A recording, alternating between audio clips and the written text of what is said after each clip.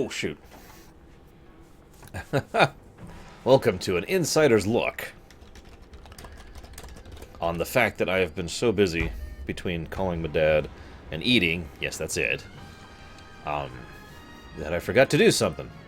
Don't worry, I'm going to make up for it right now, because I'm going to do it right now. And hopefully, we'll actually be live. Also, hopefully Gnarlex did not damage his laptop. That would be very terrible. Nobody would like that. Least of all me.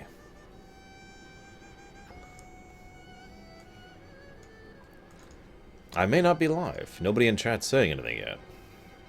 Oh, never mind. There's the one. Just in time for your favorite boys. The Mantid boys. There we get something nice and bleak for the Dread Wastes. I think that's suitable. What do you guys think? Oh, thank you, Gnarlex, for letting me know. I'm just gonna shut down and go to bed for the night. Goodbye, guys! Alright. So, I want to kind of show this off properly, so we're going to get rid of the Yui just to show this off. Okay, so here is the Veil of the Eternal Golden Blossom... What's this place called? Veil of the Eternal Blossoms. I always want to call it golden for some reason. Veil of the Eternal Blossoms. The golden Veil of the Eternal Blossoms. With life, and lush, and Pandaren, and Shadowpawn, and of course, the wall, the Serpent Spine. Look at this thing. I mean, this thing's huge! Even by WoW standards. Imagine how big this thing actually has to be considering MMO size. I mean, look at this thing. It's huge. Why, you would need... It would take an army in order to be able to siege this wall. So, as you can see, an army is besieging the wall.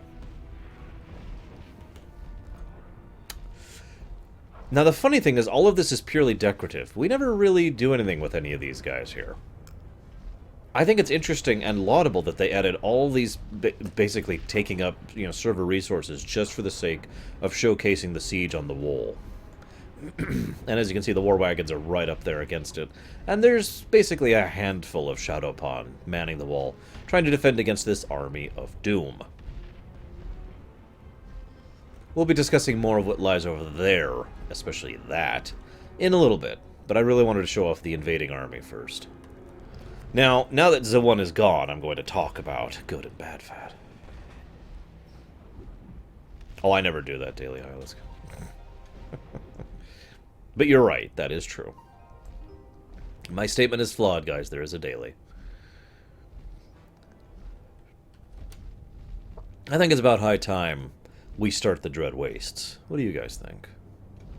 Obviously, the best place to start the Dread Wastes is right here, on the wall. The Great Serpent Spine. And the name of that gate is the Gate of the Setting Sun, which you can see right over there. See, there's the gate. There's the people manning the defenses. It is pretty impressive. I would almost be impressed if not for the fact that I understand just how many thousands of Pandarans and Yongal and Hosen and Jinyu were killed to make this wall happen.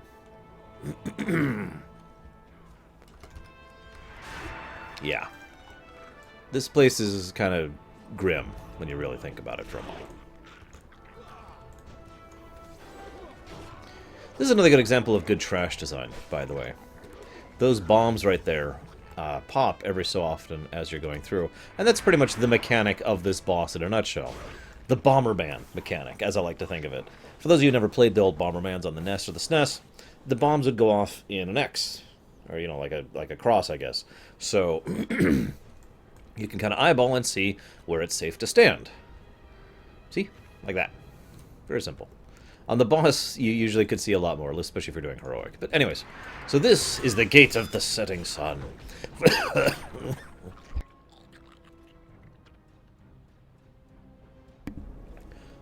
For generations, a massive wall called the Serpent Spine has protected the denizens of Pandaria from periodic assaults by the rampaging insect like Mantid.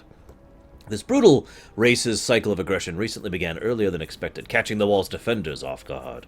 As the mightiest Mantid warriors charge the battle-worn gates, Pandaria must hold back the most devastating army in the land's recorded history. Dun, dun, dun. Try linking it just... Actually, hang on. Let's see if this works, Dakota. Try it.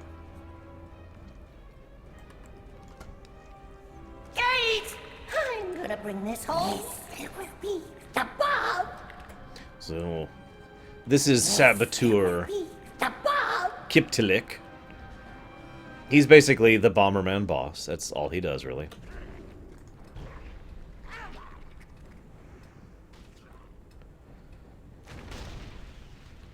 Hello, Magister. See? Same cross thing. I blew it. Poor guy.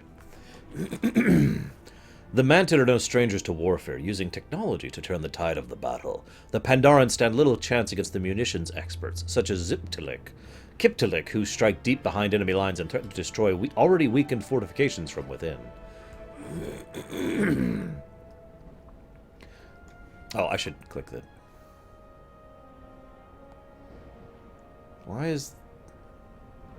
It appears to be working, Dakota, since you didn't get banned just now.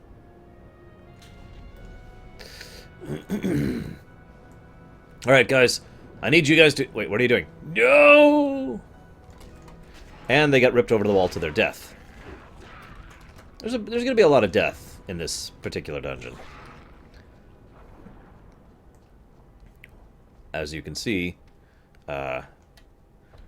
there's quite a bit of a force that's still invading here. It's okay, we've got tons of archers up here. We're fine, guys. We're fine. It's gonna be okay. Everything's gonna be okay. Spider-Man's here.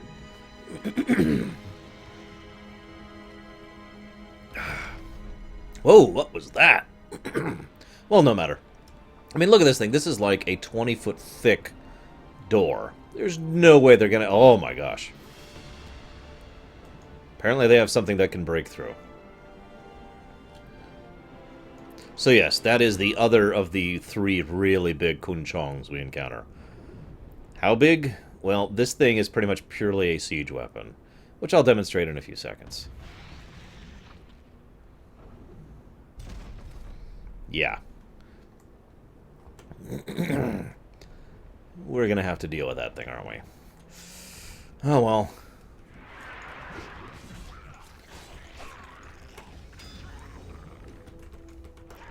Alright, keep firing! Keep firing! Don't let him through! Whatever you do, no! Damn it. Well, shoot. Guys, we have a problem. We're dropping like flies. And yeah, they are rather similar to Ultralisks. So, let me think about where I was going with that darker, because I had a specific point to make. And I gotta think about that now. And of course, even on the wall, the Mogu have to have their stupid statues.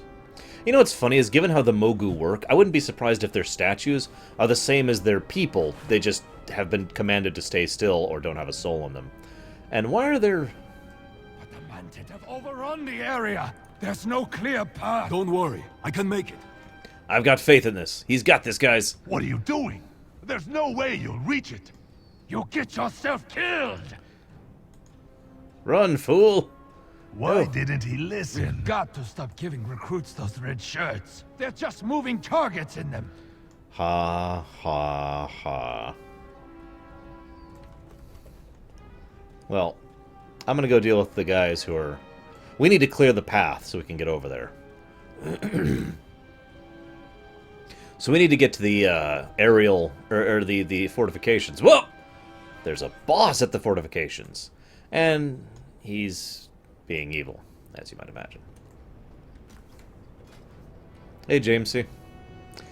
This is the Striker Gadok. The Strikers are an aerial component of the Mantid Empire's massive army.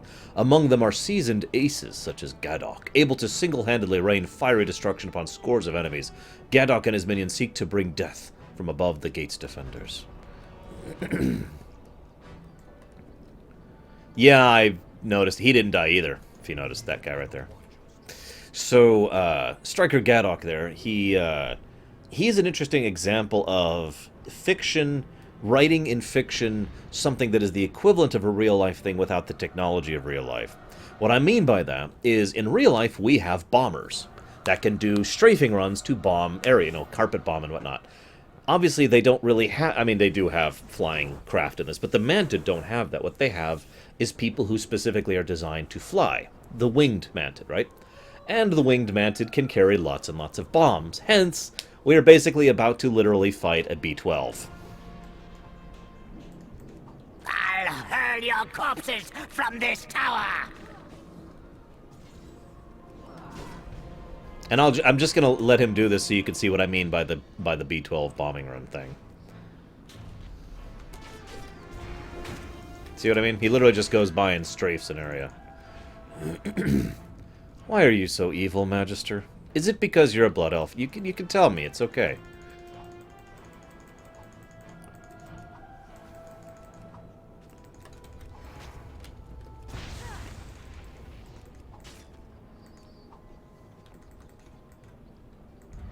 And he's dead. The purpose of his death is so we can now use the flak cannons, which kill the crap out of the Mantid that were strafing the northern portion of the wall. I didn't actually have pizza. I had tamales. Frozen tamales, but still tamales. I didn't have enough time to actually go out and get something or cook something, so I just had something frozen.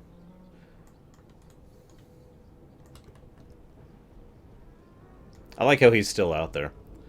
I've got this. Don't worry about me. Now, there used to be a bug in Pandaria with the upcoming cutscene. I'm not sure if we'll have it. It won't matter, because the bug simply made it so you couldn't skip it. And we don't want to skip it, but it was a frustrating bug when you're doing this at the time. The gates are about to fall! Quickly! Slaughter these meddlers!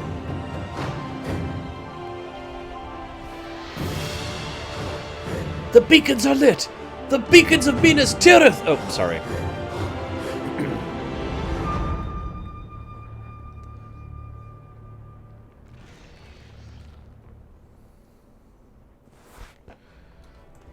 We got this, guys. So that's Commander Rimok, who has sent reinforcements up here. Commander Rimok oversees the Mantid ground forces relentlessly besieging the tower gates. Unimpressed by the defenders, Rimok calls upon countless reinforcements to vanquish those foolish enough to stand in his path.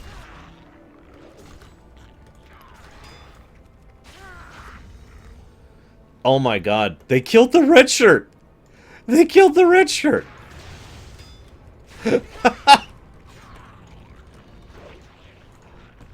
my gosh. Rest in peace, red shirt. Rest in peace.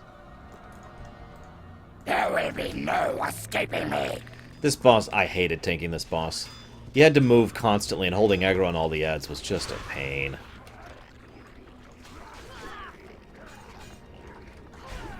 Down you go. Alright, this is it, guys. We can do this. We have to fight Ryon. The colossal Mantid spearheads the assault against the gates. Acting as a living battering ram, Ryon mercilessly hammers the Pandarian defenses, seeking to decimate any and all obstacles barring the Mantid's ruthless invasion of Pandaria. So as you can see, Ryon has managed to bust through the door there. Nice terrain deforming, while I'm on the subject. This is an example of either layering or instancing, I'm not sure which.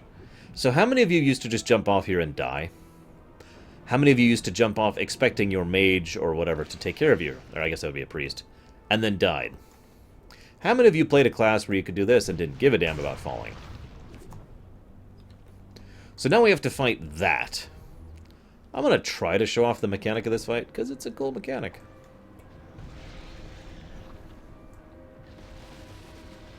So he is now trying to siege the second gate, the inner gate.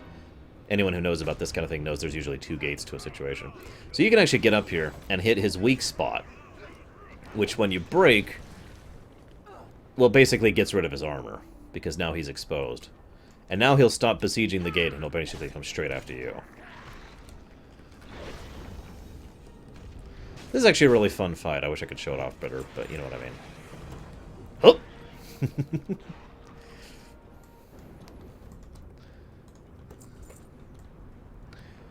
So with the inner gate was restored, or maintained, and the outer gate, well, we'll get to that. Yeah, the outer gate apparently doesn't break open anymore. I don't know what to say about that. The outer gate is broken in lore. They actually managed to make it through the outer gate. Yay. But with that action, which we just did there, that wasn't super lore heavy, but I wanted to showcase it because it helps explain what's about to happen. See, as you know, the Mantid have been building up towards their invasion pretty much ever since Fear took over, which was sometime pretty early into Pandaria, or before we even got here. We're not sure which, as I mentioned. I hope they smooth out the timeline with the Chronicles book. I don't know, Darker. You are just evil today, Magister. My goodness.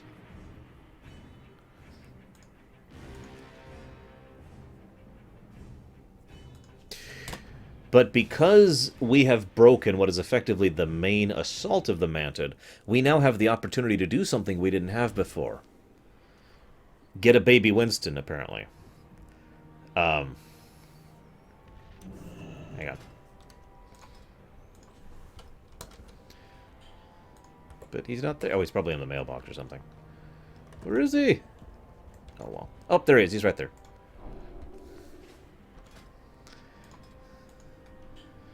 An intelligent ape that claims he is from the moon. Does he mean the white lady or the blue child? For those of you who don't know, Azeroth has 2 moons. Come along, Winston. Anyways. Getting back to my point here. What the hell was I talking about? Alright, okay, so because of the fact that we have now defeated their main assault force, we have the opportunity to do something we didn't before. Actually invade the Dread Wastes. Now, I want to stress this, because Blizzard has never really emphasized this in-game the way I feel like they should have in previous zones. Invading Shadowmoon Valley should have been like, oh my god, we're going into Shadowmoon Valley, the very bastion of the enemy.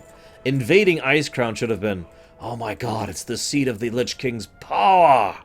You know, there should have been some oomph to there, some emphasis of how significant of a thing we were about to do. And while I certainly felt that in certain cases, I never really felt like the game itself was trying to emphasize just how horrible and dangerous it was, with a couple of noteworthy exceptions in Icecrown.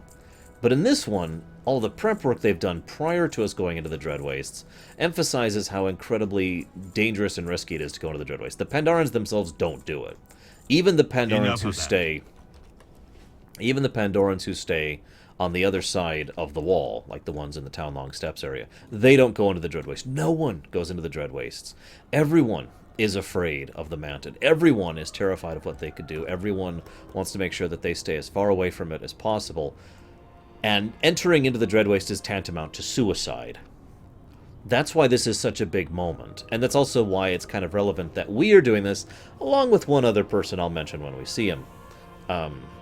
So only 2 people really have had the tenacity, bravery, courage, whatever it is you want to call it, necessary to actually invade the Mantid on their home territory.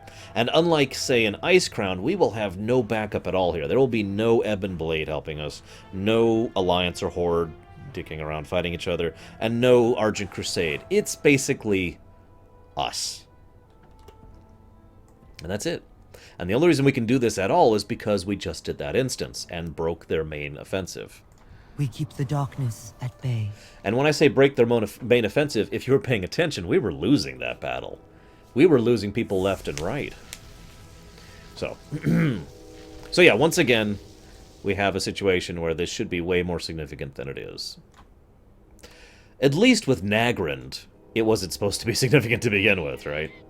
Although Highmaul would have been amazing if they actually did that right. But I'll talk about that later.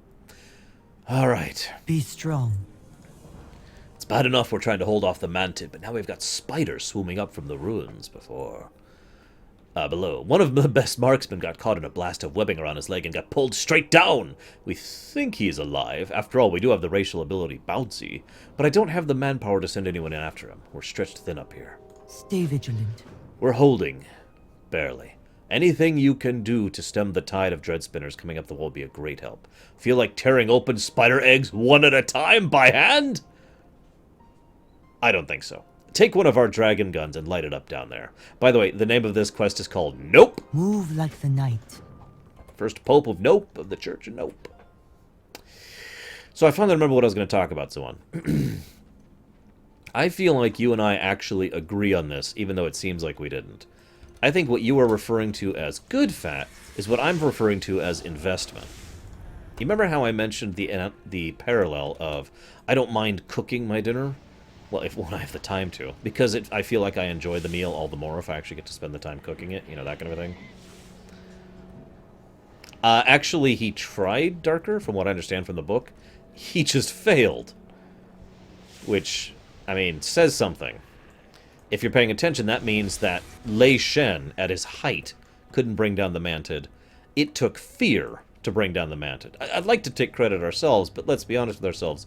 Fear is what broke the Mantid. Anyways, what was I talking about? Good fat. So, to my terminology, good fat would be what I'd call cooking to make dinner, right? What I would call fat would be... Well, there's not really a good analogy for this, but you remember the analogy I gave about hitting a button 100 times in order to get dinner?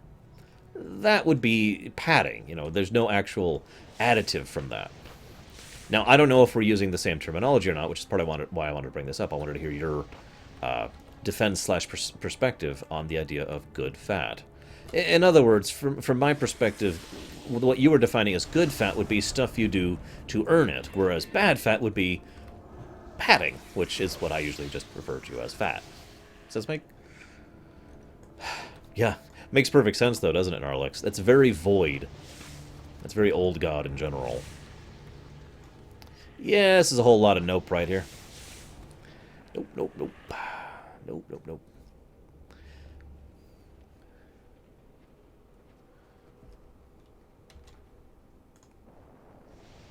You know, I actually would kind of agree with that, Samurai.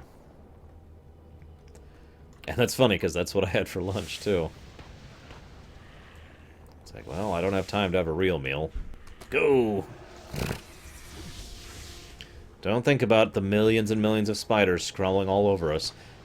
Later on, there's a thing where spiders will literally get on the player character, and you have to literally jump. Just jump, jump, jump, jump, jump, in order to get rid of them. Isn't that fun? See you around, Taquita. I do think it says something that all three of the major insect empires were brought down by something that they basically couldn't have planned for. The Nerubians were brought down by the Scourge. You know, enough said, really, to be completely blunt. The Akiri were brought down basically by their own machinations, well, by their own tether to Cthulhu. So Cthulhu really is the one who basically pulled the Akiri down. And we did too. Let's just go ahead and take some credit there. And the Mantid, well, the Mantid were completely destroyed by fear. As much as we take some credit for beating the Mantid, there really is no denying that we would never have gotten anywhere through this if not for fear. And as Bragwin points out, the Mantid were tremendously patient, willing to wait literally centuries upon centuries, faithfully, loyally waiting for the time that they knew would come. They were over... I wouldn't even call them zealous. There's a difference between blind zealotry and what the Mantid performed, which is more of a certainty.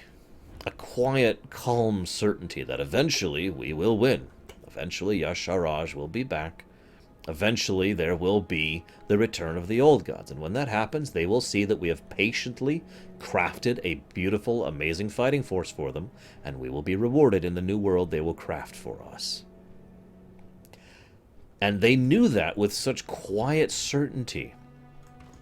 But the problem is that certainty, when tainted with fear, can turn into true zealotry. Now, I very likely will not be showing that off today, but tomorrow I'll show you exactly what happens to confidence when tainted with fear. I'll literally be showing you it on camera. We must not falter. Oh, they sent someone after me? Thank the winds. That fall wasn't bad, actually. I've always had a knack for soft landings. That and I landed on a pile of spider corpses. I want you all to picture right now landing on a pile of spider corpses. Go ahead. I'll wait.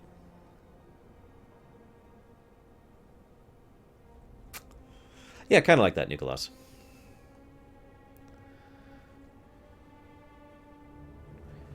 Well, yeah, I agree, Zawan. I mean, there has to be some meat in there. Have you ever had that really, really bad bacon that has basically no meat on it?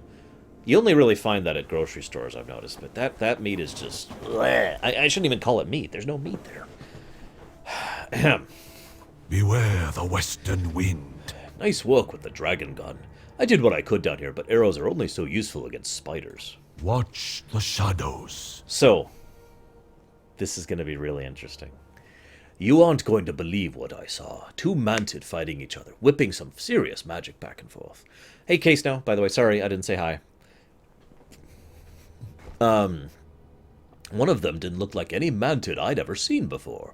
Completely different color and dress to him. Like some kind of oracle or something. The other one was a total psycho, splashing Shaw energy around as if it was a keg of Stormstouts special.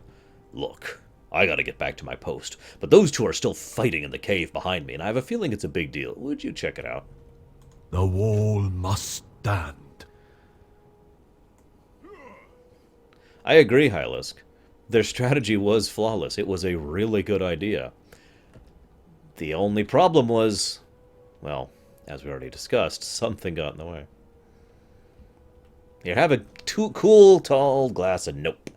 The Klaxxi have betrayed Her Majesty. Your corpses will be strung from the palace walls. It is the Empress who betrayed our people. How dare you question her will? Okay. What's this? Now they come over the walls to oppose us? Fools! Mortals, except they didn't say that. Down you go. Paladin, approach me. This Mantid is severely wounded. He barely manages to choking forth his words between wheezing gasps for breath. Hold that elf. We're not your enemy. Take this. The dying Mantid struggles to outstretch his arm. In his mangled grasp rests a metal fork with two long, thin prongs and an ornately jeweled handle. Awaken. You're in the river. It is the only way to end this storm.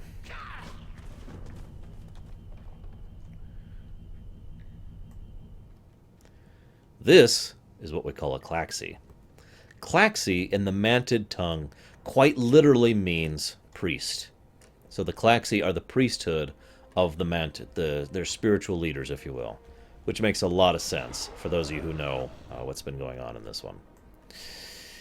So I've completely spoiled this, and I'm sure most of you have already know this because you've played this game before. But this was such an awesome moment of storytelling because, again, other than one tiny tidbit over in the Valley of the Four Winds, this whole time we were seeing the Mantid as another scourge, another demon legion, another Twilight's hammer. You know, there was no other side to this. There was no, gray to the Mantid. They were the bad guys, the end. And then out of nowhere, we get this quest. This is what, 3 quests in to the Dread Wastes? Boom, right off the bat, we get this quest from a friendly Mantid. And all of a sudden, it's like, wait, what? And as we're going to see, the situation on this side of the wall is way more complicated than we thought prior to this.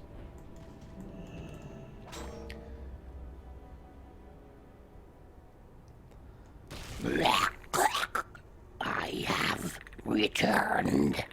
Hi, Kilrook. I'm sorry. The Klaxxi calls to me. You'll forgive my current state. I have slept for many years. A Klaxxi should have been here to attend to my awakening with Kapari sap. But you'll have to do.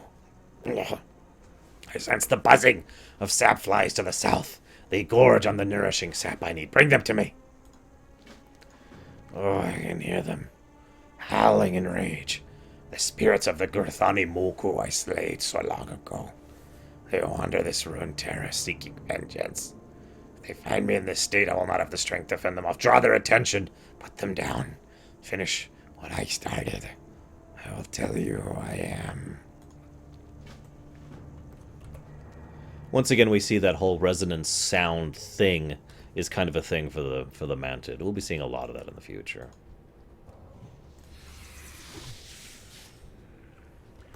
Yeah, it's a good thing Fear was too afraid to sit still, am I right? Seriously, I'm not even saying that to be, like, joking or whatever. One thing we have noticed is that the main Sha primes also have the same problems that they engender in others. Doubt doubted its own abilities, despair was incapable of moving beyond its confines, anger simply lashed out at everything nearby, fear was constantly terrified, and so forth and so on. Well, that's actually an easy answer, Zoan. A twofold answer, if I may.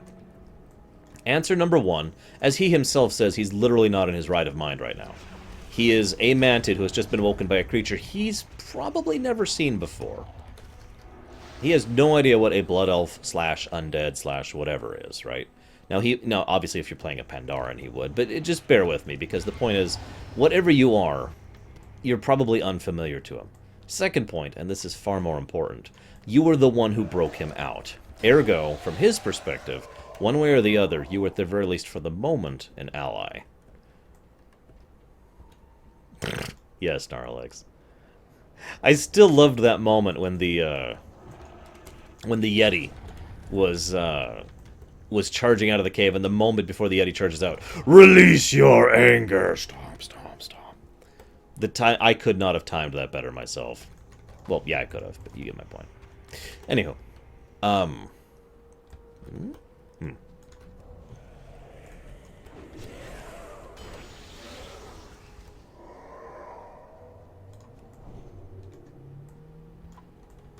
Hey, Roaring. What's up?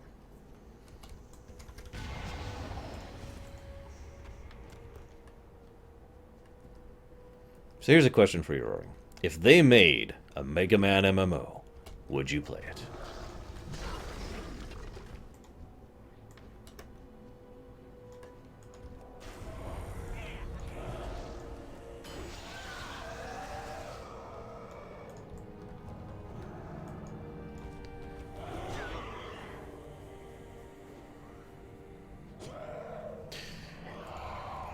I think the real problem, going back to the whole good fat, bad fat, let's say I published it.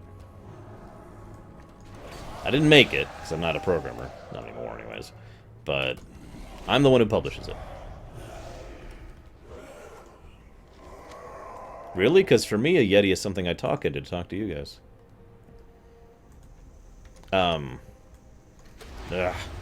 Stupid things.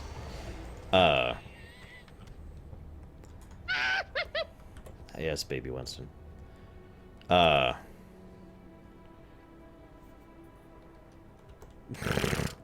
enough, Hylisk. I tend to think in the same direction. Really, I do. Is it good? Then hell yeah. Yeah, by the way, for those who don't know, there was actually going to be a Mega Man MMO. It's called Mega Man Universe. It actually looked pretty good. And then it got the axe, just like everything else Mega Man did. Yay. So, we'll talk about fat in a moment. Let's talk about the Klaxxi. That nourishment, I will die where I stand. Ours will do. Nom nom. We have a common enemy in the Mogul, and perhaps others. We shall see. I must report to the Klaxxi. They would not have woken me unless the situation were dire. You have not been entirely useless. For that, I will spare your life. So this is wonderfully arrogant. This is so Mantid. You'll see what I mean. So let's go. I am Kip'tilak, a warrior from an era long past. In my time, this was a Mogu stronghold. It was my honor to paint the walls with their blood. Oh, remind me to talk about the Mogu stronghold. For my deeds, I was named a Paragon, a hero to be preserved in amber for a time when the Empire would need correcting. Where's Awakener? I'm going to use the Awakener title while I'm here. There it is. So that is what a Kaipari tree that's been completely Shaw-infested looks like. It's actually quite beautiful. Awakener, What power is this that burns our land and corrupts our trees? Horrifying. But beautiful. Look at that. Try to remember that the Mantid kind of... Palace. This is not our way. Oh yeah, by the I way. see why the Klaxxi have been forced to act. That's the kid... They are a Yeah. council of our wisest cultural leaders. They serve to check the power of the Empress. Should the Empress ever fall to corruption or endanger our civilization, the Klaxxi are sworn to unseat her. There are others like me, paragons of each era, frozen in time and buried safely beyond the whispers of the Empress.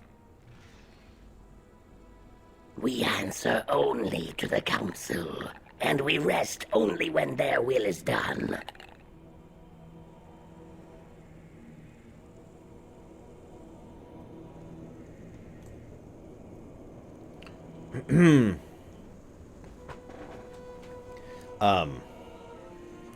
Couple things, real quick. First of all, the Empress is technically not actually in charge of the Mantid. I know that sounds weird, but the Empress's job is to breed, to make, babies happen, and to basically be its military supreme commander. The Klaxxi's job is to actually guide the direction of the Mantid people. They are effectively the ones actually in charge. This is a oligarchy? Is that the term I'm thinking of? Religious run, basically. The Klaxxi are actually at the top of the political food chain for the Mantid. I mention that because it helps to explain part of why there's this massive divide between the two. When Fear showed up, he could have taken the entire Mantid council, or excuse me, the entire Klaxxi council, but he didn't. He chose to take the Empress. Whether that was theocracy, thank you. Whether that was wise or not is a little bit debatable. But it was definitely easier for him to do, because that way he basically, all he had to do was possess one person. And through her, he could spread through all the rest of the Mantid, and he did so very, very quickly. No matter when we presume Fear getting loose here, Fear has only been active for, at absolute most, a couple of months. And this whole area has gone from basically looking like the Townlong Steppes to this. And as you can see, there's another Shaw-infested tree over there. And that one, of course. And I mean, God, look at how much of the land is scarred. Oh, by the way, another nice touch. As was pointed out by Magister just a second ago, the Mantid also see the Shaw corruption. They are the only example of an NPC who is not us actually saying, look at the Shaw corruption, look at the Shaw thing. I don't think that's done... I think that's done deliberately. This is Pandaria. This is the point at which they really had started focusing on good storytelling, which is ironic because Warlords is next, but hear me out. They really did their homework with Pandaria, and they were really laying the seeds for future stuff, as we'll see, especially when we go through the Raytheon line, and a few other things that have paid off in the future as well. You know, a lot of things, in hindsight, make a lot more sense now through Pandaria.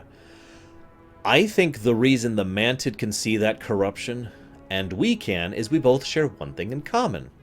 We've both been touched by the old gods. Now, I don't mean corrupted or confused with it. In fact, actually, the Mantid, most especially the Klaxxi, aren't really corrupted by the old gods either. They are just fanatically devoted to the old gods, but they would still be connected to them the same way, you know, we are effectively connected to them. We did literally walk around in Cthulhu, right next to Yogg-Saron, for God's sakes. And yes, that was a tree. I want to show something else off while we're at it. But yeah, the amount of territory here which is Shaw corrupted and Shaw infused is huge. And as you can see, I just wanted to show this off because I couldn't because there was a graphics bug. You can see the Colossus that we defeated earlier is now actually there, blocking up the wall at this end. Oh yeah, by the way, if you ever wondered what the Shaw energy would do to something like, say, one of these guys... well, there you go. There's your answer. That doesn't sound pleasant to me, to be honest with you. So yeah, within only a few months, at the outside, Fear has completely converted almost this entire realm into a realm of fear. And hello, Myron. I'm glad you enjoyed it.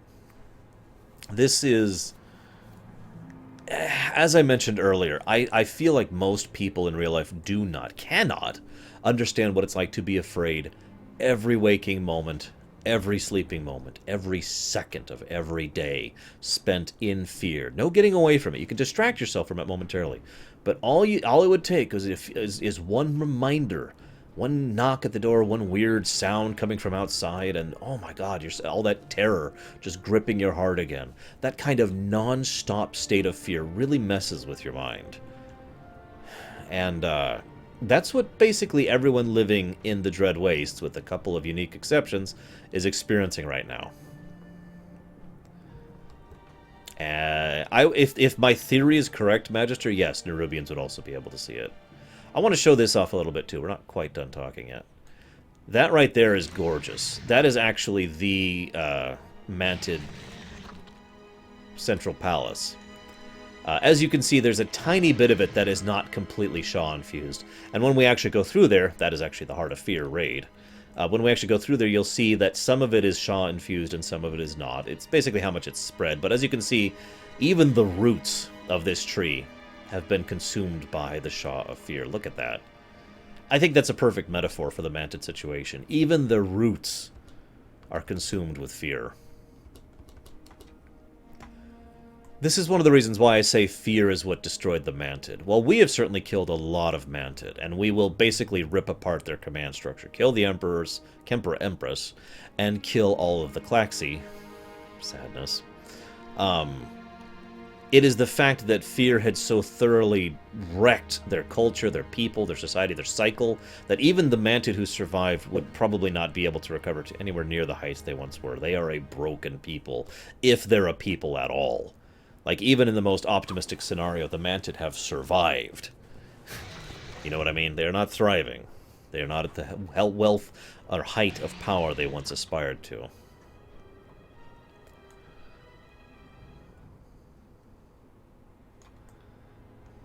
So, I was talking about Mantid arrogance.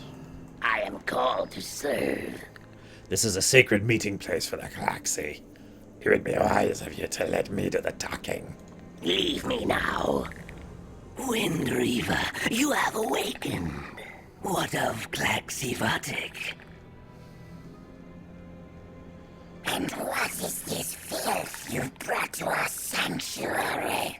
Hi.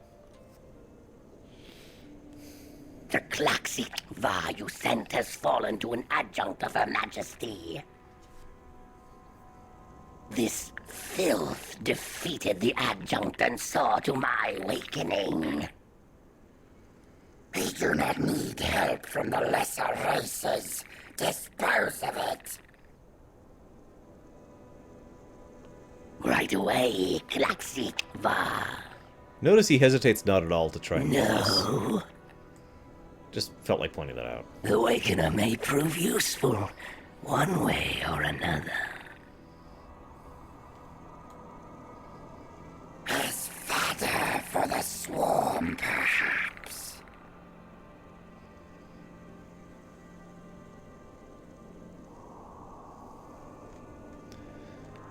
So that is extremely Mantid. This person helped me and saved my life. Kill it, as you wish. Stab. I have to be completely honest, when I was forging the lycanthropes over in Primus, one of the things I was inspired by, culturally speaking, was the Mantid. The idea of that absolute loyalty, the idea of that absolute confidence. Again, not leading into zealotry. Zealotry, I feel, really is a different flavor. Zealotry is, you know, I believe for the Emperor. You know, that the oomph and the emphasis and the yes, we must constantly scream about how incredibly right we are. This is just certainty. This is, well, I have been told to kill this person, and therefore that is the correct path. Kill. And it doesn't matter what he thinks on the matter. He automatically and without hesitation was going to obey in killing us. No hesitation. That's really important, I think. So, as I said, I literally cannot show you all of this zone because there's... How do I put this? Most of this story is daily layered stuff, and it, unlike some of the later stuff like 5.1, with the domination point, I can't just prep for it and then show you it after the fact. I have to actually do it live, which would involve delaying the lore run for somewhere along the lines of 9 days as I log in for a few minutes to do dailies to show you another tidbit of the lore. I decided against doing that. So we're going to be talking about the Mantid lore a little bit more than we're actually going to be showing it. We're still going to be showing you a bunch of quests, don't mistake. Just not all of them. Speak, Wakener. The Imperial clutches. Okay, so I can't do that voice forever. So, the Imperial clutches have been... That's a terrible voice, too. What should I do for a Mantid voice? Well, that's why I said, Bragwin. I feel that you'll see exactly what happens to confidence when it is tainted by fear. Anyways, what's a good Mantid voice? The Imperial clutches have become an abomination. Clutch keepers rush the development of new Swarmborn, saturating them in this vile Shah energy before sending them against the wall. The Klaxxi wish to stem the tide of Stumborn. Okay, that's hard to do. I'm Show no mercy. We'll do a Murloc instead. Newly hatched Mantid have only 2 instincts. Kill, feed. They turn on one another, devouring the weak, leaving the strongest to mature. Those hatched during a swarm, the Swarmborn, are turned loose on our enemies instead. The Swarmborn in the clutches of Shakzir have been tainted. They are born into shadows and nightmares, driven by terror, not hunger. They are not fit to swarm. They must be purged. The Empress must fall. As an aside, that right there says a huge amount about Mantid culture. They have actually bred it to the point where their own young, when they are first born, immediately start enacting that artificial selection thing I talked about earlier. They literally artificially kill each other just to make sure that the ones that survive are the strongest. So when first hatched, I want to stress, we're talking minutes, hours old. They kill each other, and then only the ones that are actually strongest are the ones fit to survive. You are far from home. A Klaxxi whispers to the tower. It carries their whispers far to other towers. Mantid paragons. The whisper bounces back, and the Klaxxi hear it. Yes, I get how radio works, thank you. A tower near the palace is quiet. This will not do. It must sing for the Klaxxi. It is my job to fix the tower, but if you serve the Klaxxi, you should serve me as well. You fix the tower. I will wait here. The will of the Klaxxi is eternal. Yeah. Also, knows the one. Do you have something of value? Oh yeah, so you could do all sorts of rep stuff. You could buy stuff from them. Yeah. Oh, you could even get some decent stuff from them. Except it takes too long to get, and by the time you've finished up the rep and the gear and all that stuff, it's not really worth it anymore. But hey, you know, you can get the Reins of the Amber Scorpion. We are done. Yeah, so, anyways. There's another mechanic for the Dread Waste, which I love. I really like this mechanic. I kind of wish they'd done something further with this. Warlords kind of did something like this, not as extensive. I'll explain shortly, as soon as I can demonstrate it for you. Their death will be swift. If you would, please. I will drop you near the tower. Don't get used to this. So I'm going to go and spoil something for you. As is obvious by the fact that the Klaxxi are actually a reputation, we pretty much slowly, bit by bit, earn their trust and respect. Now that's not an uncommon story, especially for an MMO and especially for WoW. We were the hated outsiders who they were literally willing to kill just because we were, in their own words, filth. By the end of it, we are some of their most exalted allies. We are people they revere and respect. I point that out because their confidence, that absolution I mentioned earlier, is so sincere that when they are told that they have to kill us, they do so without hesitation. And I'm not talking about just now, I'm talking about in the Siege of Orgrimmar. When the call comes from the heart of Yasharaj, they don't hesitate to fight against us. And there's a tone of regret at the fact that they have to kill us, because in their minds they believe we should not be their enemy. They actually inform us more than once that we should join them, that that would be the correct path.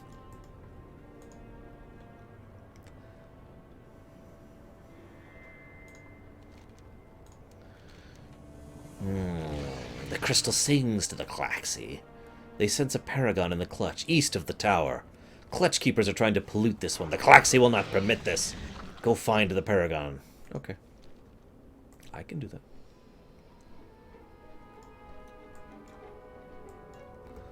As you can see, by the way, there are a lot of Mantid around here. Their numbers are huge. So you notice how Kilrook just suddenly came down and helped us fight. That's the mechanic I mentioned earlier. Well, the way it works is as we unlock the paragons bit by bit, and a lot of that is reptide, so, you know, again, I can't show off all of it. As we unlock the paragons one by one, we can choose one of them to join us. And any given one of them, basically. And you can only have one at a time, and they all give you special benefits. There was one that I used almost exclusively once I got him. I forget which one it was. It's something that gave you a buff or something when activated, and it was incredibly powerful. Anyways, basically, it's this buff right here, Angel of Death. Oh, I'm sorry, I'm actually saying this wrong. Basically, you can get one enhancement and one, like, active something. I forget how it works. But you could have two paragons falling around at a time. Each one does something different. Oh, it's the one where if you hit them 10 times, they explode. That's the one I used. I believe that was the Chemist. There's the one that enables you to defend yourself. There's the one we're seeing right now where occasionally he comes down and just hits everyone around you for a ton of damage. And again, there's one for each of the paragons. I forget how many paragons there are off the top of my head, but I could tell you probably quickly if I bothered to. Because we end up fighting all those paragons.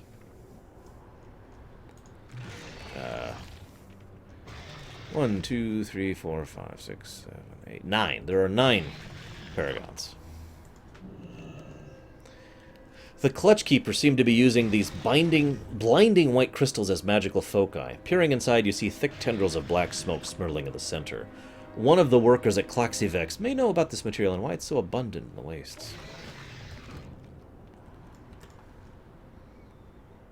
Yeah, Hylisk, I actually agree with you on that. If they had just joined us...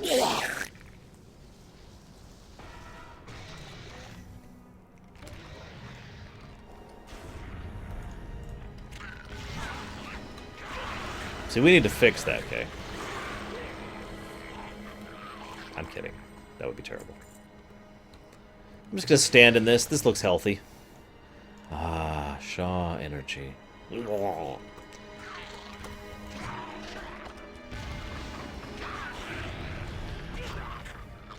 Choices would be awesome. And that is one of the reasons why I feel a Warcraft SRPG or co-RPG would be amazing. In fact, I would say that's probably the biggest reason why I'm in favor of one. Because you can actually have alternate progression paths.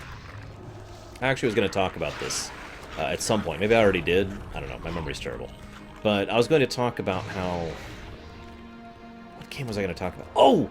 Right! I haven't talked about that yet, because I'm saving it for a rumination, but I'll go and give you a sneak peek right now. Lord knows by the time this video goes live, that rumination should have already gone live. I'm referring, of course, to a game called Deus Ex, the original one. Now, Deus Ex was great about the choices thing. I am returned. I heed the call of the Klaxxi.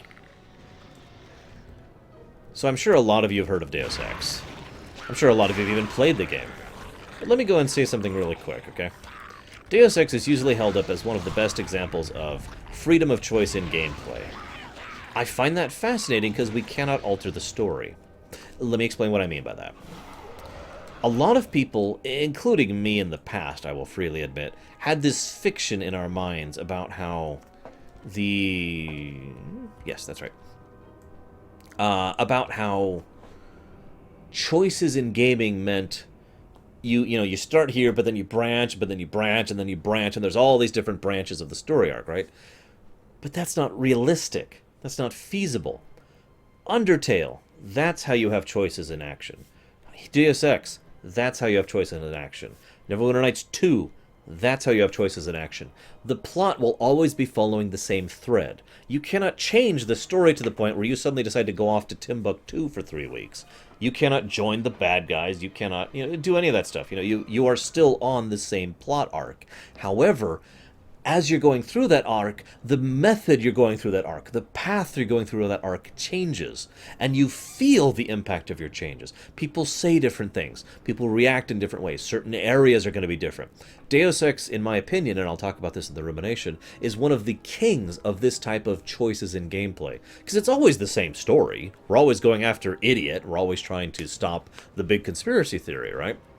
But you could do so aggressively, you could do so violently, you could do so passively, you could do so diplomatically, you could do so stealthily, you could do so as a kind-hearted person who is very violent. You could do so as a very violent person who nevertheless talks his way through problems. And you feel that impact of your choices molding the story, even though the core bone, the marrow, if you will, of the story, I think bone works better, the core bone of the story is still the same bone, but you're changing how the meat around it works, right? That's the kind of thing I would love in a Warcraft RPG. The ability to change how our character feels. Dragon Age Origins did this. Mass Effect did this. The ability to feel like you had an impact on the world, even if you can't get off the rails. And I would love that in a Warcraft game. Especially since I already kind of do that up here in my head. I have very distinct personalities for my characters in mind, and it does irk me a little bit when I can't act out that personalities. I don't have the role-playing tools at my disposal in the game to say, no, I'm not going to fight the Alliance and the foothold of Icecrown. No, I'm not going to, try and... There's a dozen examples. We've seen so many of them. So... No, I said Deus Ex, K. Not Deus Ex Human Revolution. The two are different games. I know that sounds strange. Buy, sell. Do you have any idea what this is? It's amber, polluted with fear. I would not expect an outsider like you to understand the consequences of this. And then he gives us another daily, basically. But yes, the enemies, the Mantid, have started actually constructing amber, which, as we've already discussed, is something that is basically capable of metaphysically altering the surrounding. It can be used as a catalyst, it can be used for healing, it can be used for defense, it can be used for offense, it can be used as a communicator, it can be used to generate shields. It is a very multi-purpose substance. And now they have figured out how to completely infuse this amber, the Kyperite, with fear. Death from above. Speak, Wakener. My slumber was interrupted by sudden dreams, unspeakable nightmares, and then I woke. The Klaxxi have spoken to me. I have my orders. There's much to be done. Lay waste to our foes. My life for the Klaxxi.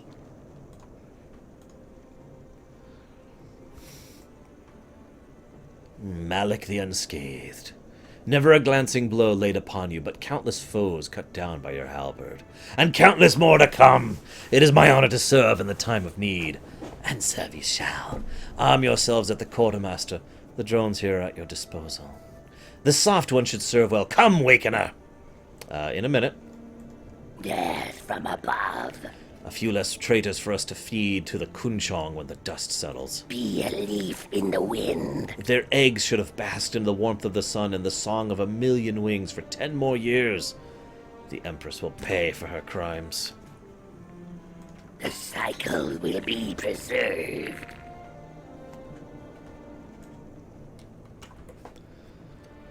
So now we've unlocked a second Paragon. The Klaxxi have called. So, this enables it so that if you absorb, block, dodge, miss, parry, or redirect, reflect, or resist an attack, you get blade turning. Upon reaching 10 stacks of that, you stun all nearby enemies for 3 seconds. Like I said, just fun little stuff like that. Much has changed.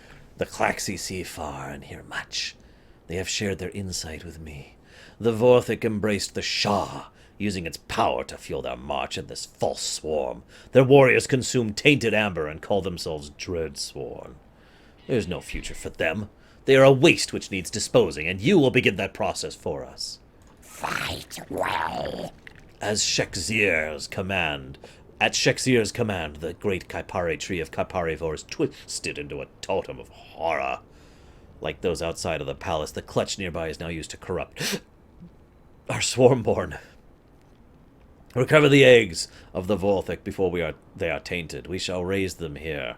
They shall be citizens of a new empire, free of the Shah. The cycle is eternal. I really once again want to point out how anti-Shah the Klaxxi are, despite being totally devoted to Yasharaj. I'm not saying it's inconsistent, it's just interesting to me.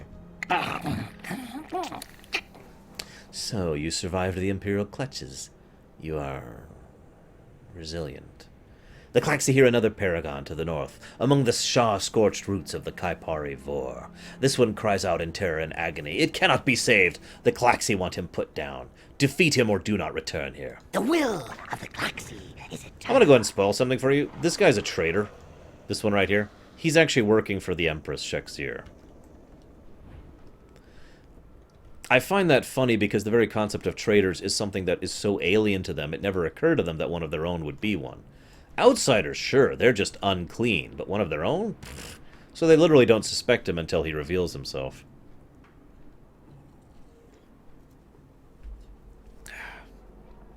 So, let me explain one of the things I like best about the Mantid. Other than the fact that they have a fascinating culture, a great technology. I really wish we knew more about the amber weaving and the whole amber usage. That's one of the most fascinating things about them to me, personally.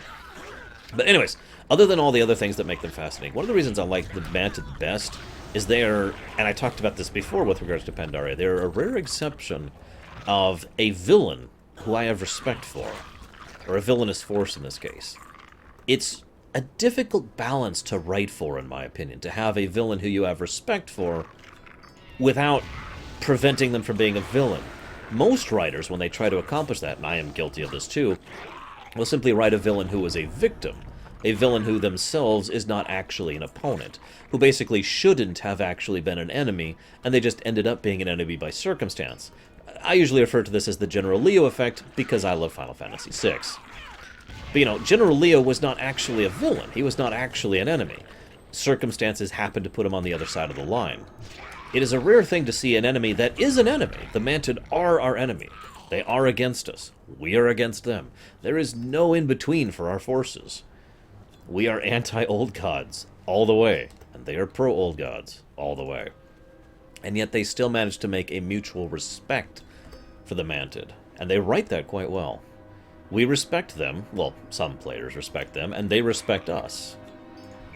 When they try to go to kill us in the Siege of Orgrimmar, they do so almost regretfully, and at the same time saying that, you know, this is something that must be, and it is something we do not seek, you know what I mean?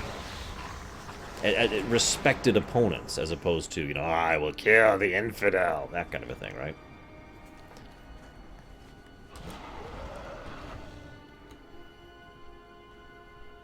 I'm probably explaining myself terribly, so I apologize.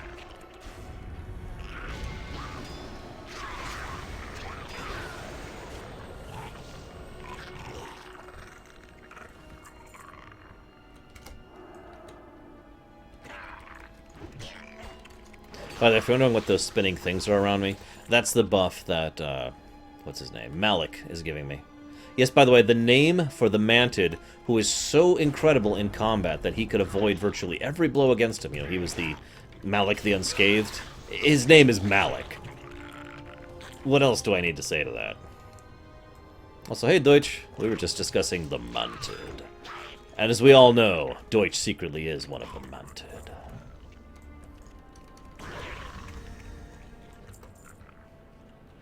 There's a specific area where I want to start really talking about the Kaipari stuff. Just so I could give you some visual representation of what I'm talking about.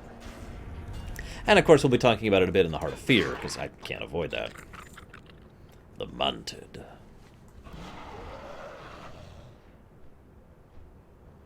Now be honest, Deutsch. If you had to have choose, would you be one of the Klaxxi or one of the Shek'zir? Choose carefully, for once you choose, you cannot unchoose. and war will follow your decision. Yes, there are male and female Klaxxi, or Mantid. I have a bad habit of calling the Mantid race Klaxxi. I try to avoid doing that, because it is inaccurate. Speak. What? How did... The Deathcaller was a legendary hero. He must not have been fully awakened. You are fortunate. Do keep in mind, this is the second time this guy has sent us off to basically our death. See you around, Zoan. Have a good one. Enjoy the fat with me. Preserve the cycle. The Klaxxi vow hear another paragon. His cries are weak, lost in darkness. His signal must be strengthened. There's a tower in the Amberglow Hollow that has been silent for many years. It must sing, the Klaxxi demanded. This time I will go with you. You will help me repair it.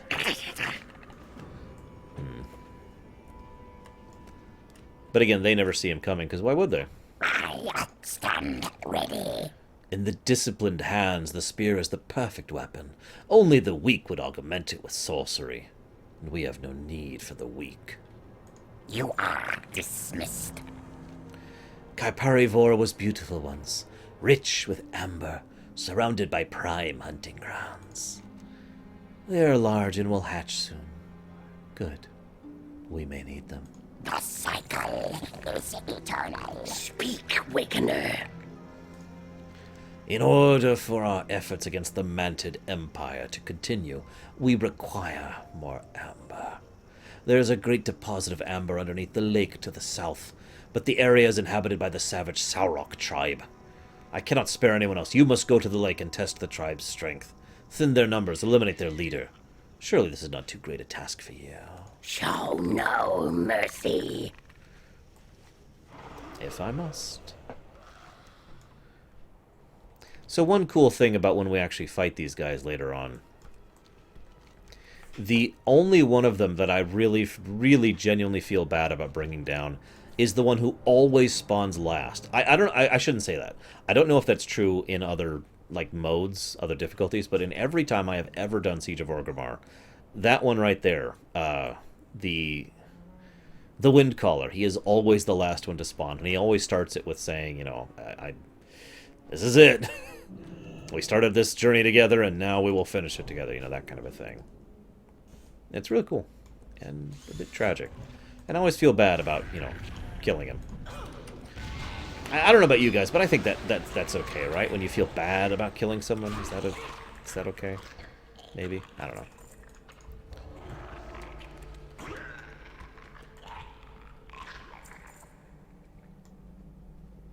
Give me that resonating crystal, you puny bark eater.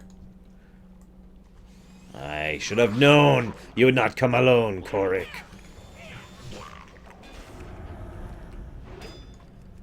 Hello, Night Forger. So, I like the design of these places. What we're staring at is a building that is specifically built under a tree so that the roots would be grown into the tree and then they could extract the sap directly from those roots. Also, someone's drilling over there, in case you're wondering what the noise is. So, it's an interesting and rather efficient way to both ritualistically and efficiently harvest that sap and actually make use of it. I like that. Hey, Saldir. How's my favorite trader doing?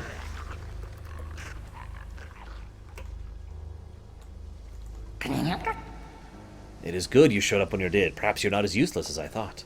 The Klaxxi sings to the paragons now. Soon they will know where to send you. For now, there are other tasks.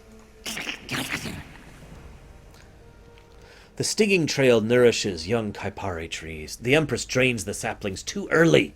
They must grow before the amber can be taken. The Klaxxi demand punishment for this crime. Yada, yada, yada. We are done. It is a crime to harvest the young trees, but it is a much bigger crime to waste the amber. Young amber is not as strong, but the Klaxxi need it to continue the fight. We will bring them more, and they will sing my praises. Gather young amber. Okay. So this is another aspect of the amber weaving technology. A mirror, actually, Deutsch. The amber weaving technology thing I mentioned. So the sap literally grows stronger over time, and they have this whole thing about not gathering it when it's too young, otherwise it simply will not be strong enough.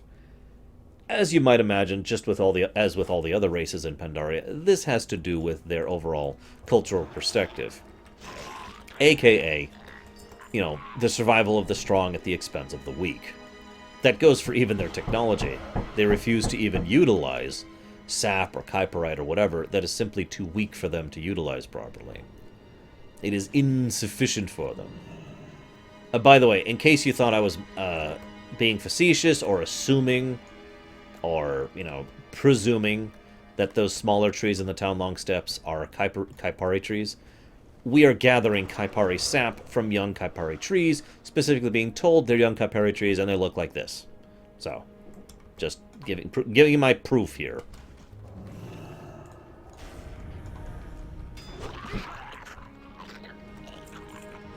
Only the best will do. So, Deutsch, have you decided? Will you join with the Klaxxi or Vizier? Whichever one you pick, know that I shall kill you in the end. Because, seriously, both of them are actually our enemies. And unlike some people, the enemy of our enemy is just another enemy.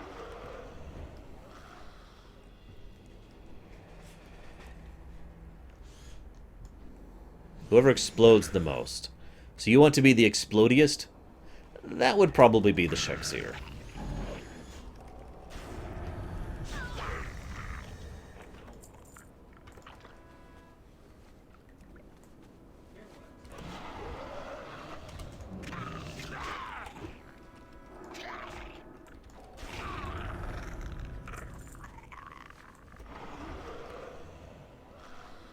See you around, Bowman. If you've already done your cardio, have a good rest of your evening. If you haven't done your cardio, have a good cardio. No, they're stealing the... I love it. The little raccoons are stealing amber. To eat, I would imagine. It is nourishing, after all, in addition to being healing, in addition to being useful for smithing, in addition to being useful for technology. It really is kind of a catch-all material. I really, really wish we knew more about the amber from these things. It sounds so much like something Titan designed. You know what I mean? Like, everything about it makes me think Titan invented, Titan designed, Titan constructed, you know? Whoa! Why did you just get timed out? Ah, repeating characters. Gotcha. Well, that's acceptable.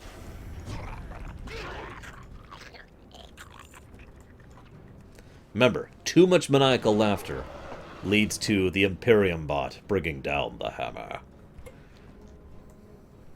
I'm being serious, though. We don't actually know... I'm really hoping, with the Chronicles book that covers Pandaria, we'll discuss this more, because we don't actually know if there's a connection between the Kaipari and the Titans, or the Kaipari and the Keepers, or anything, really. It just seems like such a logical connection that I am amazed it hasn't been discussed in further detail. And I actually did some research on this independently before setting up this particular section of the run, just so I could talk about that, and I found nothing. I think the laughing maniacally, Magister. Oh, yeah, sorry. Too much maniacal laughter. Yes, in fact, we have a poll now. In fact, just to test the poll. Poll, open... Which side would you join? The Klaxxi or Vizier? And we'll leave that up for 10 minutes. Behold, we actually have in-chat polling again, guys. Check it out. Yes, Wakener. The Klaxxi are pleased with our work, Outsider. You have proven to be more resourceful than we thought. The will of the Klaxxi is eternal. I would go with you to gather the amber, but my talents are more suited here. Even this raw amber will be of use. We can't afford to be picky in times like these. The Klaxxi will be glad I thought of this. I'll tell them you helped. The Klaxxi have spoken to me. The Paragon is hidden in the briny muck, only he is not so hidden anymore. The lizard men surround him. He cannot fall into their scaly hands. You will find them. You will awaken him. You will not return without him. Go! The Klaxxi will be pleased with us. Yes, good, good. Excuse me. Ah.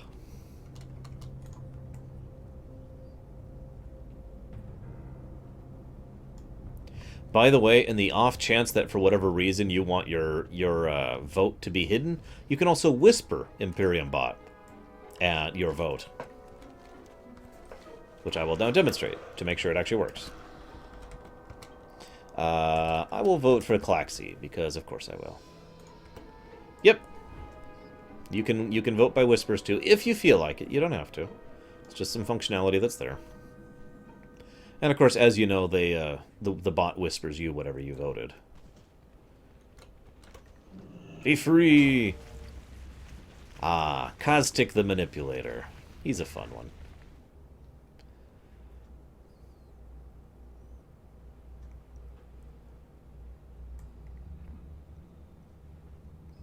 God.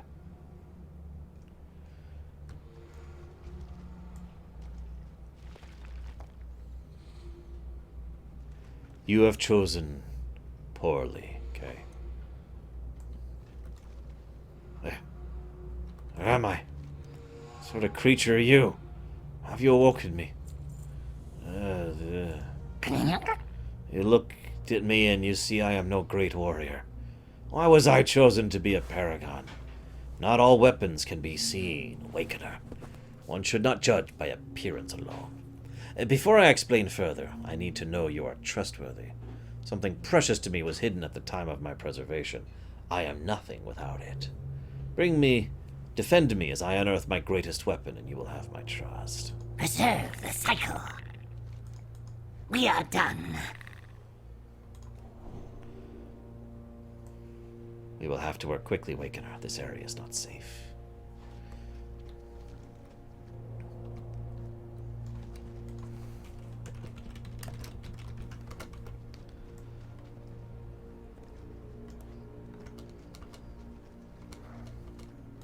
Is it result?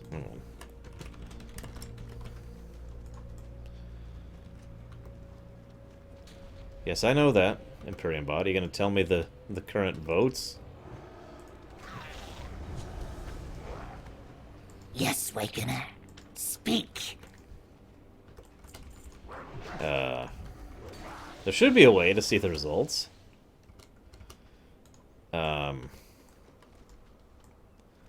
Your mind is strong, Awakener. Even now, I struggle to communicate with you.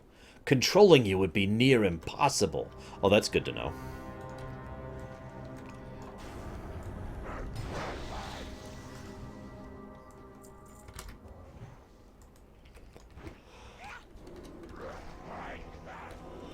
Ugh, now's as good a time as any to actually talk about the paragons.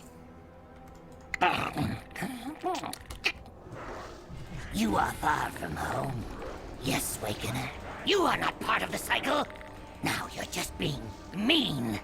You are not welcome here. Seriously, stop it! No, I am not crying. My nasal cranial ducts are irrigating excess mucin from my lacrimal sacs. It's perfectly normal. Speak. And there's your answer, Gnarlex.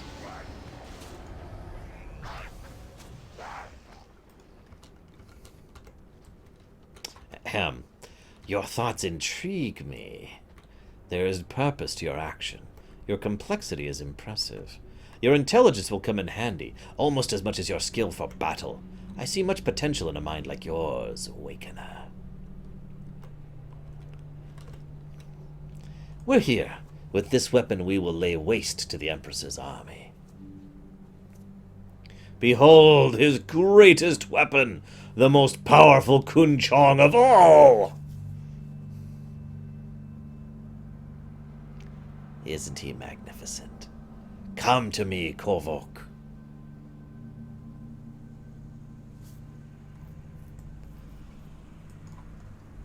For a little bit of size comparison, there's Kovok. Kovok is just as impressive as the last time I saw him. He will ensure great victories for the Klaxxi. To really connect with Kovok, you need to challenge him mentally and physically. You must respect his strength and intelligence. Only then will he allow you to train him. The Muckscale tribe may provide an adequate test of his abilities, and with you, there shouldn't be any danger. Additionally, this will allow us to decrease their numbers in the briny muck. After years of working with the Kun-Chong, I developed a theory. Raising one from infancy would strengthen the bond, and therefore strengthen sonic connection. I had just begun training Kovok when I was chosen for encasement. He is still very young, and will need diligent training to reach his potential. I am entrusting Kovok to you, but be warned! If any harm comes to him, your life will be forfeit. First you must feed him to gain his trust. The turtles in the area should prove suitable. Isn't he so cute? Look at a cute little Kovok. Oh, isn't he cute? Guess what? We're actually going to kill him later. Isn't that great? He's so adorable, I can't wait to butcher his brains. Okay, all joking aside, I'm kind of upset, because if you do the actual quest chain, pretty much one of the dailies involves training and raising Kovok, and you actually could become quite close to him. And, yeah. So let's talk about the paragons. Now's a great time to talk about that. Kovok doesn't survive. What are you talking about? He's one of the trash mobs, dude. Before you even pull the paragons. He's the Kun-Chong in the room with them. At least I think he is. Now I don't remember. Hang on. You're going to make me look this up. Don't worry, I have an easy way to look this up. I recorded that raid. I don't know which one it is, though. Which pet is he? Holy crap, we do get him as a pet. The tiny terror of the Dread Wastes, Kovok prefers a steady diet of brain food. Mushan brains, human brains, any brains, really. This strange nutritional requirement may be tangentially related to his enormous head. How do we get him? As you can tell, oh, he drops off of the paragons of the Klaxxi. That's why I don't have him. There's a lot of Pandaria raid bosses that drop pets that I don't have. Well, there you go. Kovok survives. Woo! Yay! Who the hell is the Kun-Chong we kill in Siege of Orgrimmar, then? Hang on, hang on. No, that's Magushan. This is... What's this? This is Throne of Thunder. These aren't labeled yet. Which is why I'm trying to figure out. So this would be here. Here we go. Ta-da! Here's the fight with... Yeah, it is Kovok! Look, we actually kill Kovok right there. That is him. See? How does he survive? I mean, I'm okay with him surviving. I would rather he survive. I'm just confused. Also, that's the wrong video file. I need the other one. Just like way down here or something. Oh my goodness. Do I not have it set up? Oh, I do. It's right here. Except it's wrong. There we go. See? Look, guys, all of a sudden, I'm raiding in Siege of Orgrimmar. That's true, we did teach him how to play dead. And there he is, playing dead, right there. So I guess he learned pretty well. What do you mean, Deutsch? Yes, new test subjects. Yep, shut up. And now we're in the past again. Who's a good Kovok? Who's a good Kovok? Well, no, he does actually have an ability while you're training him to basically play dead, as Darker just pointed out. That's an actual thing. So it actually kind of makes a lot of sense to me, and I mean this sincerely, that he would actually play dead, and then when he gets up, you know, random drop, we get to keep Kovok for ourselves. That's actually really cool. I have no idea, Deutsch, honestly. I'm still... I gotta be completely honest, the only reason I got the new...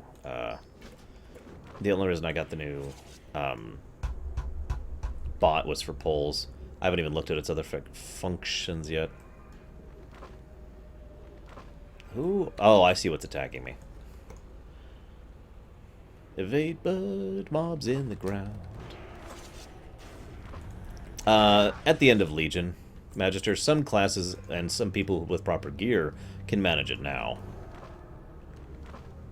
So. But yes, all the old custom commands. In fact, could you try links really quick to make sure it's working properly? Which I believe it is. Come on, Kovok. Come on. Come on, Kovok. Oh my god.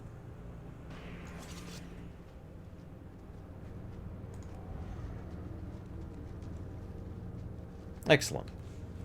That is working appropriately now. Why am I still in aggro? Why am I still in aggro? The eternal mobs shine down upon me. Oh, we're out. Yay!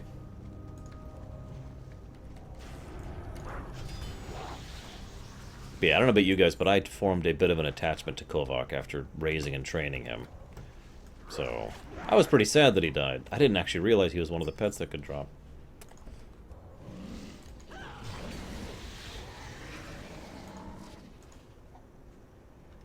Nom, nom, nom, nom. Nah, I'm fine, Gnarlix.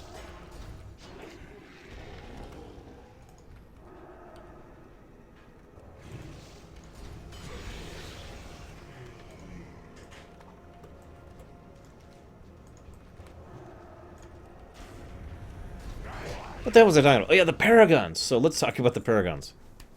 Okay, before I got distracted by the fact that Kovok lives. Said in the appropriate voice, Kovok lives! I don't want to actually raise my volume, because then everyone would go deaf on headphones, and the entire neighborhood would hear me, and I don't want that to happen. So, why did I open something called a dread spore? So the paragons, for those of you who haven't heard about this, it was an idea put forth by some of the old Mantid. We're talking way back, before the era of Lei Shen even. This was pretty close to back when pretty close back to the actual war between the Keepers and the Old Gods. And the Mantid survived, and they had a kind of a radical idea, which was the whole artificial selection thing I've already pointed out to you guys before. In other words, the fact that they can go ahead and cull the weak, you know, that whole thing. I've already talked about that extensively. Paragons are the furthest extent from that. Given the entire Mantid philosophy of culling the weak, which applies literally to their very resources in addition to their people, in addition to the fact that they literally have their babies kill each other on birth, and again, just to emphasize how much it's important to them, Paragons are naturally the highest aspects of their civilization, aka the people who have absolutely risen to the apex of their artificial selection. There's actually, for those of you who have read Age of Apocalypse series of comics, the old one, not the newer one, you have a fairly good parallel to this in the Alphas, aka the ones, or at least I think it was Alphas. I suddenly can't remember. Either way, the ones that were the highest ranking of the mutants, the top of the food chain, basically. And their natural idea is, rather than go ahead and keep those highest of the food chain around to win, they're going to save them for when they really need them. And when they really need them is whenever, you know, they are called upon to serve Yasharaj. Or in this case, called upon to fight against the Shakzir. And then called upon to serve Yasharaj. And then killed. So these are quite literally the apex predators of Mantid society. And all of them are specializing in something different. One of them is an evasion tank. One of them is an absorption tank. One of them is agile. One of them is very powerful in direct one-on-one combat. One of them is incredibly skilled alchemist. One of them is a skilled manipulator. That's actually this one right here. The one who bred and worked with Kovok. He has mind control abilities and can use resonance frequencies with that sound audiomancer magic that they use in order to control others and to read their thoughts directly. And so forth and so on. These are the various... These are the various... and there's others. They all have something distinct about them which made them better than all of their other brethren of that particular era. And if it's still up... Here we go. So we've got... he's the melee martial one. Skier the Bloodseeker. He's just the Berserker Destroyer. Recall the Dissector is the mad scientist. Hissek the Swarm Keeper, well, that's fairly obvious, but he's the Ranger. Karos the Locust, he's the one who... actually, I don't remember which one Karos is off the top of my head. I know Corvin, he's the Absorber tank.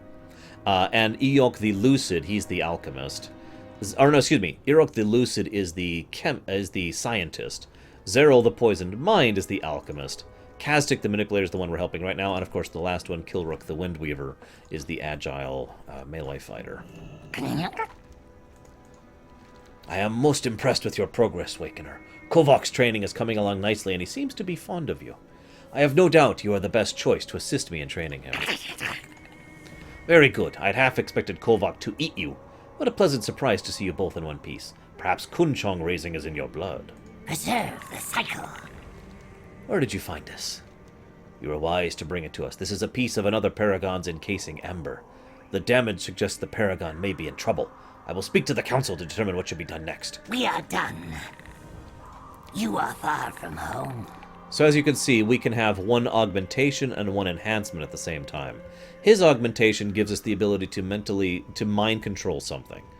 Now the thing is, this mind control is almost unlimited. We could pick basically whatever to mind control, as long as it's in the Dread Wastes. The only downside is you can only have one thing at a time, and it's got a 2-minute cooldown, but not much of a limiter, right? I am called to serve. Speaking of Skier the Bloodseeker, our efforts to secure the Shallows before Zanves have paid off.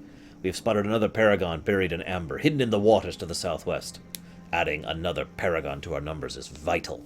Another champion from ages past could turn the tide in our favor. I would go immediately, but unfortunately I am needed here. Since you are already a Wakener, you may carry this out in my stead. The Empress must fall. Hey look, it's Mr. Trader Boy. Wonder what he has to say to us.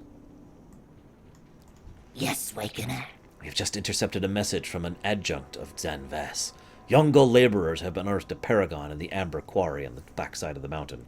Get there immediately and free him before the Xanthek destroy him. The will of the Klaxxi is eternal.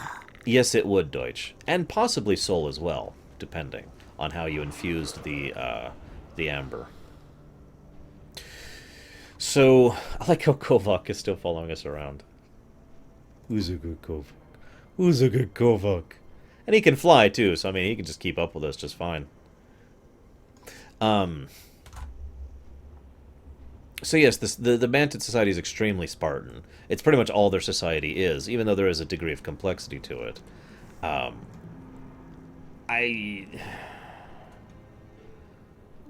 I find it most interesting that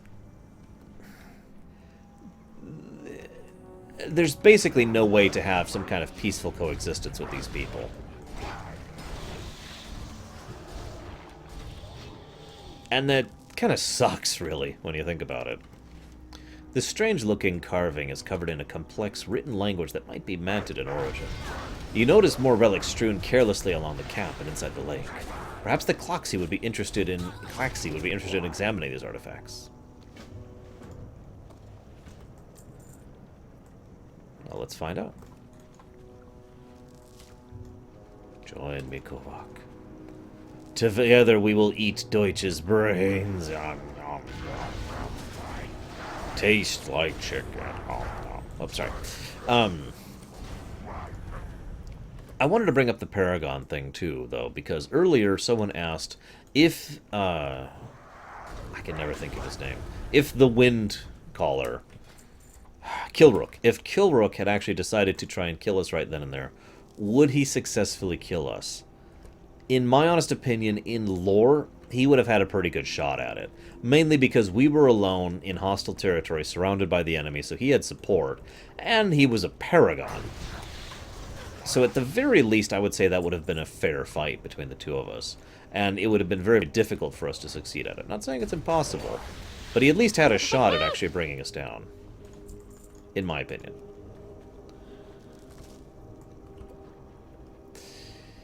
It's actually really, really simple. So, Garrosh Hellscream awakens the heart of Yasharaj. And, well, okay, let's do this in order. We free the heart of Yasharaj. Go, player characters. Then Garrosh Hellscream awakens the heart of Yasharaj. Shortly thereafter that... I need to go turn this in. Shortly thereafter that, the Mantid hear the call of Yasharaj's heart and follow it. So, to put this as simply as I can, the Mantid weren't really working with Garrosh Hellscream, so much as they were going wherever the heart happened to be. And in this case, that happened to be in the underhold, which is where Garrosh was keeping the heart. Make sense?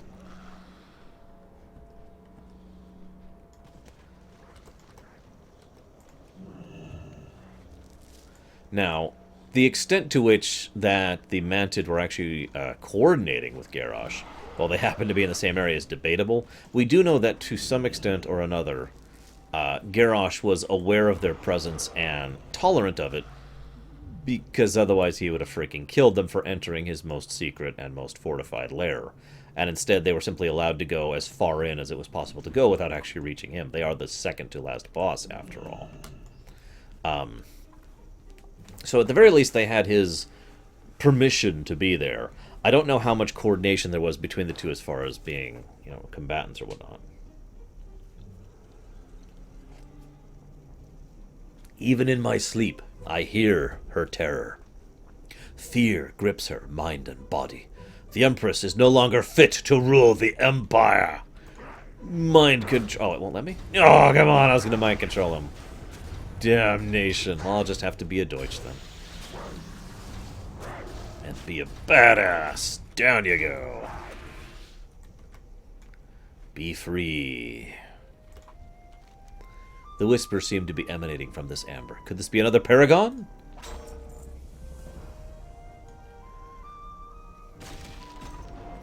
Hello, Corvin. At last. My time has come.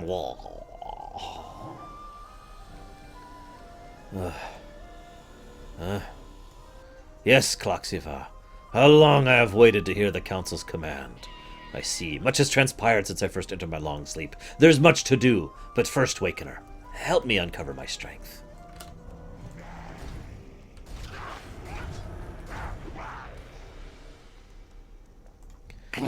Corvin is the oldest currently living Mantid, yes. I must join the Klaxxi Council and the other Paragons immediately, but I'm barely strong enough to stand. I must feed Wakener. I sense the beating hearts of creatures. Kill them for me. I shall do the rest. We are done. Liquid amber is most efficient for restoring a newly awakened Paragon's strength, and is usually provided at the awakening ceremony. Unfortunately, it seems you did not receive these instructions, so we will have to improvise. I sense a vast quantity of fossilized amber in the lake below us. It will serve, but I am too weak to dig it up for myself. Do this for me, and I will see it too that you are rewarded. Preserve the cycle. Some people think this is yet another example of us helping a villain out before we kill them. See Garrosh for another excellent example of that. I'm not sure I really agree with that. I think this is more a case of us working, you know, with a common force against a common enemy, and then because of the nature of how the Mantid function and work, that sort of led to, you know, us having to kill them. As I mentioned earlier, there really is no actual true long-term peace possible with the Mantid. It is impossible. They serve the old gods. We're against the old gods. Real simple. I agree, to hell. That would be a hell of a fight to watch, wouldn't it? I mean, seriously, hell of a fight to watch.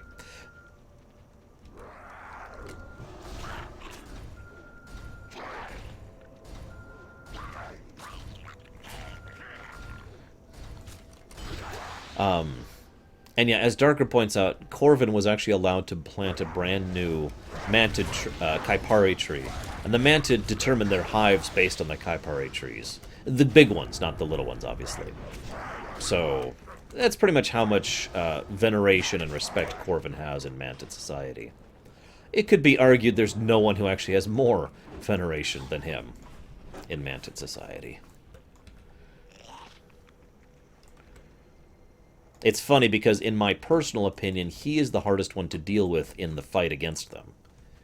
What he does is, while he's up, any other Paragon who happens to be up basically gains a life 3, to use the Final Fantasy VI term. In other words, if they get low on health, he encases them in amber, which will then restore their health, and it'll restore their health the moment he puts it on.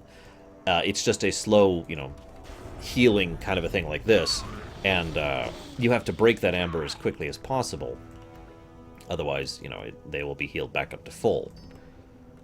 And that can be a huge pain under the wrong circumstances. We are currently in the Dread Wastes, very close to the end of the quest chain of Pandaria. Then we're going to start the end game stuff. Now, fortunately, this is Pandaria, which, as much as it has had its flaws, and I will talk about those when we get there, Pandaria's end game was pretty strong.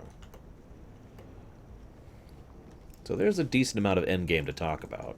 The odds that we will even finish the Dread Waste today are kind of low. The odds that we'll finish all of Pandaria today are non-existent. So I'm not even going to put that on the table. Speak.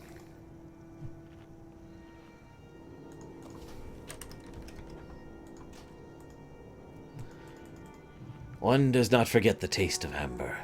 Back when the world was still young, the first Kipari trees bloomed. From the trees, the amber flowed and nourished us. Kiparite, we called it. Lifeblood of the earth. You are far from home. It healed our wounds, made us bold. It tasted like sweetness and fire. Gave us the strength to conquer all the lesser races. Many were the threats our race faced as the usurpers remade the world. Narrow was the path ahead. It was I who suggested to our greatest warriors be encased in amber to sleep, to be awakened in the swarm's greatest times of need. It was the sleep from which one could never wake, a great risk, a great sacrifice, but necessary. Thus, I was the first Paragon. This is why I am the Prime. And now the Klaxxi call us to battle. Now I am awakened. Yes, Wakener.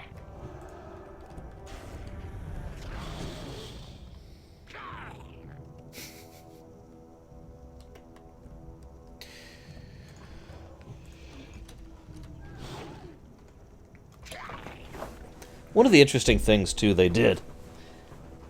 I've kind of already completely spoiled this for you guys, but believe it or not, we didn't know the Mantid were connected to the old gods until the very first person actually finished hitting Exalted with the Klaxxi. And there's a quest you do, which I'm not going to show you, it's very brief. There's no reason to show it, it's just a tiny little thing. But basically, it's him explaining that the Mantid were actually crafted by the old gods, and explaining the connection between the Mantid, the Nerubians, and the Akiri, and stating that they specifically followed Yasharaj, and Yasharaj will come back. That is something that was kind of a dun-dun-dun moment to a lot of players, because they don't actually mention or talk about that the whole way through the Dread Wastes. The Mantid just feel like another species that we're encountering in Pandaria. So, you'll notice even his discussion just now at no point mentioned the old gods or anything like that. Of course you can, Valaquenta? Vilquenta? If you ask me about, the color purple, I might not answer you. But if you ask me about, I don't know, the color blue, I might answer. I don't know. Speak. I feel strength returning to my body. Thank you, Awakener. What is that tree on the hill to the west? Can that be Kipari Zar? Corvin the Prime lapses into silence. When I returned from my final ravage before being elevated to Paragon, I was given the honor of planting that very tree. I see it has grown into a great Kipari, but I sense something is amiss. There's an old sonar tower at the base. Take me there. I can use the tower to make a closer look. The will of the Klaxxi is eternal. It is infinitely inferior to the color white and black and violet, as we all know, Samurai. But it is the fourth best color. So, I want you guys to understand what that would be like. Imagine you have just been given the honor of planting this tree. And so you plant the tree, and you go into stasis, and you awaken your eyes, and from your perspective, it's maybe a couple of days later. And instead of seeing a sapling, you now see that. I have to admit, that would be a hell of a sight. But, well, you'll see what I mean in a moment here. Yes, it's true. This is Kipari Zar. Why do I sense no life emanating from within? Why do I sense no amber sap running through its veins? I must examine the tree. Guard me while I perform this task, Wakener. Okay. Yeah, you notice, that's one of the reasons I like that heavy pause Corvin gave, because, I mean, that has all grown since he's been in stasis. It's a hell of a thing. Actually, I do have info on that, to hell. It's basically very simple. Blizzard well, I shouldn't say that. Warcraft, World of Warcraft, has 2 writing teams. This has been true for a long time, and the people who are on one team and the other team have varied over time. But more recently, the, how do I put this? The writing staff have tried to coordinate, and sometimes basically they have a few people who keep track of the overarching arcs, and then everyone else just kind of writes their own thing within the cracks and tries to make stuff cohese with the other writing, okay? Of these 2 writing teams, one of them, you can actually summarize them very, very simply. One of the writing teams does the silly stuff. One of the writing teams does the serious stuff. And that's really what it boils down to. So the Mantid in their entirety were written by the people who do the serious stuff, whereas the Hosen were generated by the people who do the silly stuff. Make sense? In response to Zico Bunny, it's actually very simple. To the Mantid, for whom everything is about the focus on the superiority, you know, that artificial survival of the fittest thing I mentioned, they actually cannot bring themselves to support something that is basically a weakened echo of the thing they actually venerate, Y'Shaarj himself. And so, in addition to that, as was pointed out by Wraith, the Shah are not actually Y'Shaarj. They are a byproduct of Y'Shaarj. It's like if you revere... Just bear with me, okay? It's like if you revere a tree. You don't follow the bark that falls off the tree. You don't venerate the bark. It's no longer part of the tree. In fact, it's actively working against the tree by your perspective, because the tree is what you care about. The bark is no longer part of it. That's kind of how they view the Shah. The Shah are an unwanted, undesirable byproduct of Y'Shaarj. They follow Y'Shaarj, not the Shah. Ugh. And, yeah, Deutsch answered the question before I got there. Deus Ex. Not Human Revolution. The original Deus Ex. You are far from home. Once great rivers of amber coursed through this tree's veins. Now it is but a dried husk. Kaparizar is dying. A creature of terrible darkness corrupts it from deep beneath its roots. The tree cannot be saved, but at least we can lessen its pain. Look! The vile creature has carved out its own lair. We need only follow it down the hill, just behind this tower. Despite your obvious weakness, I have grown fond of you, Wakener. I was made a paragon because of my prowess on the battlefield. It was said I could cheat death itself. I shall lend you this ability, Painkiller, to protect you during the task ahead. They did to hell, and it's Chris Metzen, and a lot of people hate Chris Metzen for that. To make my statement clear, I am not one of those people. So, this is cute. You see this? This is a crocodile. Now, granted, it is a Shah-infused Shah, how do I put this? Shah-infested crocodile, but still, it's a crocodile.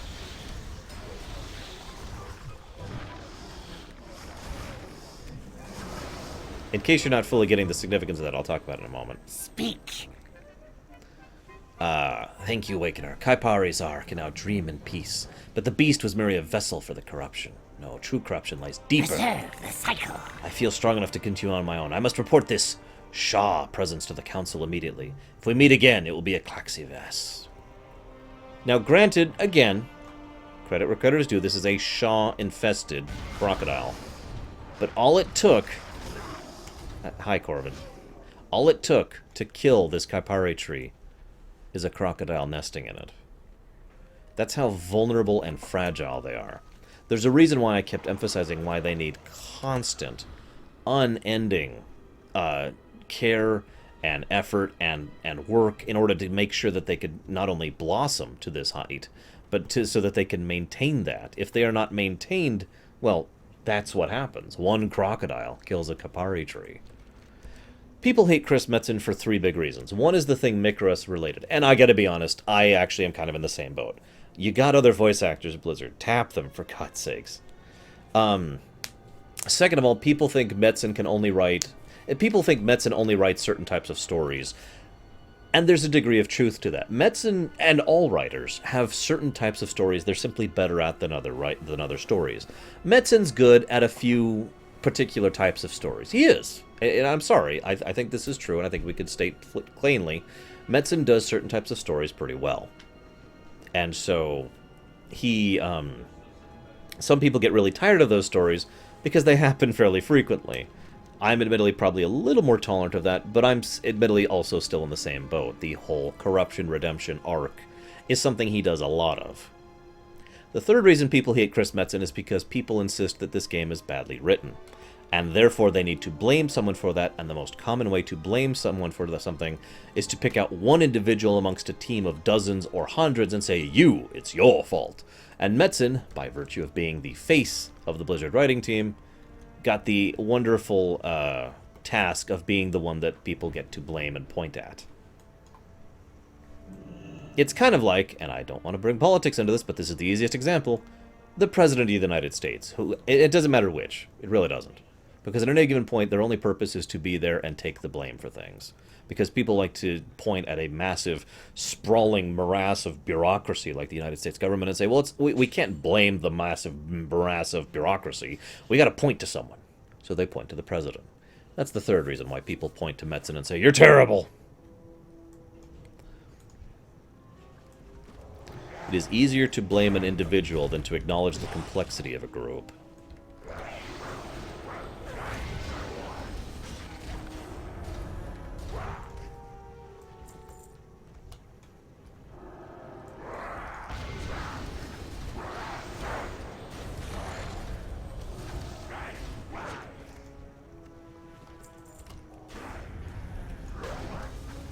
And yeah, as was pointed out, Dave Kovak is kind of the main face for Warcraft's writing people.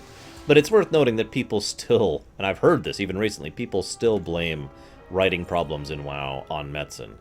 Because that's how that works. You have a scapegoat and you just hold on to them. I have made my opinions clear on Metzen, and I have not shied away from it. I like Metzen. I think he is a good writer. I think he does good character stuff. I think he is passionate about his writing. I think he is the person who really can put his heart and soul into writing, and I think it shows. And I like that. I will admit that I am alongside Hylisk in the idea of the whole, corruption thing getting a little bit too out of hand, and I'm one of those people who praised the fact that Garrosh was not corrupted at any point in time. The fact that he was an honestly bad villain was refreshing, but...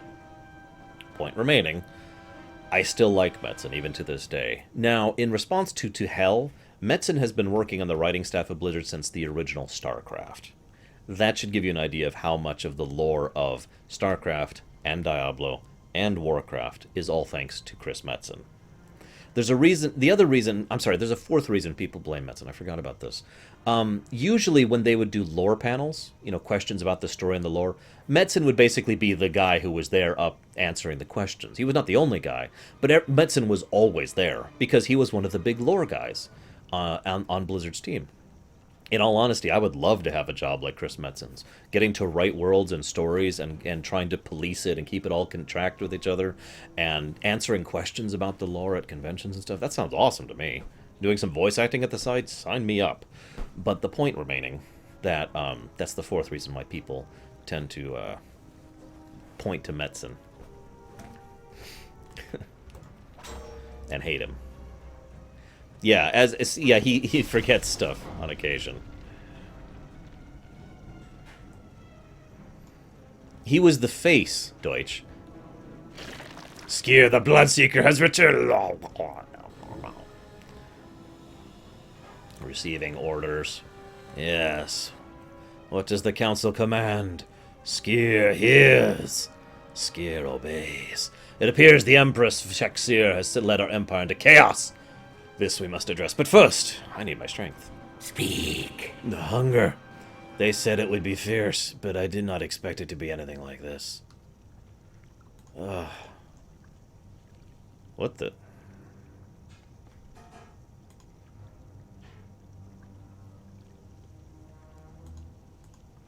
It is strange to feel so weak. You are expendable.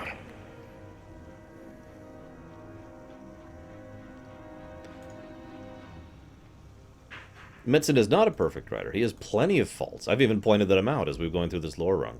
I still think he's a good writer, just my opinion, of course. And I still like a lot of his lore. I will also admit, the fact that he pushed Thrall just a little... Gotcha, Deutsch, thank you. I will admit the fact that he's a little too focused on Thrall got a bit bad. Let's Kill swiftly. Let's talk about that in just a second.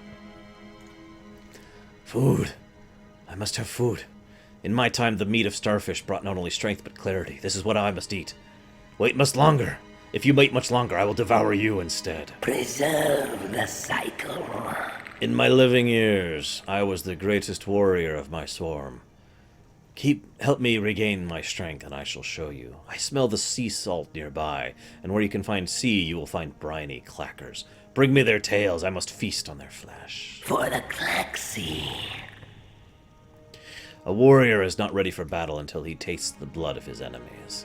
I am too weak to hunt, so you must go in my stead. Only the blood from the fiercest predators will do. I can smell their presence in the waters outside this cave. Bring them to me, and I shall show you why they call me the Bloodseeker. So, let's talk about the Thrall problem.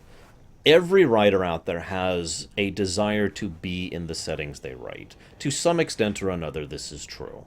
It is extremely rare that you find a writer that does not want to, in their own writings, live out a bit of a wish fulfillment situation. This usually comes out into what is referred to as an author surrogate character, okay? Now, whether or not an author surrogate is acceptable or not, in my opinion, depends on how well it's written. How well that character is written. So, whether or not it's tolerable or not, that's always going to be a judgment call. I myself have author surrogate characters in the Imperium. In fact, I have like 9. They have since, I wrote all of those while I was much younger and a lot less of an experienced of a writer. Had I the ability to go back, I would probably remove most of those characters, but since I am adherent to my own lore and using the challenge of my own bad writing to turn it into good writing, I've tried to turn those characters into something more in the last few years of my writing. However, Thrall is absolutely, without any hesitation or question, the author surrogate of Chris Metzen. Whether that's a bad thing or a good thing, that's going to be more up to you individually to determine. Some people think Thrall's a pretty decently done character. Some people think he's Green Jesus. And I'd just like to make this absolutely clear. I hate that term. A lot. I won't ban you for saying it, but please don't bring that crap into my chat. It is an incredibly derogatory term on more than one level. That is just... It doesn't take into account anything as regarding actual nuance or actual subtlety or complexity of a situation. It's just completely derogatory and universally negative. So please, if you don't like Thrall, that's fine. There are plenty of people that don't like Thrall, but don't do that. Anyways, so back to the Thrall thing. Yes, Chris Metzen is the voice of Thrall. That is correct. Whether or not Thrall is a good or bad author surrogate, again, is going to be your choice to make. I will say that, in my opinion, he is both, depending on at which point in history he is. Well, that's ridiculous, Necro. I think Thrall has been well written in the past. I also think there's periods of time in which we've gotten a little bit too much of Thrall.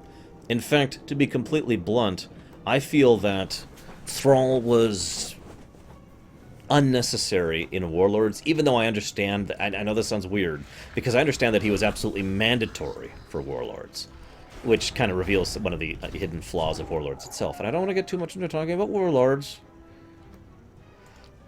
But I will say that by the time Warlords came around, the fact that Thrall was still a major character was just kind of... And I like Thrall as a character, and I was just kind of tired of him. It was actually kind of nice that in Pandaria, Thrall had no presence at all. Some people forget that. Thrall is basically not in Pandaria except for 2 scenes. One, prior to Siege of Orgrimmar, and one in the Siege of Orgrimmar. That's it.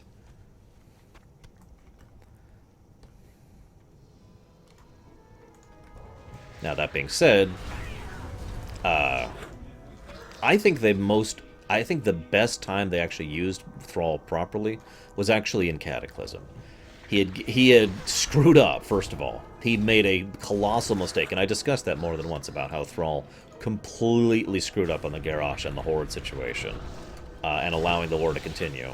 And Thrall basically compounded his errors by immediately abandoning all of his responsibilities and going off to try and save the world more or less single-handedly. And if it wasn't for the fact that the rest of the Earthen Ring was at his back, and we, the player characters, were there to support him, he probably would have failed in that. In other words, if you're paying attention, one of the things I like most about Thrall in Cataclysm was he was the most human during Cataclysm. He screwed up multiple times, and we basically had to save him from his own mistakes. And he acknowledged his mistakes, and there was a lot of simple human interactions, most notably during the Emotions quest, right before when he got together with Agra. One of the things that hit most for me, there's 2 things actually in the Emotions quest. One is his simple desire to have peace and to lay down the mantle of the War Chief. The fact that that's one of his strongest desires says volumes about how much he's tired of the role he's had in his history. And, furthermore, the other thing that really struck me about that particular question was his rage.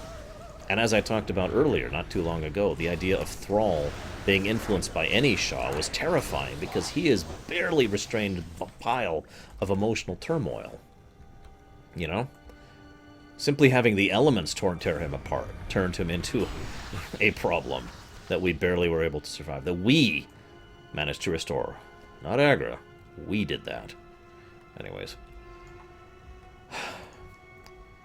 So by the time Warlords came around, I was like, Thrall, go retire. Go have fun. Now, Legion spoilers in 3, 2, 1. This is your last warning for Legion spoilers. Thrall is going to retire in Legion. The only question is how. And we don't actually know how yet. Or at least, I don't know how yet, I should state that. Because he is going to lay down the mantle of Shaman in addition to the mantle of War Chief, which he has already laid down. And the player character Shaman is going to take it up in his stead. We're basically going to become the new World Shaman. And, yeah. Whether or not he will survive that retirement is debatable, because this is Warcraft, and how many characters survive retirement in this setting? You will prove useful. Peace is for the weak. The juice of the starfish will clear my mind. Yes, give it here. Well done. Preserve the cycle. I have much work to do. The sooner I can fight, the sooner I can return to the council. Excellent. This shall give me the strength to vanquish my foe. Kill swiftly. In drinking the blood of your enemies, you acquire their strength. What are you, a troll? Yes. You are expendable. I'm afraid that I wet my hands with Sauroch blood while you were away. I'm sorry. I could not help myself. Now watch them attack me. Pitiful! Do they think to take vengeance for their fallen? Do they think to challenge me? I, who have won 100 wars? I, who stood alone against thousands and still shouted for menace to come? No, these Sauroch will crumble before me like paper before the flame. I will show you my might, Wakener. Fight alongside me and see! Oh, okay. I can do that.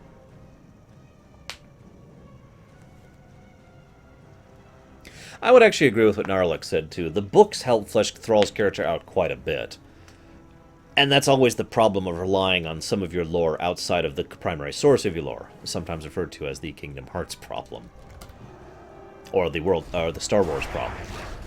I mean, how fleshed out of a character is Palpatine in freaking Star Wars, just the original trilogy?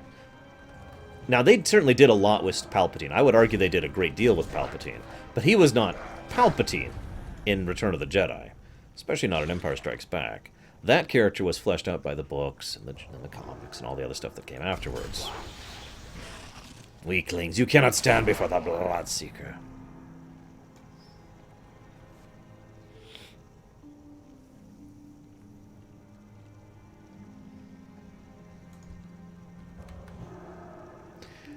I kind of agree with you to hell, but at the same point, how many other people would be able to restrain themselves from the same thing?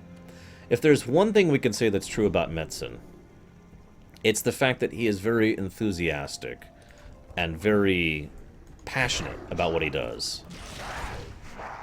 And I think that's part of why he insisted on both Thrall and voicing him, because he wanted to throw his all into it.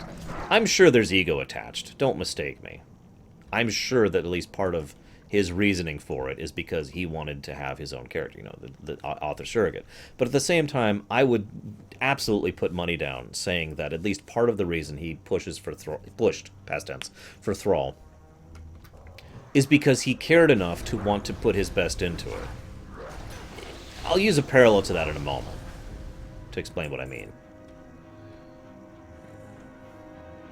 Well done, Awakener. I will stay a while longer to quench my blade's thirst. You may tell the others of my return, but I believe my swift wings will bear me to Klaxxi before you. So allow me to explain. As you may or may not know, I was just texted by my mother.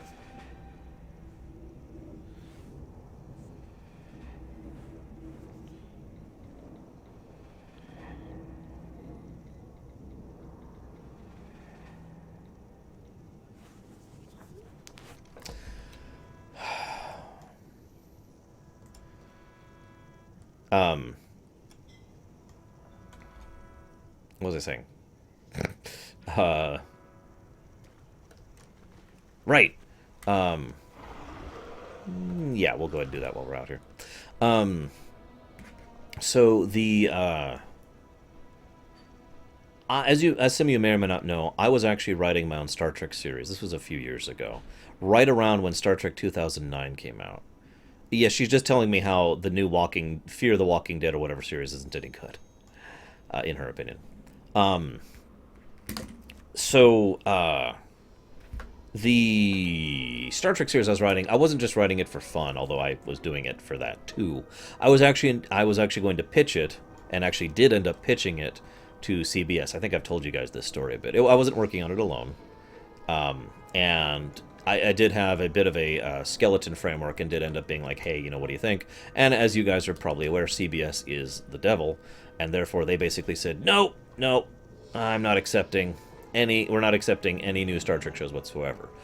As I have found out since then, I was not the only person like this. Quite a few different people all tried to pitch new Star Trek shows, and CBS basically turned all of them down, including people a lot more professional and a lot more skilled than I am. Now here's the thing. I wanted to play a character in that show. And this is why I'm relating this to Thrall. It wasn't just the fact that, you know, it would be neat. I actually felt like I would be a good fit for one of the characters in the show. And yes, it was a fairly major character. Not a main character, not a main protagonist. I'd say more the equivalent of, like, I don't know, well, that's a bad parallel, but, you know, Gul Dukat over in DS9. Actually, that's too big. Maybe more like Garrick in DS9? The point being what you would call a second-tier character. Not a primary character, not one of the main title characters, but the layer right under that. And I really wanted to play that role. It would have been a lot of fun, and I felt like I could do it well. I'll go ahead and tell you some details of the character right now. He was a background character who was in, like, almost every scene in every... he was in almost every episode for the first season and a half. Basically in the background doing stuff that would make no sense until you rewatched the show, and I would be playing a character who was doing stuff basically behind the scenes, more or less literally. The character would be doing stuff behind the scenes that would make more sense once we hit about season 2, when certain things started getting revealed about what was going on. And then he would move more to the forefront, and he would end up actually dying during the course of the stories as well. My point of bringing all this up, though, is that desire that desire to play that kind of a character in my own work is something I understand very, very well, obviously, because I just told it to you. And that's one of the reasons why I am somewhat more lenient towards Metzen for his thrall thing than other people would be. Because I understand the desire when you're creating a new work of fiction, of art, if you will, and wanting to be a part of it. You know what I mean? Now, again, I do think Metzen pushed it a little too far. I did think he let his own ego and his own personal perspective get a little bit too much in the way, just like Knack did over in the books. But I still at least give him some leeway because I understand that desire. Does that make sense?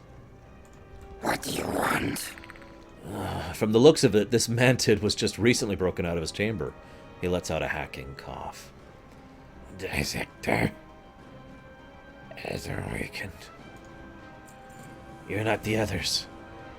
I hear the Klaxxi calling. I need a moment. It is the will of a Klaxxi. So this is Recall the Dissector. The fact that his title is Dissector pretty much tells you all you need to know about this particular Paragon. Also notice the Kaipari crawlers are there, formed from hardened amber and chunks of the earth around them, around the Kaipari trees.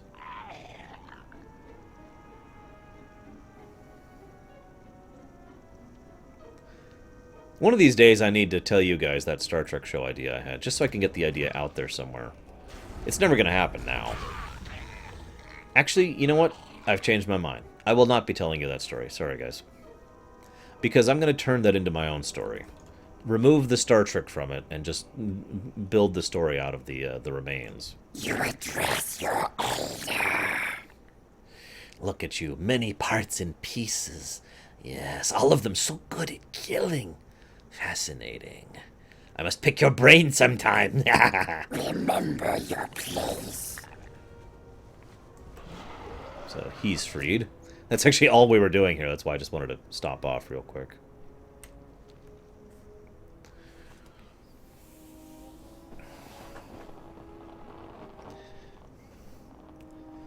For those curious, I'll go ahead and tell you this. The Dominion would have been involved.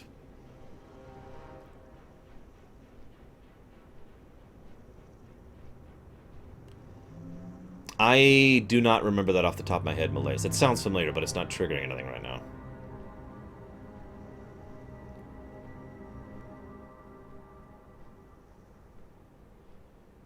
I remember Will Wheaton's discussion about what it's like to be a geek and how to deal with bullies. It was one of the most awesome things I've ever heard Will Wheaton ever say.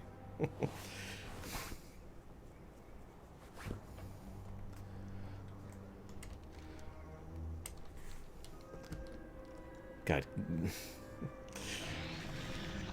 I was just about to think, could you imagine what it would be like doing this trip right now without flying?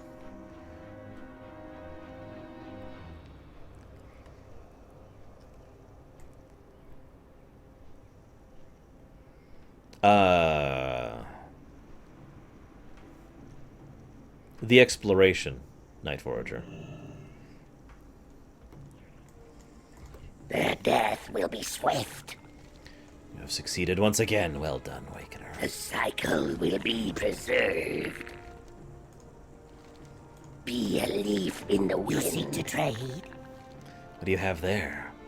Ooh, those relics describe the history of the Kaipari Voss and the nearby ember trees. I would like to study these. Thank you, Paladin.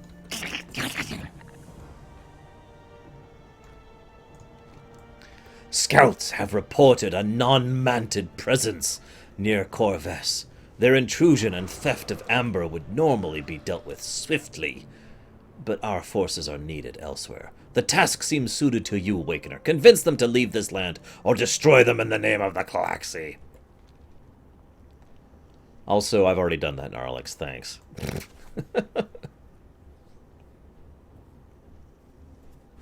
If it makes you guys feel any better, the Dominion wouldn't have shown up till about Season 5 of my new show. They would have been the main villains of the entire series, though. And that probably gives away a lot of the arc of the story just by that. So as you can see, behold! The Brew Gardeners.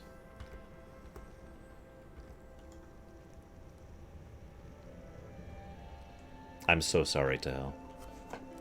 If it makes you feel any better, I don't actually drink Canada Dry ginger ale, which is what most people associate, logically speaking, with Canada Dry. I drink Canada Dry seltzer water.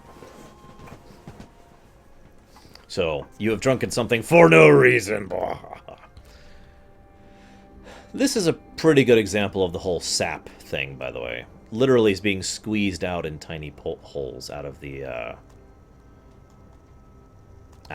chunks here to be used for brewing. Because, well, sap masters are a thing. You have the eyes of one who has traveled much. What are you doing here? That's a good question. We are a strange lot. Not many Pandaren choose to live on this side of the wall. In short, we're making beer. Not just any beer, though. Beer brewed with the sap of the great Kaipari trees. Wait. Beer with sap? That sounds disgusting, I know. But it's not. The amber that these trees produce has amazing healing properties. The Mantid can't get enough of it. They consume it, use it in their weapons, architecture, embalm their great heroes in it. And you make beer with it. Exactly. The traditions of the sap masters reach back through countless generations. I am but one link in a chain of sap-thirsty Pandaren. Sometimes, however, I fear I may be the final link. The trees are dying. Kaipari Vor is already dead, a victim of the Shah. It will never again produce amber. It barely looks like a tree anymore. The few amber-producing trees that remain are either over-harvested by the Mantid or in danger of succumbing to the Shah. Either way, no more sap, no more sap masters. At which point, I'll have to return to my old job. What was your old job? Dumpling presser. Ugh. May the red crane live forever. So that's in something your that Darker heart. and I were talking about earlier. As I said, I have some hope that sometime in the future we will have Kaipari trees, full-grown Kaipari trees again, if someone gets down here, Cenarian Circle, and starts figuring out how to grow these things. But all of the existing Kaipari trees, and I could say this with 80% certainty, I'm 80% certain all the existing Kaipari trees are gone by the end of Pandaria's campaign. There are the ones that were consumed by the Mantid in their fear. There are the ones that were consumed by the Shah of Fear, and they're the ones that were a byproduct of the Yongle expansion. All of the main Mantid trees are gone. I'm very certain.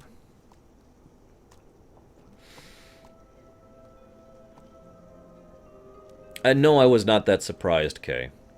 The fact that they rejected a lot of other people who are a lot more well-positioned than I am, including people who actually have, backing and whatnot. J.J. Abrams, excuse me. That is part of the reason why I still say screw CBS. But one of many, many reasons. What wisdom do you seek? Also, I'm sorry, Samurai. So, they want us to leave, do they? What a selfish request. We're only taking amber from one tree. Well, I'm not going anywhere. I have brew to make. If you help us, maybe we can all come to a mutually beneficial agreement. I give them brew, they stop trying to kill us. Family, friends, food. The Mantid don't ever make my job easy, but now they've gone too far. We can fend off occasional attacks from the Corvus, but now they're starting to surround us.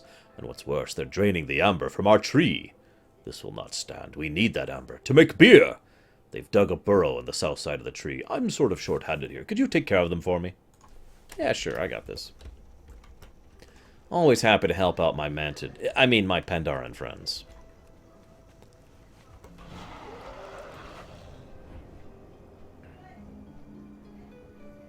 I have to admit, I am exceptionally curious what sap-brewed alcohol tastes like. And I don't even like alcohol.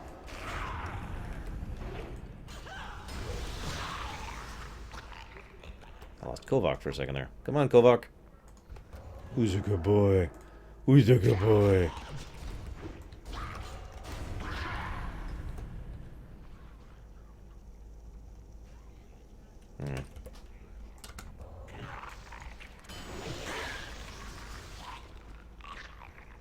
Yeah, what? Hello, what's this? Sacred recipe. When the horror comes arising and the heavens hum with war, our great vessel of salvation must be broken from its core. The scroll continues on for several stanzas. Maybe someone at the Sunset Brew Garden will be able to decipher this cryptic message.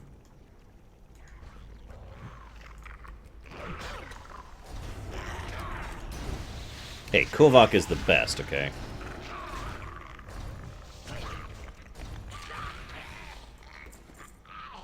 Actually, you know what? You. Come here.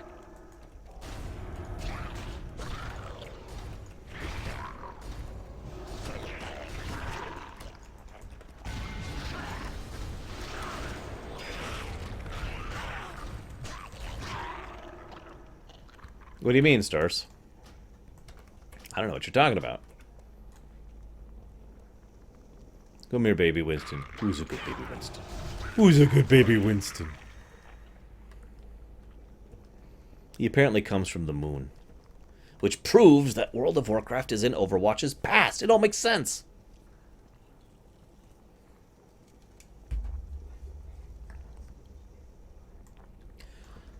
Martok was going to be in the series, yes. As were several other characters, you know, possibilities willing. You ever heard of the trapdoor philosophy of writing?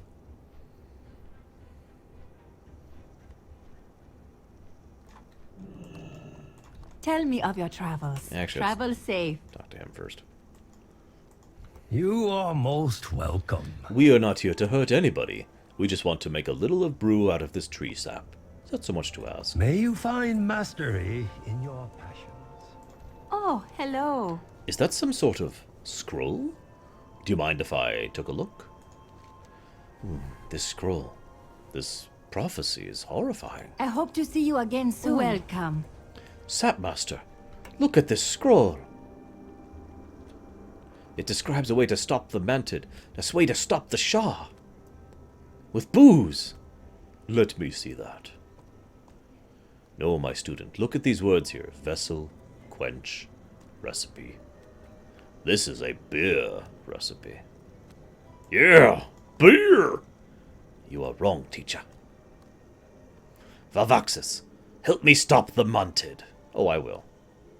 I'm also working with them. Ignore the giant Kun-Chong right next to me. Yeah! Beer! This guy's title is the Chuggernaut.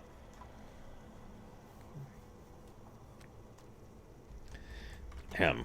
Tell me of your travels. About that scroll you found. I keep looking at that second line in the stanza. Bound with wood and shade. The shade, in particular, intrigues me. I must admit, I often consider taking some of the area's residual Shah essence and incorporating it into a brew. That's absolutely disgusting. Why would you make a brew made out of Shah essence? Oh my god. Slow down. Why do I have to do this quest? Life is to be savored. Welcome. The recipe said rending daggers of the old ones. That's it! Mushan. There's plenty of Mushan roaming around these areas with big, great teeth. They're as long as daggers. That's gotta be what the recipe's calling for. May the mists protect you. Do you hear the river's song? I have failed my fellow brewers. I took some supplies out to the clearing east of the tree and left them there. Now, with the Shah corrupting the land and the Mantid on the prowl, it is too dangerous to bring them back. If you would help look for them, perhaps I could regain some of my lost honor.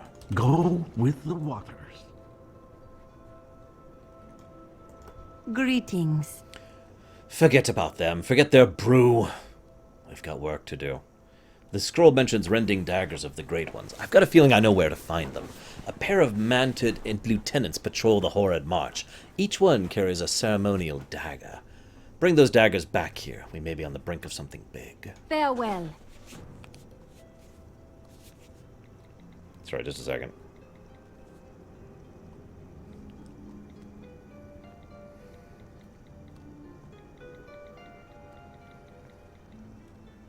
Wow. I am a terrible typist on my phone when I'm typing in a hurry. I'm sure we're all like that.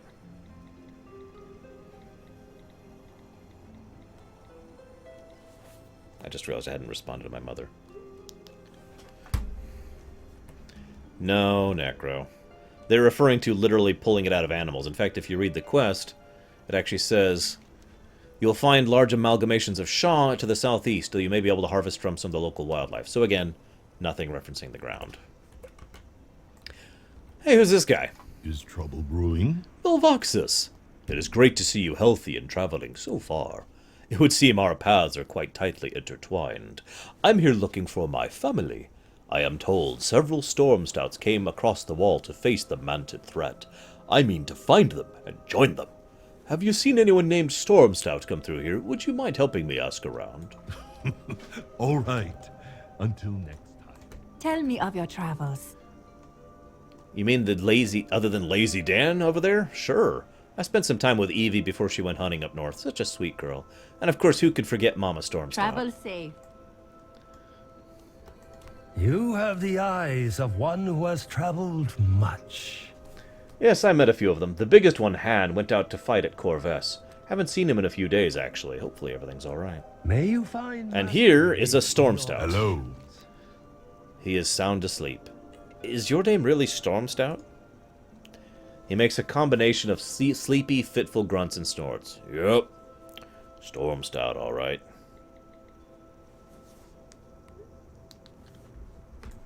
There is no hurry. So, Chan, I got good news and bad news. Sit down. Big Have a Dan, Han, Evie, and Mama. I understand. It seems Dan will be safe here. I'm going to look for Evie, Han, and Mama. Take care, Velvoxus. I travel well. It is great to see you again. I would stay longer, but I need to find out what has happened to the rest of the Stormstouts. I wonder if I can mind control him. I sincerely hope our paths cross again. I'm sure they will, Chen. At the very least, they'll cross just before the Siege of Orgrimmar. Trapdoor writing is basically like this. To use a World of Warcraft example, let's say both Saldir, although primarily for myself. Most of my stories I've never released to other people. Or if I have, it's only but to close friends and family. Let's say you're writing a story in World of Warcraft about a guy named Thrall. And let's say that you have this big long-term plans for Thrall to be the Earth Warder, to replace Naltharion, okay? In other words, you're the kind of writer who plans stuff out way in advance. Kind of like WoW didn't do until Pandaria, basically. So let's assume you're that kind of a writer, like I am. You know, I prefer to write stuff way in advance and plan for stuff way in advance, because that way you can do a lot more with foreshadowing, you can make the continuity make more sense, you know, you avoid the problems of retcons, that kind of a thing, right? So that's my preference. I'm not saying it's better or worse, it's just how I prefer to write.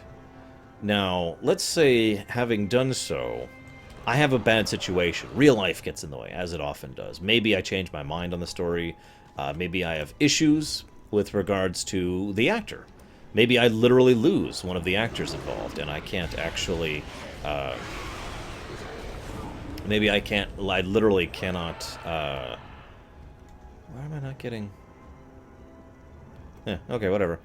Maybe I've literally lost the voice actor for a thing, or maybe someone's trying to sue for rights. So you write in trapdoors to key and integral characters, so that if something happens so you can't get the character you want, you have either an out to explain their absence, or you have some way to write around them so they don't exist at all. So, to use the direct example I was talking about, in my Star Trek story, you know, for the shows I was doing, I had high hopes to have several characters from the original series appear in it, most notably the gentleman who played Garak. Patrick Stewart was going to make a couple of cameos. John Delancey was going to make a single cameo, just the one, and and I wanted to have Martok in it because the Klingons played a fairly big role in one of the seasons. Now, the reason I bring up trapdoors with regards to this is it was an excellent way to try and plan around the possibility of not having those actors. Because if I couldn't get the original actor for any of those characters, I wasn't going to use them, because, I mean, I don't feel like I need to explain myself on that. Hence, why I would... Hence the trapdoor thing. I don't know how else to explain to that. I hope that makes sense. If it doesn't, then oh well. I give up. Whoop, okay, sure.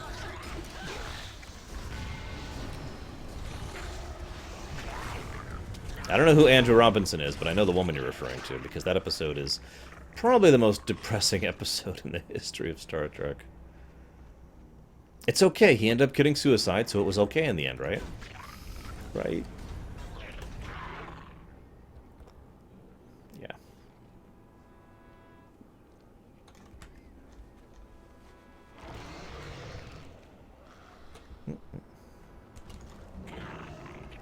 Ah, the gentleman plays Garrick, thank you.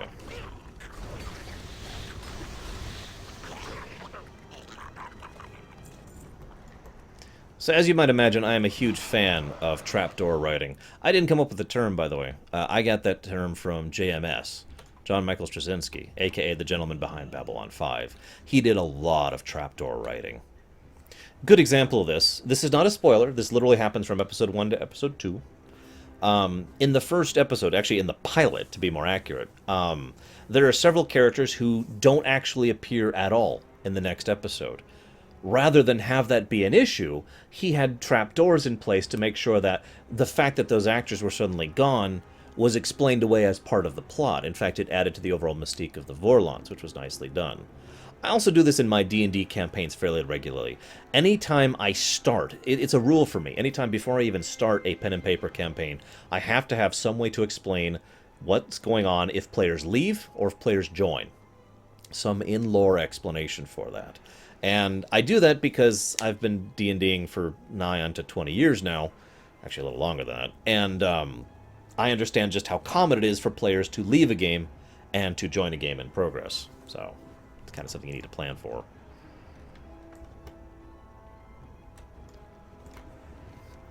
I was too late.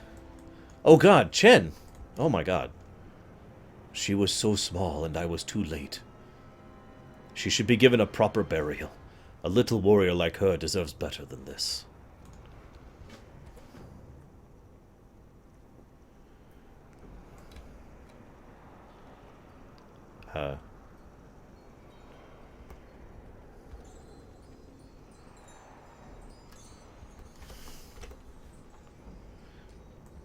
That's one thing I like to do, Gnarlex. As I mentioned, the character I would have played in the Star Trek show I was building would be there in the background from the very first episode, and wouldn't actually be relevant, at least not unless you're really paying attention in lore theory crafting, until Season 2.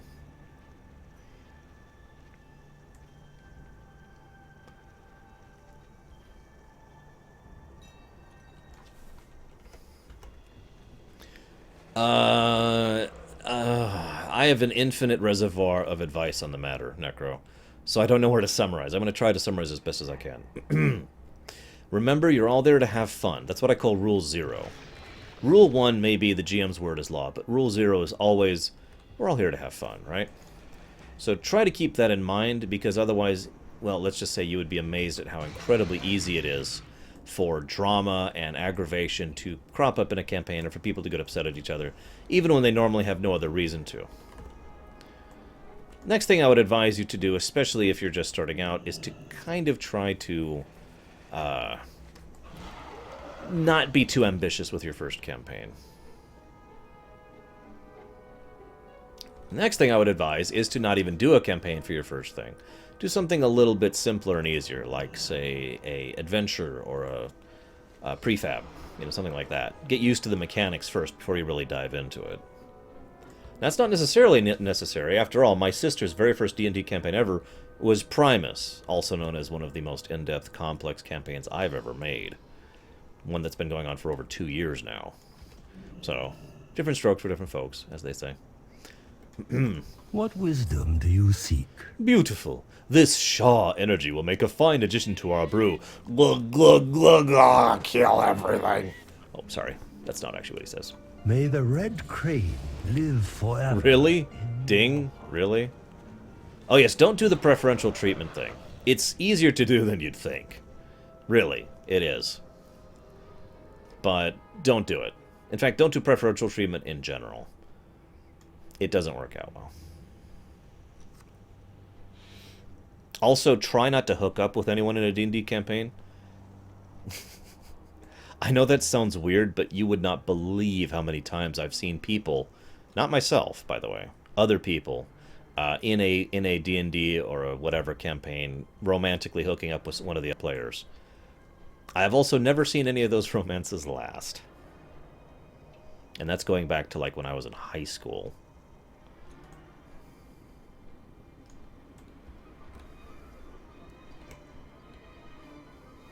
I have actually been accused of having preferential treatment towards cis in Primus, but I argue vehemently that's not true. it would be more accurate, I would say, to say that she has given me the most options for storytelling, so she tends to get the most storytelling because she's given me the most options with it. I also go way out of my way to make sure that both Guido and Snark have plenty of time in the limelight, because they're both awesome, interesting characters, and I, want them to have fun with it. But Zariel certainly does have a bit of the main character vibe about her. Probably because, that's kind of what she's been shoving herself into.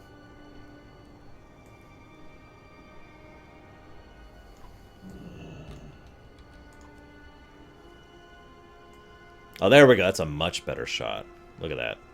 We need a shot with Kovok in here. Hey, Kovok. There we go.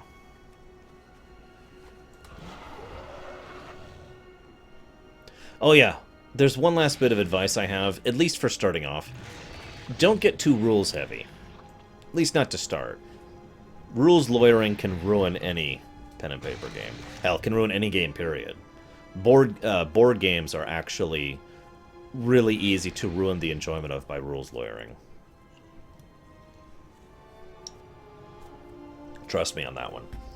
Nowadays, I'm more inclined to simply give up my point than lead to that. Oh, hello. I hope to see you again soon. Nope, goodbye. Tell me of your travels. I wonder how we'll mix those things up into the brew. Can't grind them up, that'd be too gritty. Maybe I'll just soak them a while. I never thought of putting Mushan teeth in a brew before. That scroll's got some wacky ideas. Jade Serpent, guide. Greetings. Did you find them? Can it be? You've brought me joy, traveler. Farewell. Oh yeah, one other piece of advice. How much you get invested in your character is up to you, but in my personal opinion, there's a nice balance between too invested and not invested enough. Like Samurai says, characters dying is a thing that will probably happen, unless your GM is literally holding your hand. And, so, that should have an impact. If you lose a character, it should mean something to you.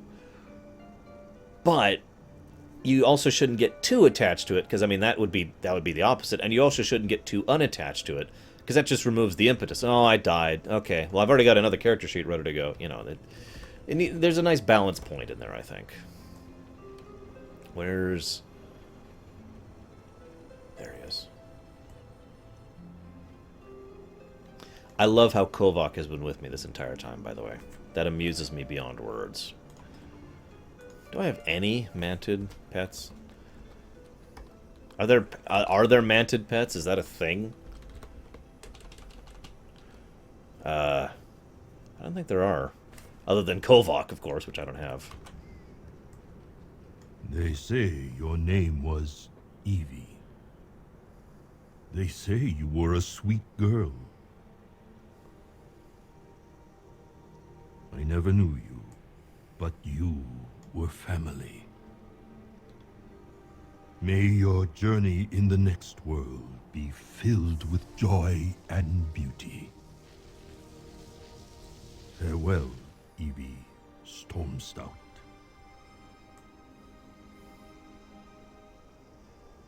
That would be amusing, Night Forager. Chen for a moment is silent.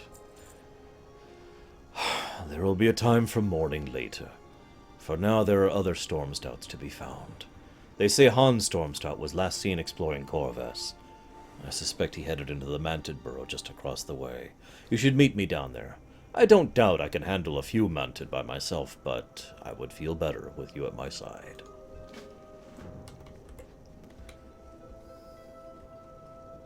She looked like Lily. Ugh. Yeah. I gotta admit, that moment kind of hit me when I first saw it. How would it feel to be looking for your family most of your life? And remember, when he met them, well, when he met him, in the Valley of the Four Winds, he met a bitter old man who didn't want to have anything to do with him. Then he comes out to the Dread Waste, where he's heard that they have, the rest of his family actually is. And he finally hears, yes, my family is here, and within minutes of finding out his family is here in the Dread Wastes, he finds one of them dead. So the first two family members he's met are Uncle Gao and a dead young girl.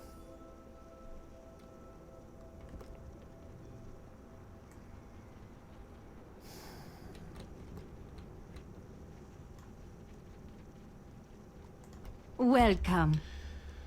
I think I'm beginning to understand the few lines of this prophecy. Do you have the daggers yet? These daggers, look, they were built to fit together, but how to join them? Ending dagger bound with wood and shade. I've learned a lot about the Corvok Mantid in my time here. I know they maintain shrines in their settlement in Corvus. One is a heart root of the very tree that they inhabit. The other is a dark pillar connecting them with their queen. These shrines in the wood are the wood and shade. If my predictions are right, the daggers should react to their presence. Farewell. Yeah, I feel really, really bad for Chen. You think Lili got disappointed coming out to Pandaria. Imagine what Chen has felt coming out here. You are most welcome. Oh, that's right. So he's got one other ancestor he found, who's dead. Bound with wood. We don't typically brew with wood. Sap, yes, but not brew. We have, on occasions, infused our drinks with core wood from the treants to the west of here. Most of them have fallen to the Mantid, but their remains should suffice for this recipe. Family, friends. Oh yeah, that's another thing to talk about D&D, which I'll talk about as soon as I pick up this quest. Speak up. I am no brewer. Just looking at all those heaps of ingredients makes my head spin. Just put the brew in front of me when it's finished, thank you. No, I'm here to make sure the brewers don't get cut in half while they're trying to make that brew. It's not an easy job. The Corvok Mantid across the basin have been attacking us nightly. If you're already heading over there, why don't you return the favor and attack a few of them? White Tiger watch over you.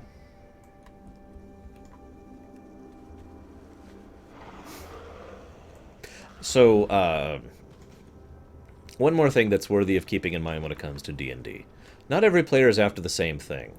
As a GM, I find the most challenging thing for me is trying to tailor my experience, my campaign, my adventures, to the players I'm running for at the time. Some people want something that makes them think. Some people want something that's almost entirely role-playing. Sometimes people want something that is purely focused on dungeon crawling. Sometimes people want to find as many challenges as possible, and they want to really test themselves to see how well they've built their character. I have seen players and GM'd for players of all of the above categories I just mentioned, and it's worth noting that most of these categories are mutually exclusive. It's very difficult to have a dungeon-crawling focused campaign that is heavy on role-playing, for example. Any of you who've seen Primus know what Primus's campaign is like. It is extremely heavy on the role-playing aspect, and I happen to like that as a GM. And thankfully, my players like it as well. But if it wasn't for the fact that my players liked it as well, Primus would not be heavily focused on role-playing. Make sense? So you get to feel the mood of your group, and try to do the best you can to acclimate to it. Now, me personally, I can't stand pure dungeon crawlers in D&D. But that's because of something more complicated than I can say in a brief period of time. Basically, I feel like, with the exception of a few exceptions, D&D is simply too slow of a sim system for regular combat. In my opinion, D&D is one of the games where the adage, every fight matters, should be most applied. In other words, you don't just throw an enemy, people into a dungeon with tons and tons of trash.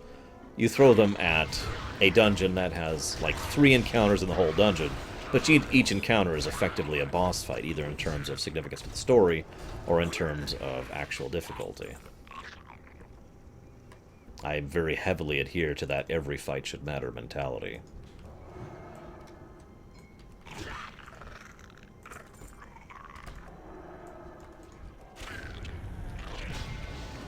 To give you an example, the session I most recently ran, which was just a week ago tomorrow, had only one combat encounter in the entire piece. In the whole session, I mean.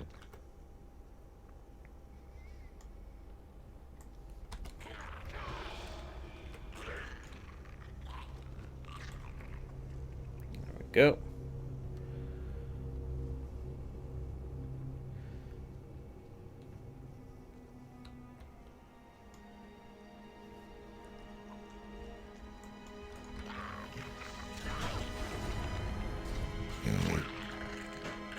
A bit of a shame, Saldir.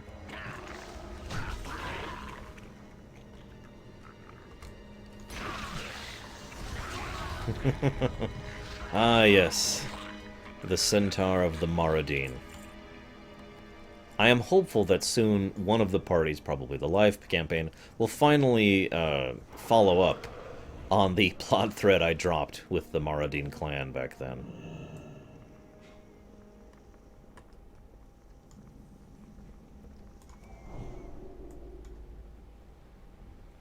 Well, this looks fun. Hey, Chen. What's up?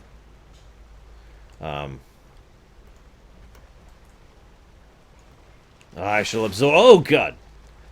I guess I won't be absorbing any amber. That's a pity. Ah! Okay, fine. Good night, Darker. Remember, Darker. Food, family, Kaipari trees. These are what matter most.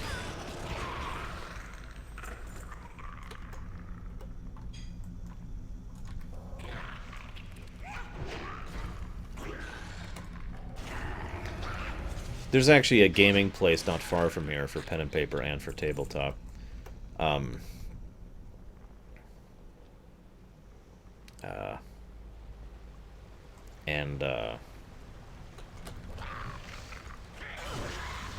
It was funny because when I was there most recently, playing a game with Third and with Sis and with the little one, I was overhearing part of their campaign, and they were just having lots of fun with it. And they were doing something I see most people do that some people don't seem to realize is an option, which is my last piece of advice on the D&D thing. Don't think you necessarily have to act in character to act in character.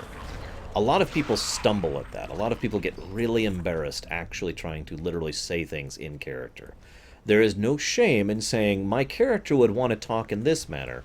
My character would want to say this. My character thinks that, you know, or let's assume I'm playing my character right here, Valvaxis. So, Valvaxis, so I'm talking to my GM in the situation I'm in right now. So I say, I don't have to say Valvax, you know, I don't have to speak with my character's voice, is what I'm trying to say.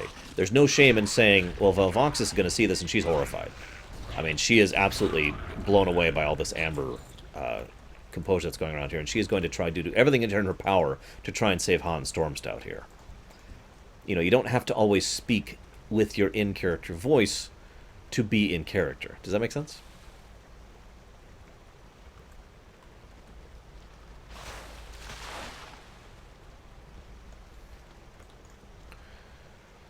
So, got any stories? First Evie, now Han. I was too late again. May your journey be long. Another one. Lost. He may never know the peace of returning to the Earth, but at least he went out fighting. Come on. There is nothing more to be done here. I am going on ahead. They say Mama Stormstout is still out there somewhere.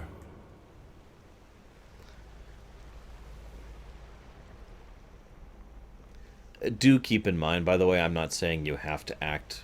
You can't act with your in-character voice. I'm just saying that it's not required to do so. So just keep that in mind.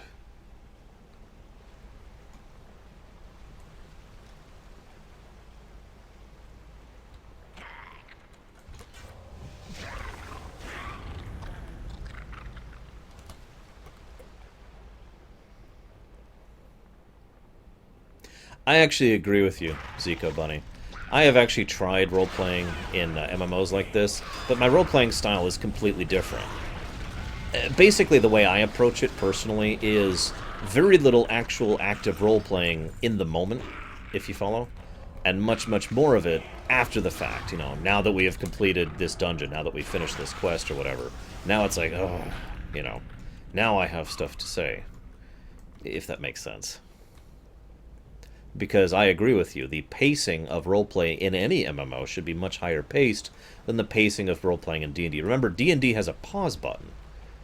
All you have to do is say, hang on a second, and time effectively stops in D&D. You don't really have that option in an MMO. Well, shoot. I lost Kovok.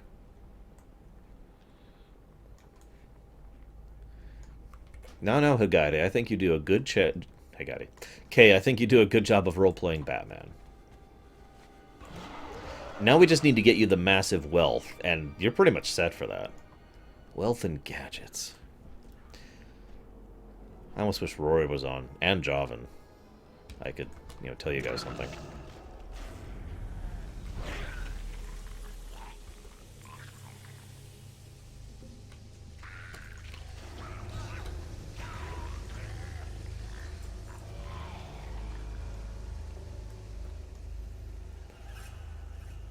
But yeah, as Deutsch points out, there's a big difference between Bordischkodevai, you know, trying to speak with an accent or whatever, and trying to actually to speak with a first-person perspective, basically. I usually only do a first-person perspective for major NPCs as the GM.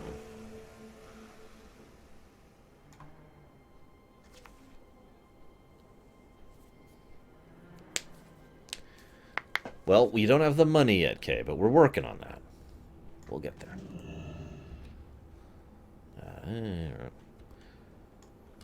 Slow down. You've got the makings of a fine guard, Blood Elf. Let me know if you ever get tired of that whole paladin thing. Until next time. It's not very manly in English either, by the way. You have the eyes of one who has traveled much. We don't brew with wood here. It gives a brew a harsh, insipid flavor, not unlike that of wine. Puh. I'll get the pieces prepared. We've already gathered quite a few of these ingredients. I'll have to get a pot boiling soon. May the red crane live forever in your...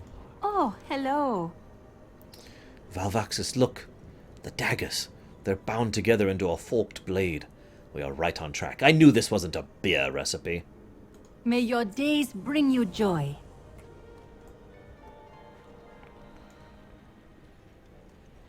You are most welcome. Olsen had a clever idea. Or Olan, excuse me. He thinks we should visit the sprites to the west, ask them if they have any of these ingredients. Some of the elements to this recipe are seeming strange.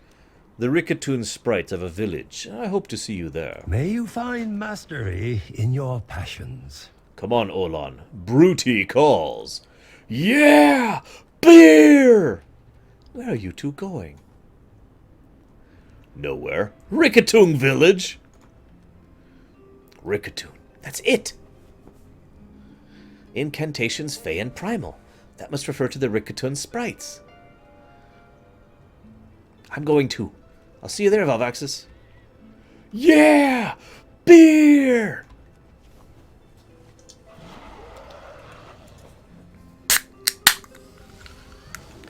Does it have to be a hero, or can it be a villain, Night Forager?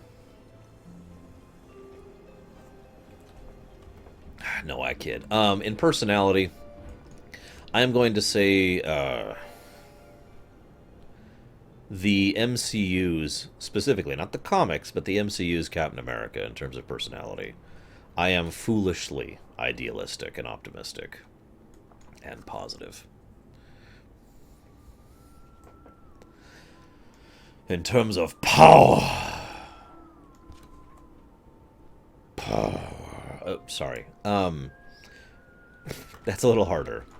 I'd have to think about that. Tell me of your travels. It's been a while since I've brewed on the road. Slow down. Life is to be safe. I think the old paper said something about fiery wings. Those little dragons around here have wings. They're kind of fiery in a way. You're quicker than me. Try catching some dragons, or at least slapping the powder off them. No sense in killing harmless little dragons if all you want is the sparkle from their wings. I suspect we are going to need help from these sprites. We have 2 enchanted daggers, bound together with wood and shade. Now we need someone to perform an ancient incantation on our artifact. Before we ask for favors, let's show the sprites we mean well. I heard their leader talking about a pair of mist lurkers that kidnapped several of their villagers. If we kill these fog beasts, we may get the incantation we need in return. We are protected from the Mantid. Such was the agreement we made many millennia ago. There are forces from which we are not safe, however. The Kuiperites beneath the ground to the west still hunt us, chase us, eat us. The mist lurker eat our kind by the handful. Help our people, destroy our enemies. Oh, one more quest. I know what you and the girl Panda seek. We can perform the rite for... Wait, this is a sprite. We can perform the rite for you in time. First, I require aid. The seeds fall from our great mother tree. It is our responsibility to collect them, even in dangerous times such as these. Escort my chanters to the mother seeds that they may bring back to the collection pit.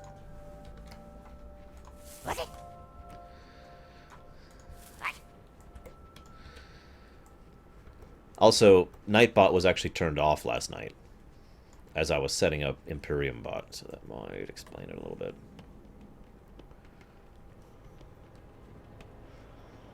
That would be interesting, Deutsch. So this is actually a funny little aspect of pseudo-cultural interrelation trade. The sprites need to continue to exist. The Mantid, well, the Mantid need Kyperite trees. The only way to make Kyperite trees happen is with Kyperite seeds. You can see the mutually beneficial relationship that the two species cultivated as a result of that. Why, of course, Necroblow. Everyone deep inside is secretly a gnome. Especially you. No, must get all the dust. No, I didn't get any more dust. More dust.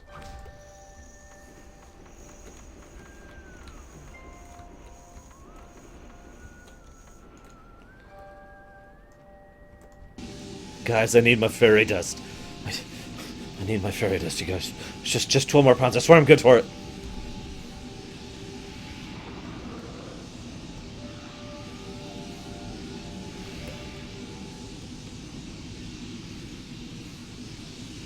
I love how they carry the acorn, or the seeds, by the way. Very appropriate. Just 12 pounds, that's all I need, God, I please, just 12 pounds, please, Paige. Please, I'll pay you back, I swear. Good night, Saildeer. May all your treasons be profitable and swift, and lead you to even greater glories. Not in the sense that we refer to the original dragons, no, Stars. Fairy dragons are actually, I think they're not even called fairy dragons in lore. That's their casual name, but not their official name, if you know what I mean. I'm actually trying to remember what their official name is right now, and I can't think of it. It's like fairy sprites or something like that. Oh, don't say that, Deutsch. Every year or so, I get the urge to just play Spore again. And you're reminding me of how fun it is to play that game. God, what I wouldn't give for, like, a Spore Plus. You know, all the content of Spore, but more.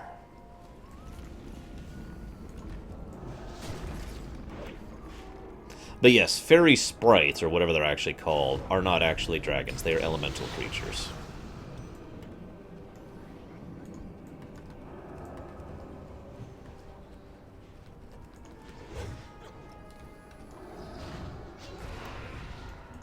Of arcane and nature both, I believe. You just said that, didn't you?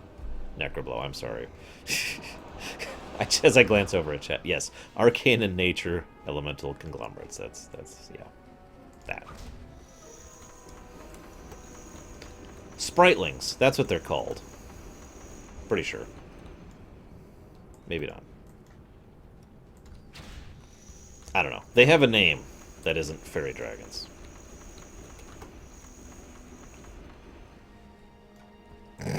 I'm sorry, I was reminded of the one and only funny Dane Cook thing I've ever heard. You ever have one of those girlfriends that does the glitter thing? Every time you're done, it's like you just screwed a pixie.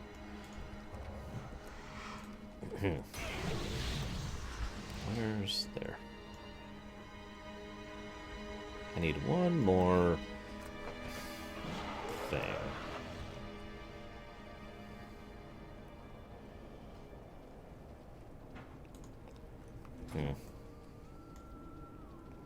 There's some.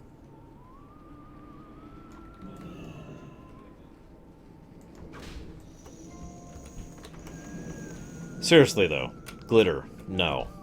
Don't do the glitter thing. Please. Bragwin, never do the glitter thing. Please, I'm begging you. It's... Deutsch, you don't get to either. Ever. It is forbidden.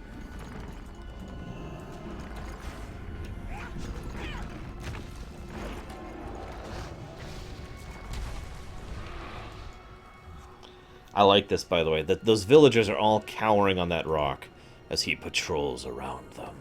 But then suddenly I kill him.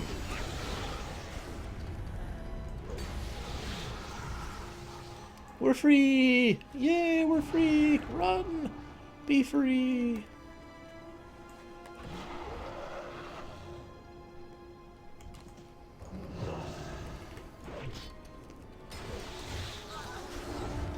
Oh, I have known several women samurai who do the glitter thing. Run! Be free! Be free! And let me tell you, you will be finding that glitter for days after. I'm not even kidding. This is not a joke. This is not an exaggeration for humorous intent. That glitter will be there days later. Interesting point of note. You notice the big dead Kaipari tree here? Notice how they're actually using this as a place to keep the Kaipari seeds. A wonderfully pragmatic way of doing that. So they can, you know, grow new ones in the future.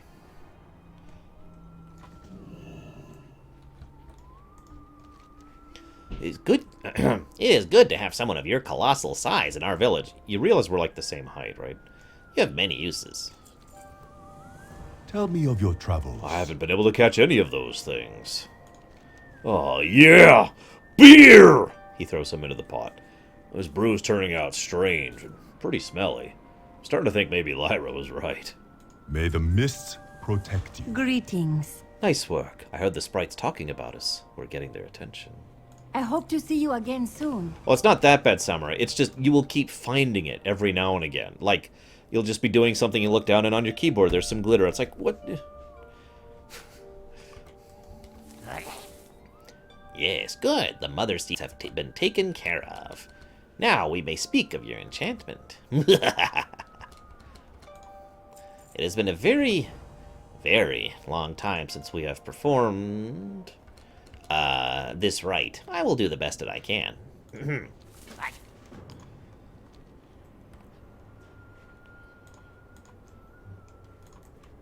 What the hell?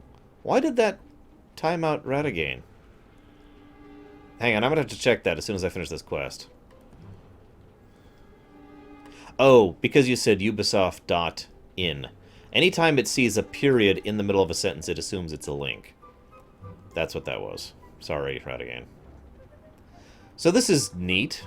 Hundreds of sprites, all swarming to... Yes, Lurker, thank you for demonstrating.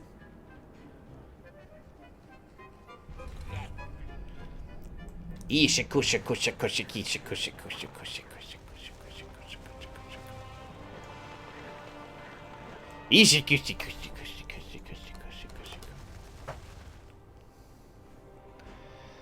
toki taki tiki toki taki toki tiki toki taki toki taki tiki toki taki. It is done. Yes, soon the Imperium will consume you all. As it should. But yes, it knows how to catch non-links, guys. Congrats. So anyways, what Radagain actually said... Let me scroll it back up here. I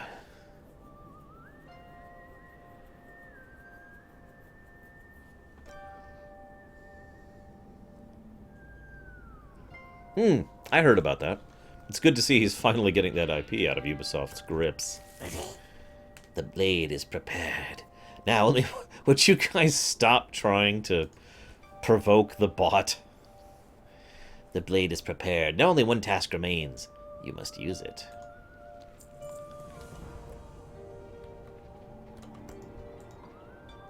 What wisdom do you seek? Lyra and I agree on one thing. Blood of the Ancients is almost certainly the sap from the great trees of the area. I should know. I brew with the stuff all the time. The most ancient tree of all is that, the one the Grand Empress Vizier calls home. Nowadays it's referred to as the Heart of Fear. You know, normally that'd be a hint. Find some amber from that, and our brew should be complete. Family, friends, food. Welcome. These are what matter most. We've found the blades, bound them with wood and shade, and blessed them with ancient incantation. If I'm not mistaken, it's time to use this thing. The sprite spoke of an ancient piece of sap within the amber hibernal, a mantid cave near the Empress's palace. That must be the blood of the ancients the prophecy spoke of. Whatever's inside that sap must be important. May your days I sure bring hope it's you not joy. another paragon, because that would be terrible. Excuse me.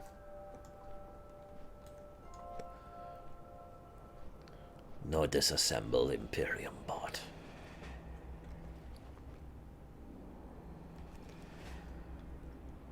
Don't worry, guys. I'm sure it's not a paragon. Almost certain. Kinda. Like 1% sure, really. Oop, oop, hello.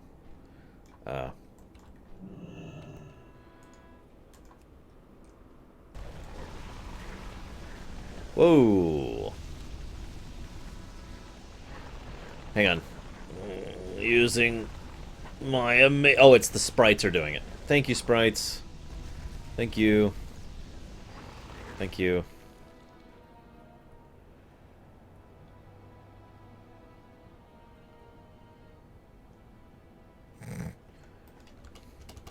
Again, this makes perfect sense, by the way, that they would be trying to help the Mantid, since, again, remember the fact that the Mantid, or the sprites actually have a long-standing deal with the Mantid. Also, this is a beautiful piece of amber. It doesn't look like it would be very good to drink.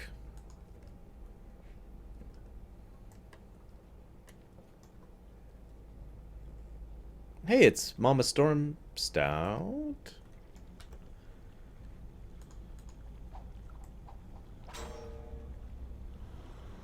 Aha! Hold that crystal together. Don't let it escape. Oh, you will not keep me inside this abhorrent prison. So yeah, this is Iokuk the Lucid. Set me free. The Klaxxi call.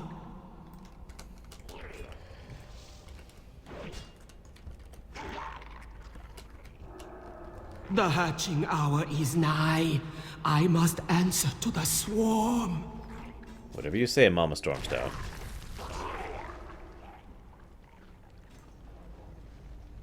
Freedom. For 877 years I waited in that crystal, watching shadows pass through the cracks, counting decades. Now I am elsewhere. What? Where? What is going on? You were being mind-controlled by some sort of malevolent ancient insect creature. Oh, that. Bah! I've been through worse. And who exactly are you? I am Chen Stormstout, from the Wandering Isle. Stormstout? No, you're fooling. Really? A wandering isle Stormstout here on Pandaria? Where's the rest of the family? I will explain on the way back to the Sapmasters. Well, he finally found one of his family members that's actually alive. Yay!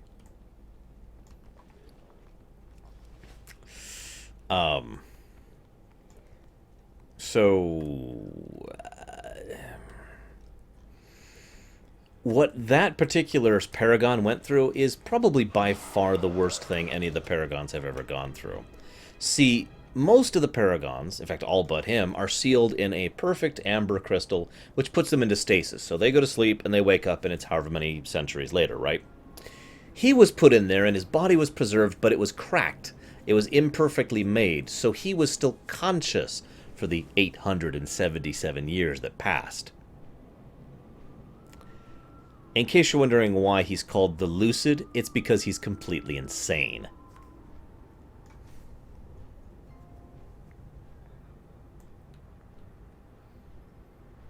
So, that's a thing.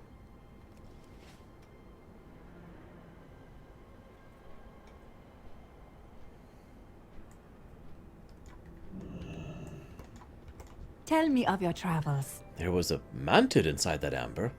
I never would have thought the solution to our war on the Mantid would be another Mantid. There's still so many things I have left to learn, but I know for this, that certainly wasn't a beer recipe.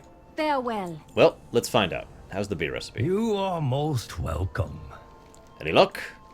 That should do. Recipe complete. Let's see how the beer tastes. Slow down. Life is to be savored. Yeah, this is pretty horrible. I think I'll call it Dread Brew. You want to try some, Laya? No, thank you. I think we've already proven it wasn't a beer recipe. Well, very well. How about you, Olin? Yeah! Beer! This is like Pax's favorite character in this zone. Thank you for your help, Velvaxis. We may not make the best brew, but we had quite an adventure. Feel free to take the brew from this keg whenever you're feeling adventurous.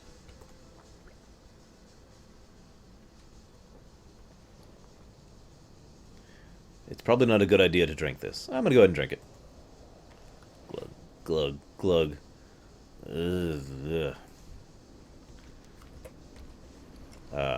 Welcome. Travel safe. There he is.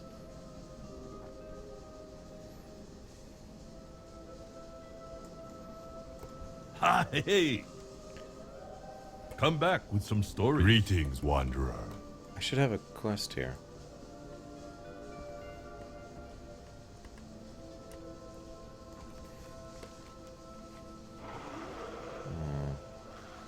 Hang on.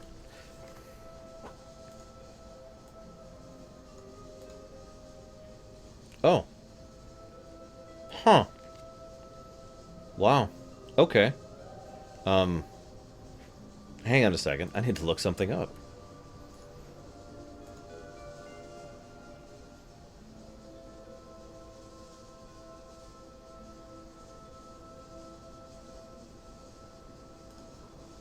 That's what I was actually just thinking.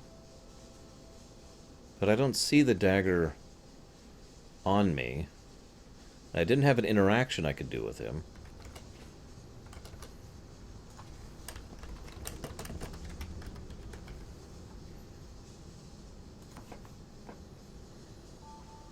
We're kind of done with the Dread Waste. There's literally only 2 things left to do. Oh, okay. I got it. There we go. Got the Dread Brew. We're going to pour the Dread Brew onto the amber.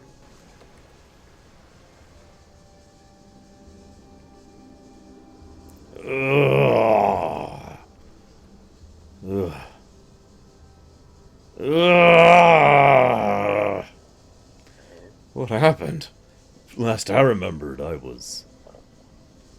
Ugh, what did you pour on me? It's disgusting. Gotta calm down a little confused. Just need to focus. Well, what's that thing? You wanna fight? Why am I so dizzy? I'm gonna...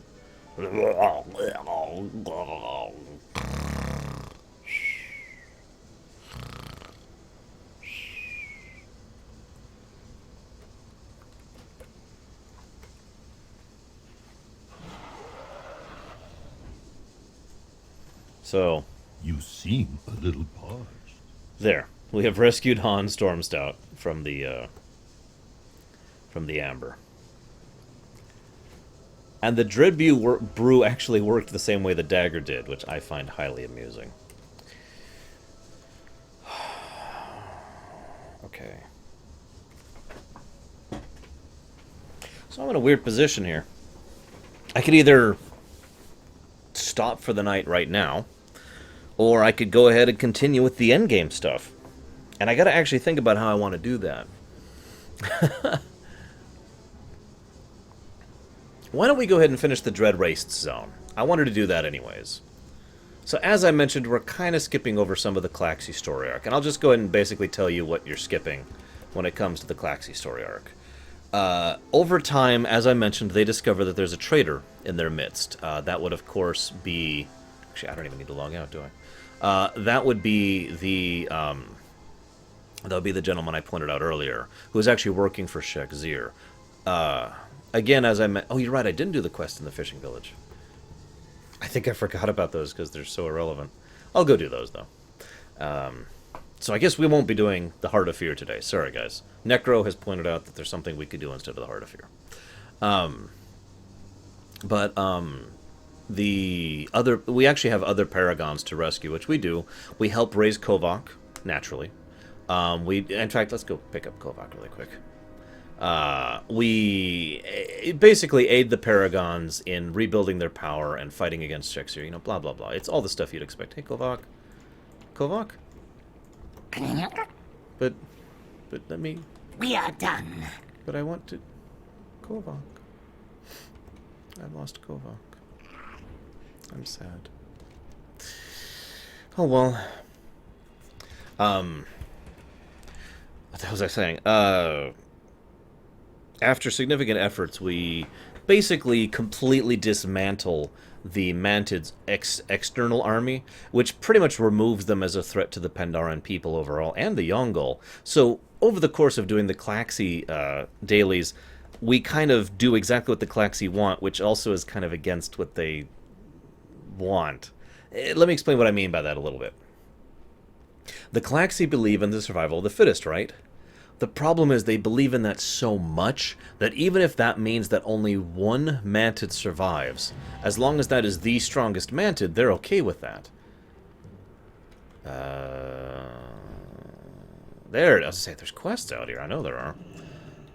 Wow, that's quite a fish haul there. So even, so what the Klaxxi want is to purge all the weak Mantid.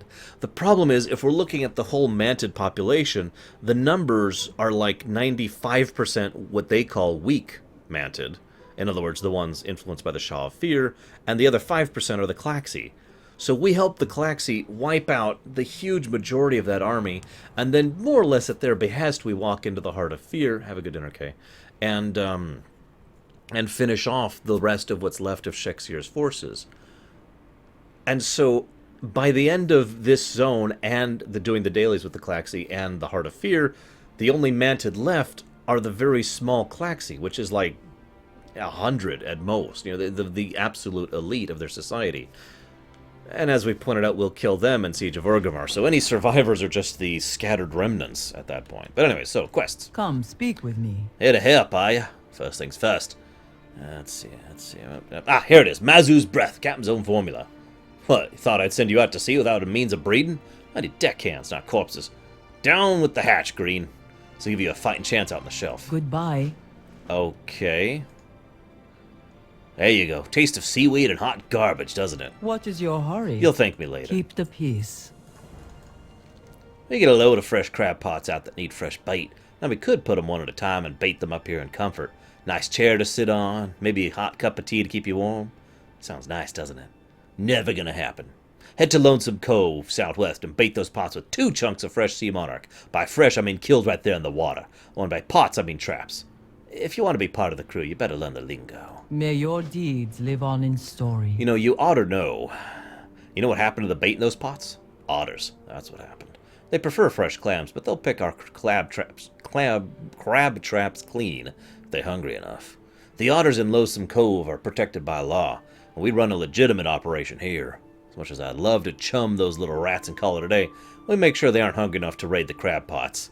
Toss them a few clams to keep them busy while you're out there. Stay focused. Okay. So these are all the crew of the Misthopper. This is the Misthopper.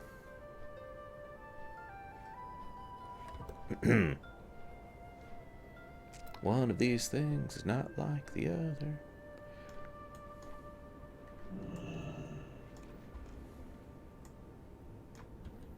So it's actually kind of funny because the otters are actually green. Even if you wanted to kill them, you can't. Which is a shame, because I desperately want to kill them. I must kill the otters. I must kill them. It's my destiny to kill them.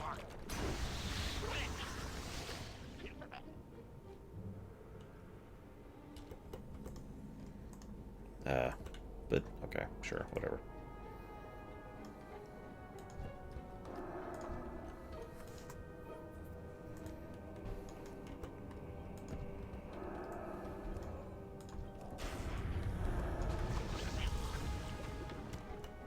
Look, these are otters, not seals. Big difference. Besides, killing doesn't mean brooding senselessly to death. That's just cruel. I prefer total annihilation, personally.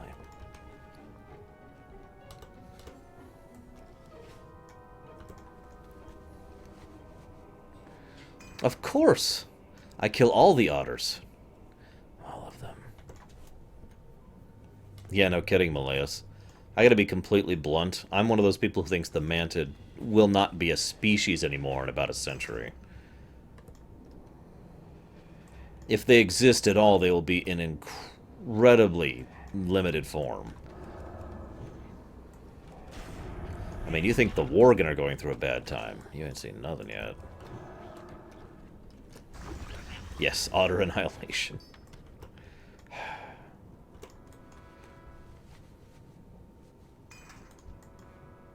Chat, I will award 3 muffins to whoever kills Night Forager with the worst pun imaginable. You know, actually, Supreme Commander never really jived with me. I never really was able to put a finger on why, either. I just didn't enjoy it as much as I should have. I mean, I liked Total Annihilation a lot. And I liked Planetary Annihilation, which I know was later, but still. I even played Supreme Commander and the expansion all the way through.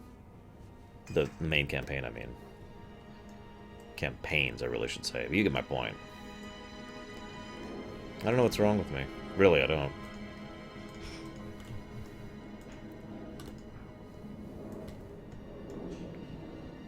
I guess I'm more of like a light commander, you know. I don't have sour cream on my commanding style.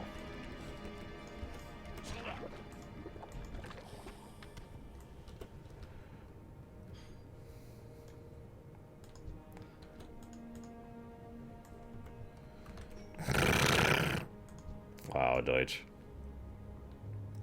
Yeah, like I said, I enjoyed Supreme Commander enough to play it all the way through, basically 6 times. Hey, Pung the Merciful, welcome to my stream. As I say to everyone who welcomes to my stream, you are doomed, there is no... No, actually, I've never said that before. I wanted to be different for once. No, welcome to my stream. Shoutouts. I like to encourage anybody here who wants to chat. If you want to talk about stuff, you want to just ask questions, or if you want to sit and watch, totally up to you. Personally, I am also looking forward to the Warcraft movie. In fact, I already have tickets for it. Yes, really. Unfortunately, they didn't have the VIP tickets available because they're not actually showing that movie on a VIP screen. I'm actually really sad about that. For those of you who don't know, some theaters, and I've only seen a few in my life that do this, they don't have theater seats. They literally have theater couches and catering. And that catering includes things like alcohol or cheesecake or chicken parmesan, you know, full meals, rather than your typical theater fare.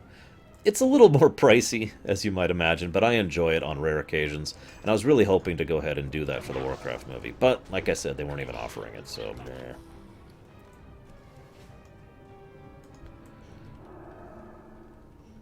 meh.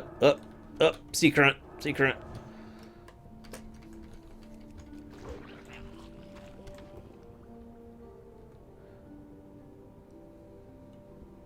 In all honesty, the last time I've been at an actual VIP theater was in Sacramento, so it's been a while.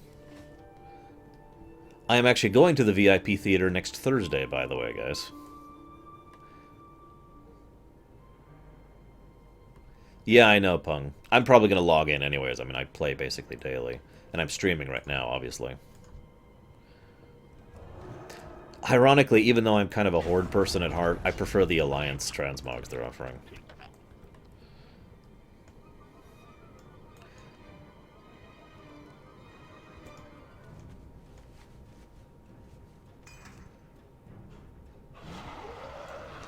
You know, I just had a funny thought. Oh, I can't mind control the fish. I was going to mind control a fish and then run out of the water and keep it with me. Damn it. Sadness. Oh, well.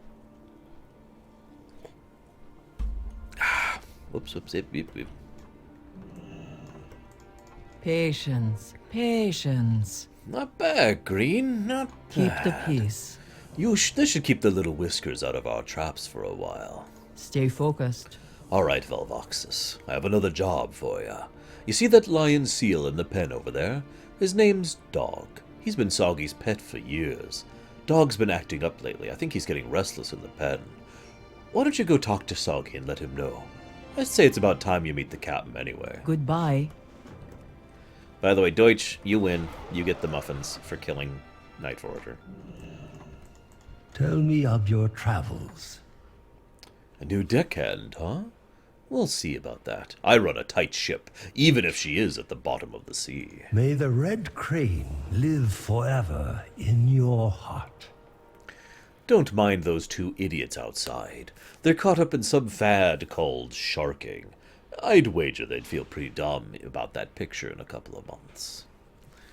Dog ain't my pet. He's a member of my crew and my best friend. Saved my life more than once, you know. But I'm getting too old to walk him anymore, and he still needs his exercise. Take Dog for a trip around the shelf for me, would you? He loves to swim around the hot geyser just southeast of the shallows. He absolutely has to, leave his mark on the dead whale at the far western edge of the shelf. Oh, he'll want to visit our old shipwreck, too. He likes to reminisce. May you find mastery in your passions. Look, I ain't got reason to trust you, but there's a task I can't give my crew. I need you to search the wreck of our old ship, the Misthopper, and bring back the charter. It'll be sealed up in a silver tube in a footlocker. It's sort of incriminating. I cannot risk any of the crew finding it if they decide to visit the old girl. She's resting on the shelf of Mazu to the west. I'd suggest riding a rip current out there if you've got the stomach. They're all over the shelf. Family, friends, food. Well, I could do that. Or I could go talk to Dog, which is, of course, a sea lion. Where's my club? Yeah, whatever. Oh. He's hungry, basically.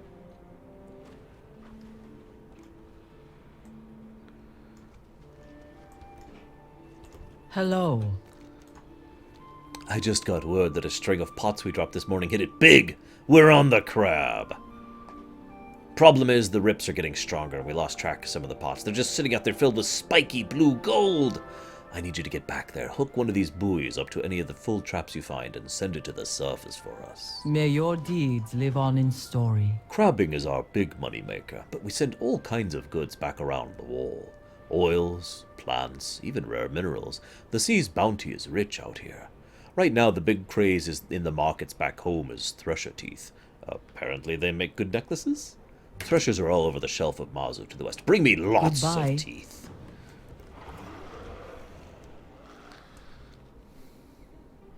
Dog. Dog. Dog. Hey, Dog. There you go. Come here, Dog. Keep up, Dog. Who's a good boy? Who's a good boy? Who can't keep up with the dragon? He really can't. He's actually falling behind.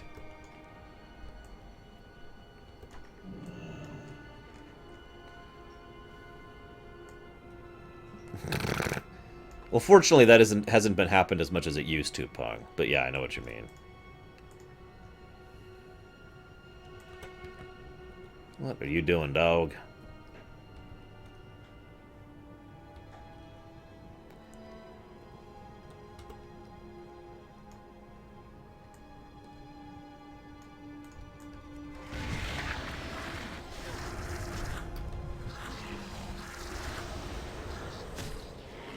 Nom nom nom. Tasty crab people. Oh, excuse me, these are actually lobster people. My apologies. Of course Dog has mechanical parts. Wait. A mechanical sea lion? What is this, Half-Life 3? That one's on the house valve.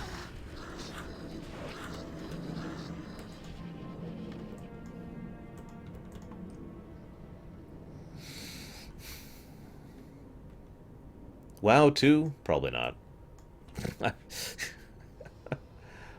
Honestly, there's simply too little possibility for it to happen. Now, that being said, Oh, here's the... Oh, excuse me. Here's the Mist Hopper. Excuse me. I thought the other wrecked ship was their ship. This is their ship. My bad. So here's the ship we have just been inducted into the crew of.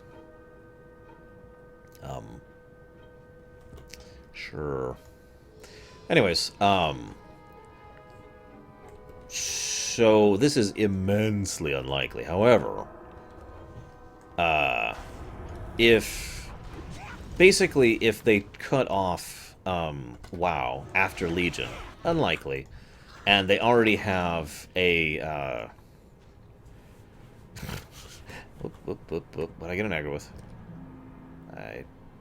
Okay.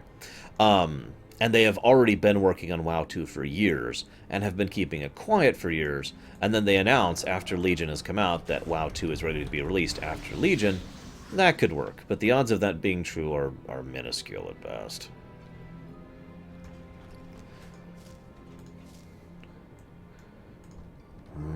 Thresher Teeth. This is another thing I like about Pandarian quests. I'm told to gather 200 things. And I'm like, oh god, 200? So I kill one mob, and out of that one mob I get 29 of those 200 things. See, inflation's even in the quests, guys. Nom, nom, nom. Not every quest is better designed like that, but you get my point.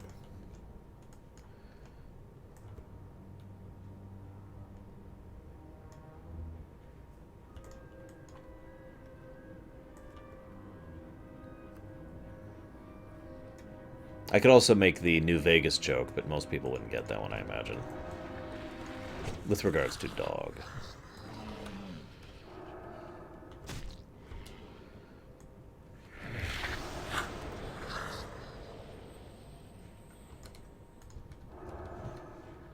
Let me make one thing clear. If they made a WoW 2, it would be a very brave move of them. That does not necessarily make it the right move. It just means it would be a very brave move for them to do. I'm actually not sure how that would work out, really. Try to keep in mind, WoW is still a successful game, as of right now.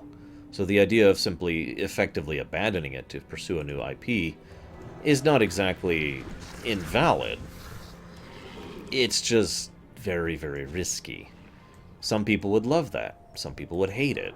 Some people do it just because they're tired of WoW. Some people do it because, you know, they want to try something new. Some people do it because it's a Blizzard game, and a lot of people have faith in Blizzard games. You know what I mean. So who knows if it would actually work out or not. Isn't that like the worst section of that game, though, Deutsch? Slog. Well, that's not true. There's actually some great atmosphere in that section. But God, that slog on the ocean floor. Bleh. Actually, I'm kidding. Probably the slog at the end is much worse than that. The one where you're going through the Starforge. Also, how the heck do you know that without having played it, Malleus? / confused.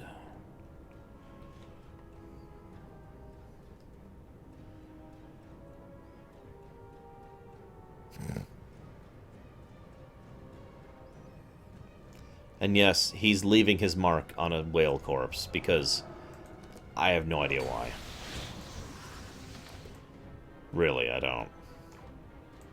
Because he's a sea lion dog? I don't know. Come here, sea lion dog. Come here, boy.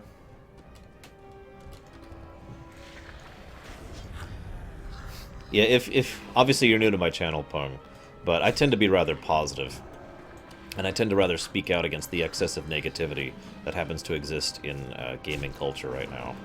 And one of the things I've mentioned several times is it's very, very popular to bash things that are very, very popular, like Blizzard games.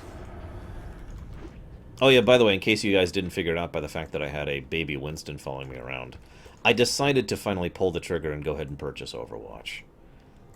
I probably won't be playing it that much. In fact, I'm not even sure if I'll be playing it at all.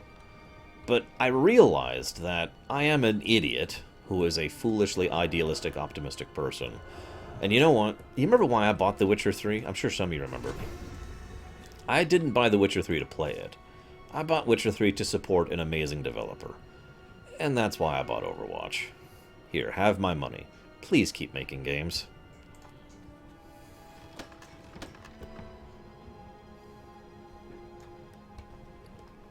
see. Where's that thing?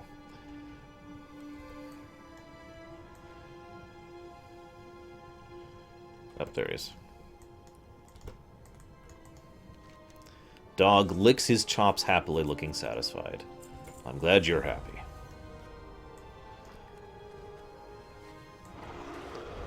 Oh, as an aside, I am also looking forward to having my incredibly awesome laser wings in Diablo 3.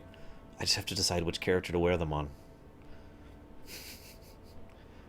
But seriously, that's not why I bought Overwatch. I probably will play it. I just want to play it, you know, the co-op way. Patience. Patience. Nice work out Stay there. focused. Having actually seen someone being eaten by a thresher, I'm not sure why you'd willingly string their teeth around your neck, but whatever. These are perfect. Just put them down there. I'd rather not touch them myself. Creeps me out. Keep the peace. Lol, Deutsch.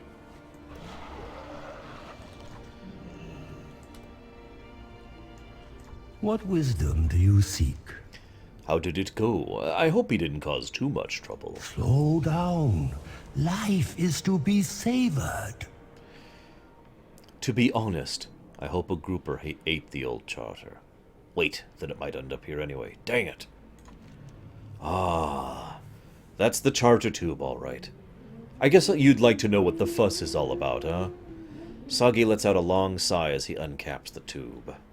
We might as well get it over with. Family, friends, food.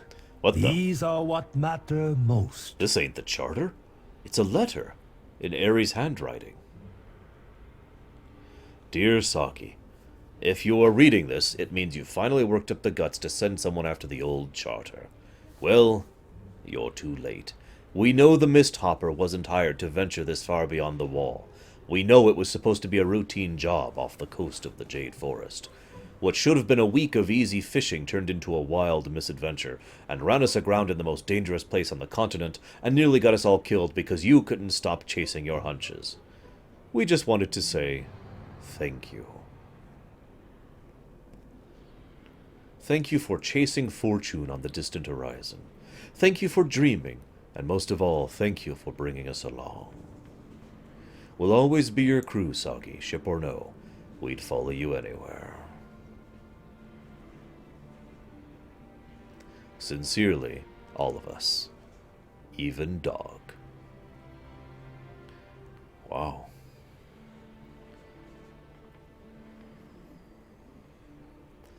Would you excuse me, Valvaxis? I've got something in both of my eyes.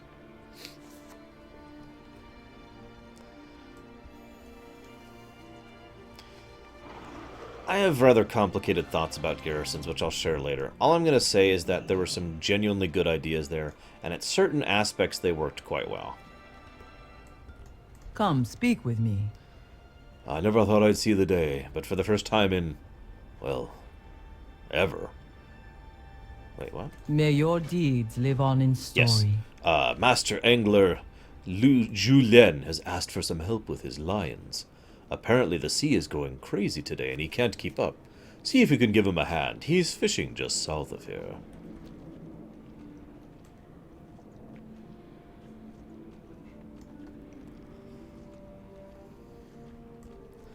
So, in case you wonder what it takes to be a master angler, as you can see, he's quad-wielding fishing poles. Technically more than that, because he's got some over there and some over there, but these are the ones he's actively wielding right now. You remember when I mentioned all the way back in the Jade Forest about the artisan mentality? We talked about this in the Valley of the Four Winds, too. Imagine the kind of dedication it takes to become an artisan at fishing over years and years and years and years and years of practice and refinement and passion for the art. And the reward? Quad-wielding fishing poles. I should make that a custom feat in D&D. Speak up. Goodbye. Pick up any of the fabulous rods and carefully tug the line. That should set the hook into whatever's flaying around at the other end. Where's the fabulous rod? None of these are fabulous rods. I think I'll go with the improvised rod. Well, that's unusual. It's a... Ah! The old ones approach! Okay, let's try this one. Whatever, you gotta be big. Keep up the good work in those lines while I land this baby.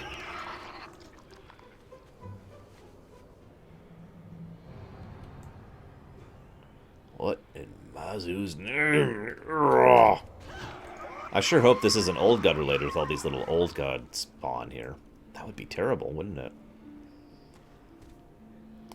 That would be just horrible.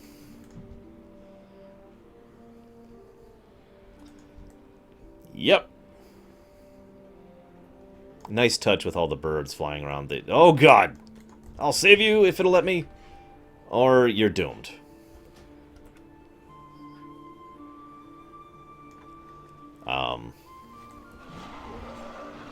Well, we got a Leviathan on our hands, buddies. Not sure what we're going to do about that.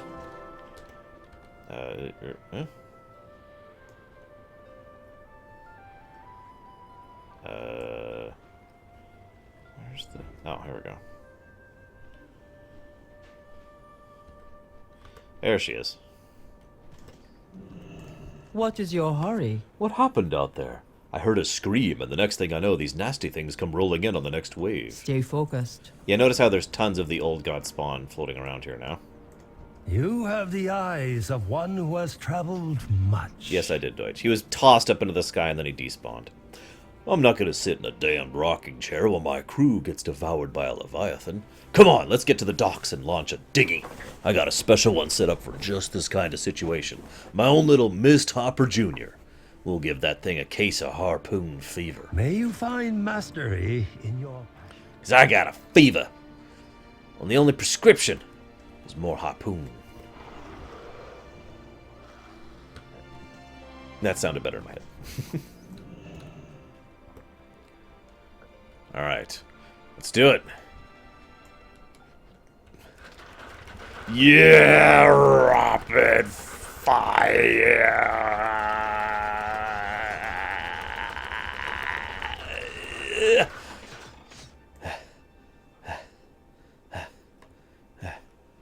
Hang on. We gotta... I don't think you're actually supposed to shoot that fast.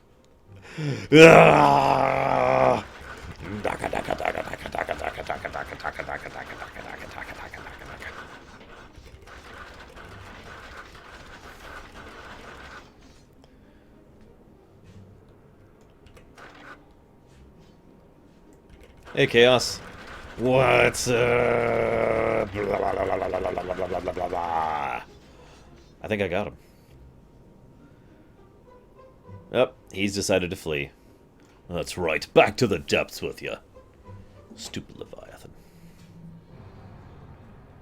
Alright, let's get back to shore. Oh, sorry. Show of violence. Ignore the fact that we already defeated him. You are most welcome. Nice shooting out there. I knew we could do it. Never met anything that can't be killed with enough harpoons. May the red crane live forever in your heart. That was some amazing work you and the captain did out there. It's an honor to have you on the crew. Oh, and Julen survived. He swam ashore just after you started letting harpoons fly. He was raving about some kind of gigantic egg or something that washed in with Zhao. Better check up with him, will you? He's probably hauled it out of the water by now. May your deeds live on in story. By the way, I love the idea that a master angler had fished up an old god entity. A Leviathan, basically. That's not an egg, Mr. Julien. Oh, I'm fine. I've had worse spills than that after a night at the chum bucket. Would you look at this thing? I spotted it peeking out of the sea floor when I went under. Zhao must have dragged it up when he was thrashing around. Not really sure what to do with it, but it looks valuable. Seeing as how you pretty much saved all our highs, I think we owe you this catch. White Tiger watch over you. Sure. So you want to, I don't know, roll it away or something? Nah, I've got an idea. If I could... Wait. Is it moving? Tremble, fools. The locust has awakened. Immediately throws up. You are nothing before the mighty Thor. The locust is fine. Get off me, you insolent crabs! The Klaxxi beckon. Well then, I'm guessing you know something about what just happened. Actually, forget it. I don't want to know. I'm going back to my lines.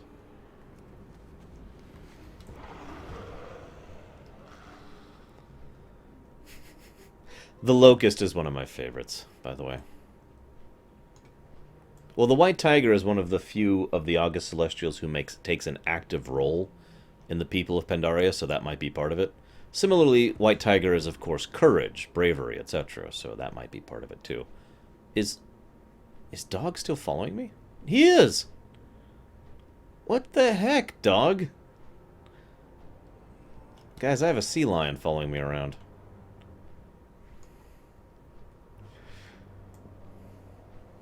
Seriously, the Locust is awesome. I am the great locust. Sorry.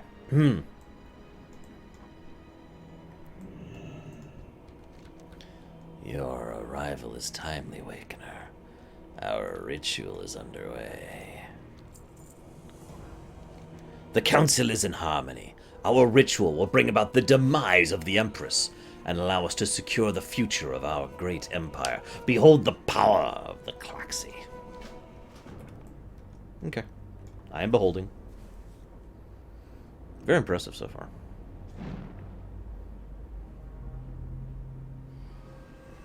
I sure hope no Shaw interfere with this great ritual. Especially not Shexir herself. Who dare challenge my empire?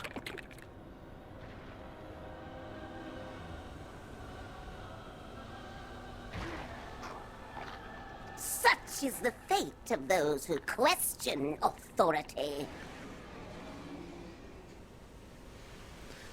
Which is kind of amusing because if you'll recall, the Klaxxi actually have higher authority than the Empress.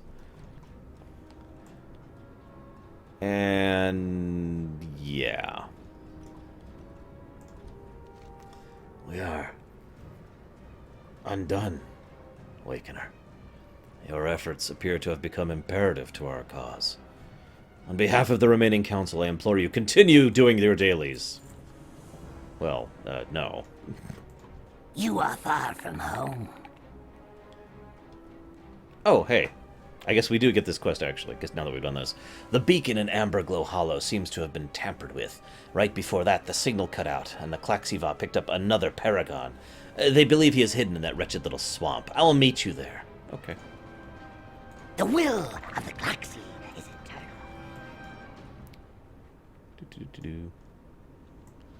Let's see. So I want the Locust. There is much to be done.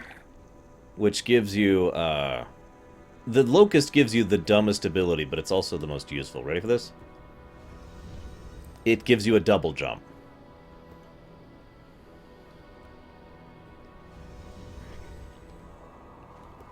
I usually use that, though. Yes, Wakener. You think me mad, do you? Yes, maybe a little. Even after 877 years of quietude, the desire to breathe does not go away. Perhaps something went wrong with my encasement. Maybe it was my preternaturally keen instinct. Whatever the cause, I was fully aware of the passage of time during my time in the Amber. After 78 years, I stopped trying to escape. I kept my mind sharp by creating and solving puzzles. The Amber took care of the rest from my body. But my sanity? No, I cannot say with good confidence my sanity survived intact. We are done.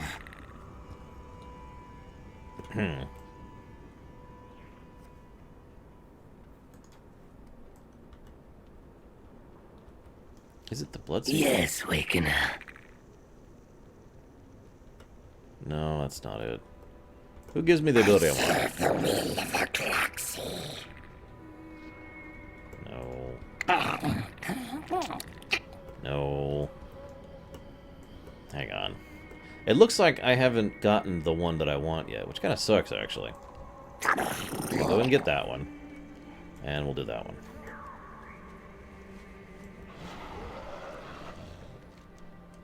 Alright, let's go save this one last Paragon.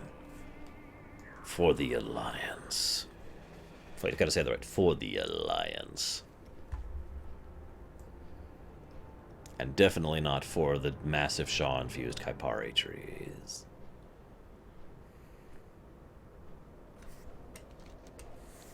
Is this the one that's down or in?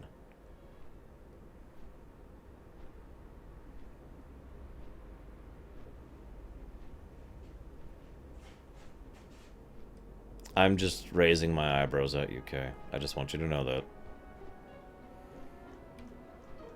How do I get in here? I'm trying to remember how to get into this one. I know it's a down somewhere.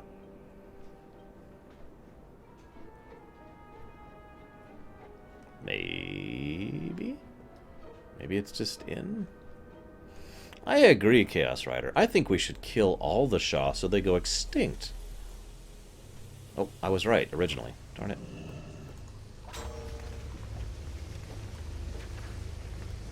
And guess what, Chaos Rider? That's exactly what we do.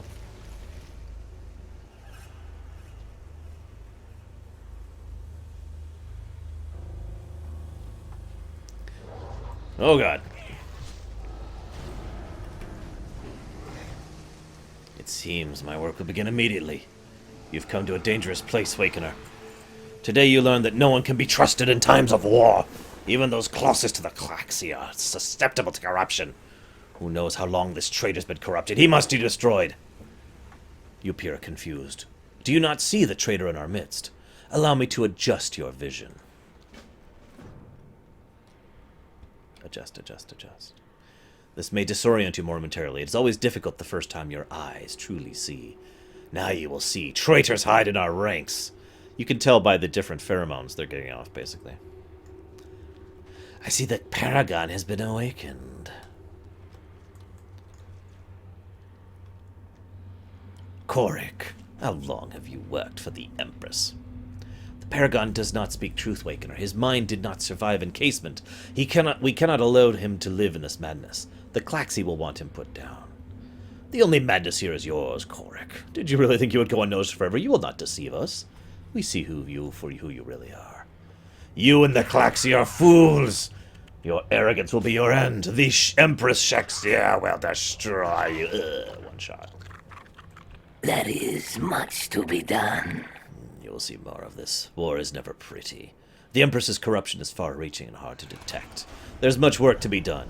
We need to start repairing the damage Korik did. For the Klaxxi. Korik has been sending signals to the Empress for weeks. Everything the Klaxxi have been done, the Empress knows about. Well, that stops now. Kip'tilak Ik will be the first to receive news of Korik's demise. It would benefit us to make sure this message does not make it to the Empress. Destroying the Whisperers and Beacon there will buy us enough time to come up with a plan. Kill swiftly. Kip'tilak Ik is just one of many locations that houses some of Empress Shakespeare's offspring. In their juvenile state, the young are restless and difficult to control. They are also deadly. Swarmborn are hatched with a highly toxic venom that diminishes in potency with age. The venom can incapacitate even the strongest and most skilled fighter. I would like you to bring me some of this venom. I will remain here to examine Korik's remains. I will meet you back at Klaxxi when you have accomplished these tasks. So this is Kip'tilak, a.k.a. one of the completely Shaw-infused trees. If trees were capable of feeling pain, yeah. And since this is Warcraft, they might actually, feel pain. Especially the roots. The roots really just makes me cringe every time I see them. Look at that. Imagine if your blood vessels, not the rest of you, just your blood vessels was completely Shaw-infested. Think about how that would feel for a moment.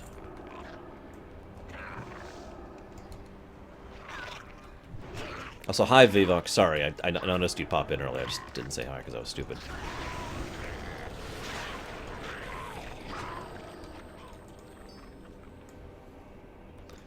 How do you know that they do, Elias? In other words, we can't know, which is my point.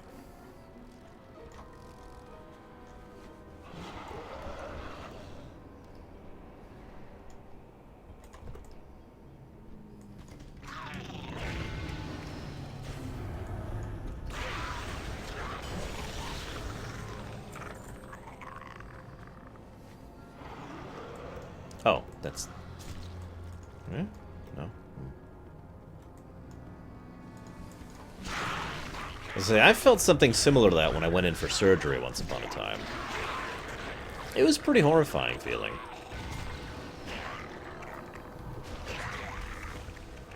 I'll be blunt. I think the Shaw infestation looks absolutely gorgeous. I think it's one of the most beautiful things in Pandaria. It's also one of the most horrifying things in Pandaria, so, you know. Tit for tat, as they say. Double jump! You know the best part about the double jump? It works while you're dead, too. So if you wipe in the Heart of Fear, you can double jump your way back from the graveyard quicker. And that's why I used the Locust for so long.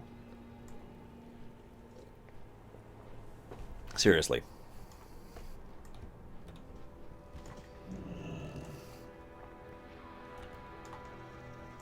You will prove useful. Information is power, Awakener. Those with the most information always have the most power. Really? Excellent work. This should allow us the time to repair the damage Korik caused. You may have just shifted the tide of war in our favor. For the Klaxxi. Swarmborn Venom will not only give us an additional weapon, it will help us figure out what stage the swarm are in. Advanced stages, but doesn't seem to be losing its potency. Very curious.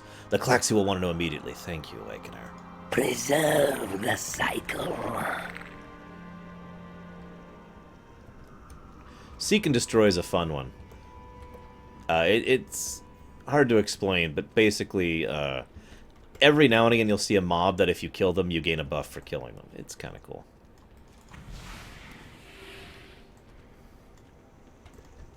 My life for the Klaxxi. Yes. Leave me now. The Klaxxi have detected the I'm glad you guys made me do the fishing village. I didn't realize that would unlock more Klaxxi stuff. Because the fishing stuff is kind of totally irrelevant lore-wise. The Klaxxi have detected the existence of another Paragon, Awakener. This one was kept well hidden from us, and for good reason. The Empress already has possession of this one, and her adjuncts work to destroy it even now. They are performing their sorcery in a chamber deep beneath the palace. They must be stopped. We hold Klaxxi Ves. You go in our stead. Find the entrance to their chamber on the ledge to the west.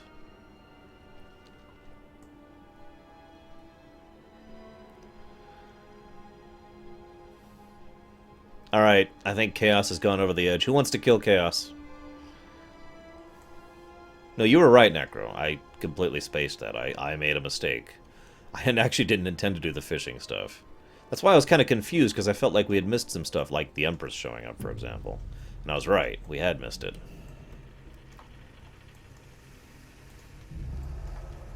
That's why I was like, are we done? Doesn't feel like we should be, but we are.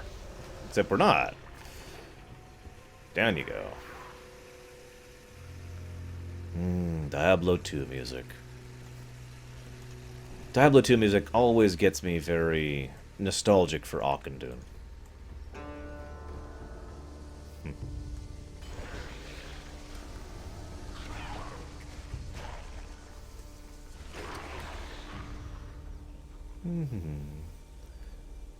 Alright, I also need someone to kill Kay, really quick. For his failure to kill someone else at the whims of another. So I need someone to kill Kay and someone to kill Chaos. I mean, I'll do it if I have to, but I mean, you know, I don't want to dirty my hands with their blood. Come on. I just washed. You know how hard it is to get blood out from under fingernails?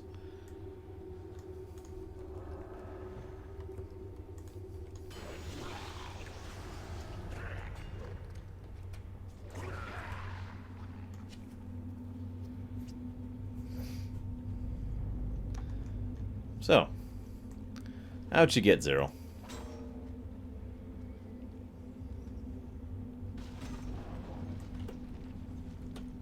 I'm pretty sure Zeril is one of the enchantments I used regularly. You came not a moment too soon, Awakener. The adjuncts would have destroyed me as I slept. Even in my dreams, I could hear their dark thoughts. Her dark thoughts. The Empress fears her own doing, yet fear itself is her undoing. She is beyond the edge of madness. Wait, the Klaxxi speak to me! Yes, The one remaining Klaxxi. I have heard the Empress's intention. Her reign must end. Tell me no more, Council. I will see my old home with my own eyes. I would gaze upon the ruin Vizier has wrought. There is much punishment to deliver for the Empire's crimes. We have no time to waste, Wakener. Meet me outside.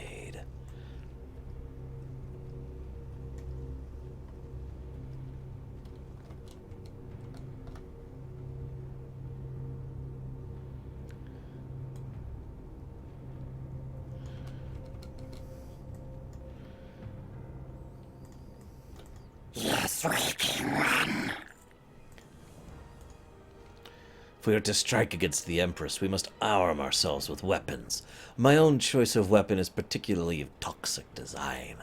The scorpions wandering the ledge produce a deadly venom they store on their tails. Bring me their stingers, and I will show you how I earned the title of Paragon. The cycle will be preserved. Of course I am, Milius. I'm going to show you it, too. I require another ingredient to create my first poison, Awakener. This ingredient you can easily find on the scarabs nearby. Kill them! Bring me their wings. We are done. Ahem. Before I was cast in amber, I made a great gamble.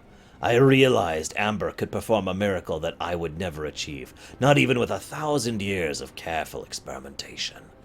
Before I became a paragon, I injected myself with 12 lethal poisons. The life-giving properties of amber protected me as I guessed, and time did the rest. Now, I can handle any poison I desire without fear. The last ingredient is perhaps the deadliest. A dreadshade flower grows along the hills. It is by eating these poisonous plants that the local wildlife has become so venomous. A single drop of dreadshade nectar can stop a Kun-Chong's heart. Go on, bring me some of these flowers, but do not be tempted to taste them. Why would I be tempted to taste them? Hey, Atokus. Except you're gone, maybe? I'll say hi again in a second. Gotta make sure I say hi to everyone like 12 times. I smell basil. Rather suddenly and strongly.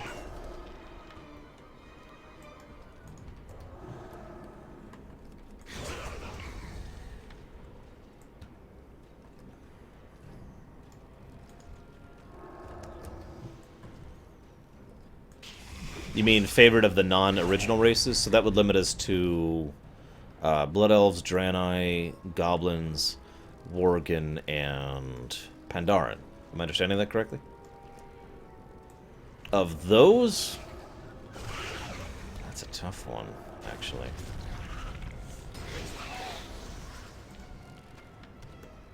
If someone's cooking with basil. Hey, Atokus, again.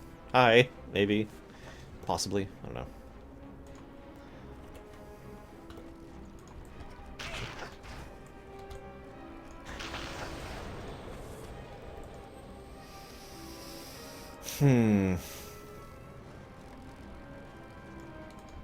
Sure I do, Gnarlix.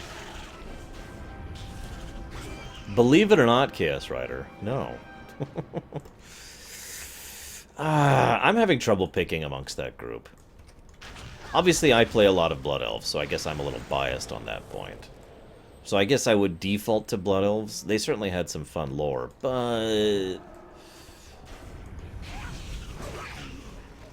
I honestly think the Goblins have been best used of those various races. I mean, the Pandarians certainly had the limelight in Pandaria, but that was basically it. The Goblins have been seen pretty much everywhere, in Cata, in Pandaria, and in, oh, non-playable? Oh, jeez. That's a totally different question. Jeez.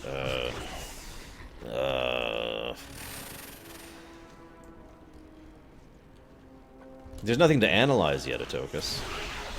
Unless they've announced something I'm not aware of. Hey, I love me some Draenei women. No lie there. Okay, so non-playable. I know this is going to sound hypocritical, but two of my favorite races that they did a lot with, non-playable-wise, are the Arakoa and the Ogres, both in Warlords. I know it's very popular to bash Warlords, but I do think they did a lot with the lore of those two races. Similarly, in Pandaria, I absolutely love what they did with basically all of the races. You know, I like what they did with the Hosen. I like what they did with the Jinyu. I like what they did with the Mogu. I like what they did with the Mantid. Honestly, I would probably go ahead and put the Mantid towards the top of that list, though. So, I'm going to go ahead and give it a three-way tie between the Ogres, the Arakoa, and the Mantid.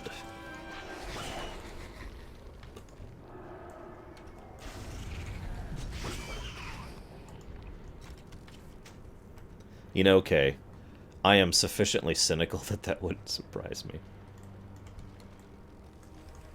And I bet you whoever plays that character will get it wrong. Not trying to quote Morden here, but seriously.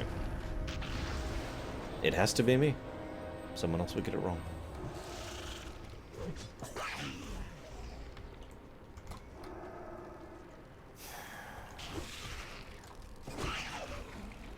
It would not be the first time a studio has received a proposition for a show, declined it, and then made the show anyways by changing a few things. And no, I am not referring to Deep Space Nine.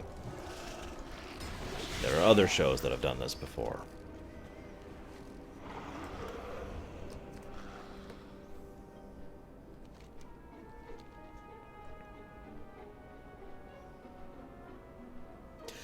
I would say the Nerubians catatonic, but honestly they weren't really introduced in Wrath, so I can't really talk about the Nerubians in that same limitation.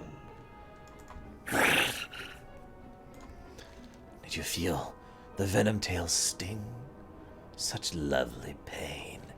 Well done, Wakener. I hope you handled those stingers carefully. The natural poison from the scorpions is deadly, but slow. It is the will of a Klaxxi. Scarab wings can be crushed to produce very fine, white, deadly powder. Yes, excellent, Waker. These are perfect. Have you ever considered learning the poisoner's craft? This is funny if you're playing a rogue, by the way. Remember your place. And yes, this is a Mantid. Sometimes the most beautiful things are also the most dangerous. Many would not know the value of what you hold. You've done well, Wakener. We are done. Before we return to Klaxxi, I wish to look upon the Empire. The Klaxxi Council told me the enemy gathers outside the Empress's palace. My poisons are ready. What better way to announce my return than with death and destruction? Just be careful not to mix the two serums, at least not while you're holding the vessels. Speak with me when you're ready to fly. The cycle will be preserved.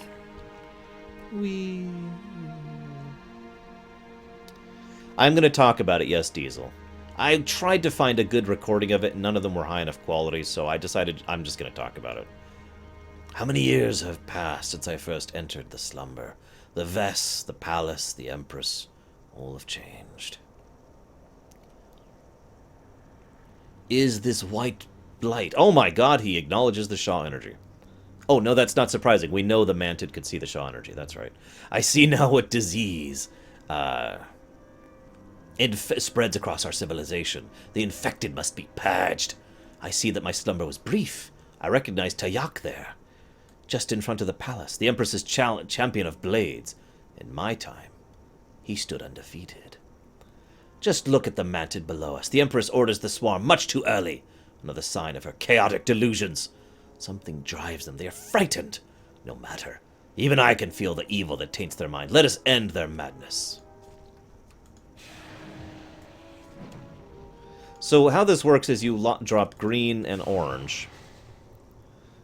And orange stuns them, green does damage. And if you mix them, they do a lot more damage. Like that. Kind of a neat little quest mechanic there.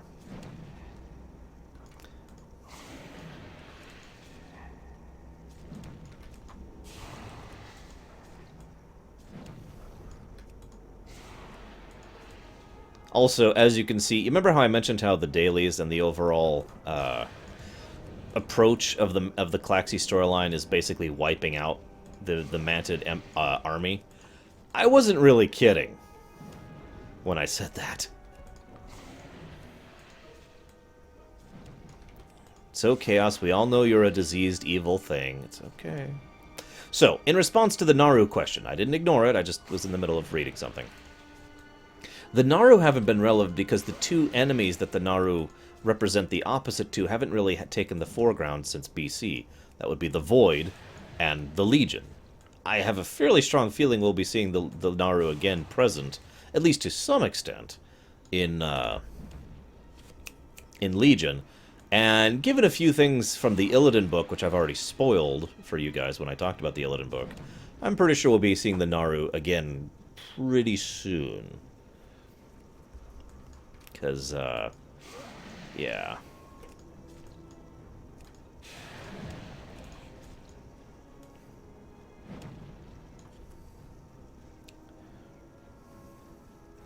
It's pretty clear the direction they're taking the story after Legion comes out. Or after Legion finishes, I should say. Also, haven't you guys seen the thing where Captain Planet just starts blasting people into trees? Come on. Also, Tree Deadpool. Just saying.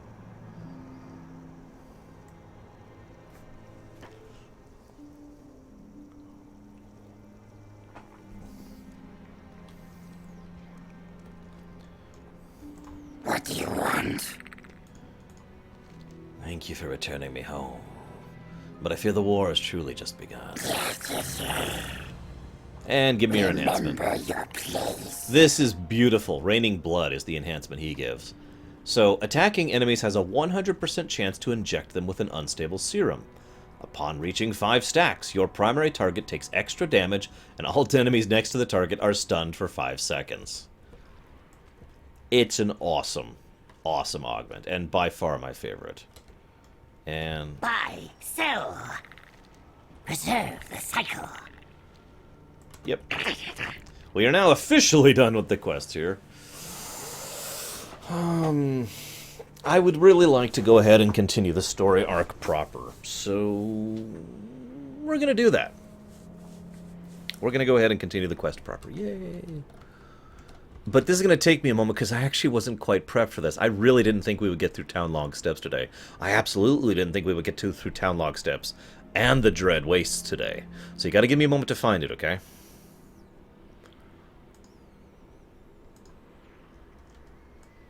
Because I haven't gone through and labeled these in order yet. But there's one raid I want to do basically immediately, because it follows almost immediately after the events of the Dread Wastes. And I'm sure you guys know what I'm referring to. I am, of course, referring to the Heart of Fear. Is that it?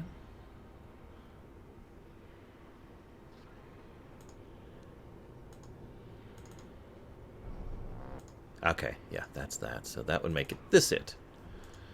Am I right? Okay. So, the Heart of Fear. God, I have a lot of stuff to do. Okay, so we're gonna go and do the Heart of Fear first. So we'll just cover that. So, first of all, I need to pull my notes.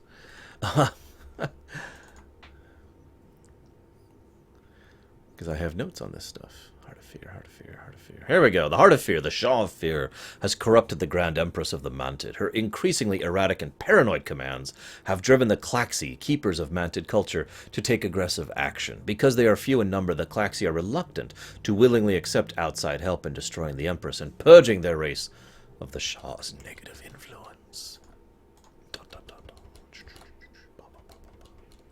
Sound effects.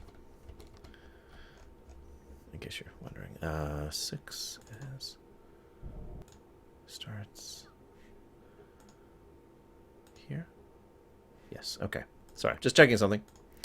Alright, so this is going to be a weird thing because we had a wipe. So we're going to be skipping things in a moment here. Let me know if the audio is okay, by the way. So, here we are, Heart of Fear, as previously mentioned.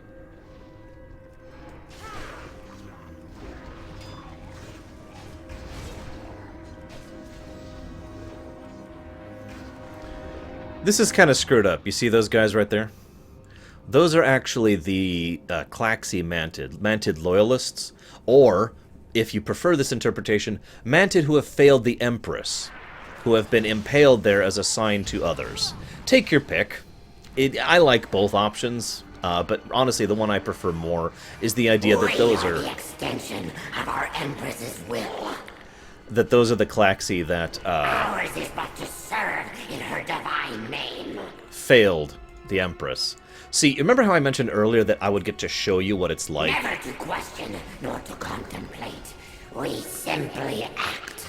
I gotta pause because he's gonna talk a lot. I remember how I mentioned to you earlier I would tell you what it's like when you see devotion go all the way, when confidence gets poisoned with fear, and instead of devotion you have zealotry. This guy who's talking right now, that is actually the Imperial Vizier Zorlok. Well, I'll read a little bit about him real quick. Zorlok shrieks his proclamation so they're heard throughout the sprawling Mantid palace. He is the voice of the Empress, and his words alone inspire the insectoid race's warriors to give their lives without question. Unwaveringly loyal, Zorlok will stop at nothing to defend his beloved matriarch, regardless of the corruption within her.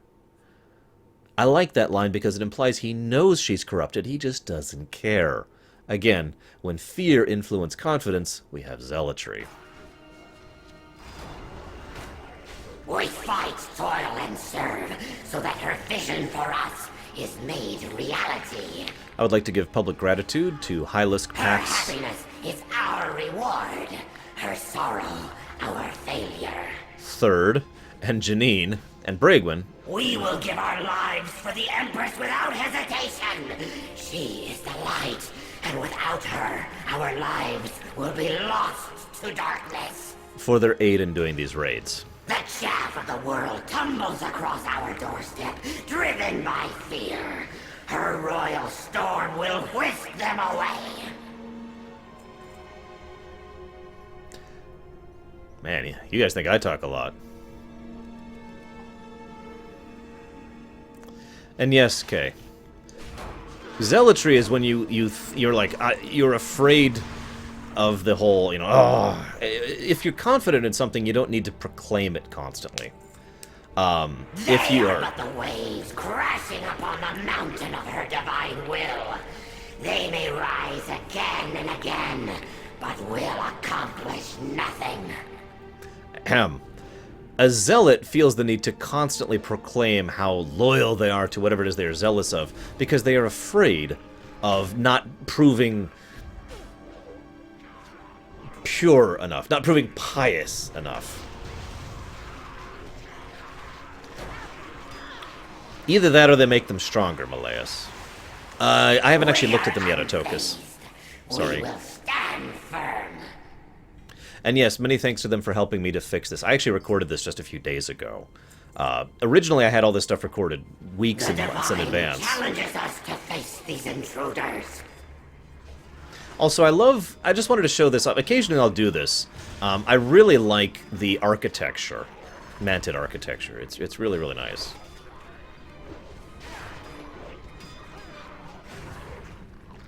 But yeah, a zealot has something to prove. Someone who is devoted, someone who is confident something does not. They are simply confident in it.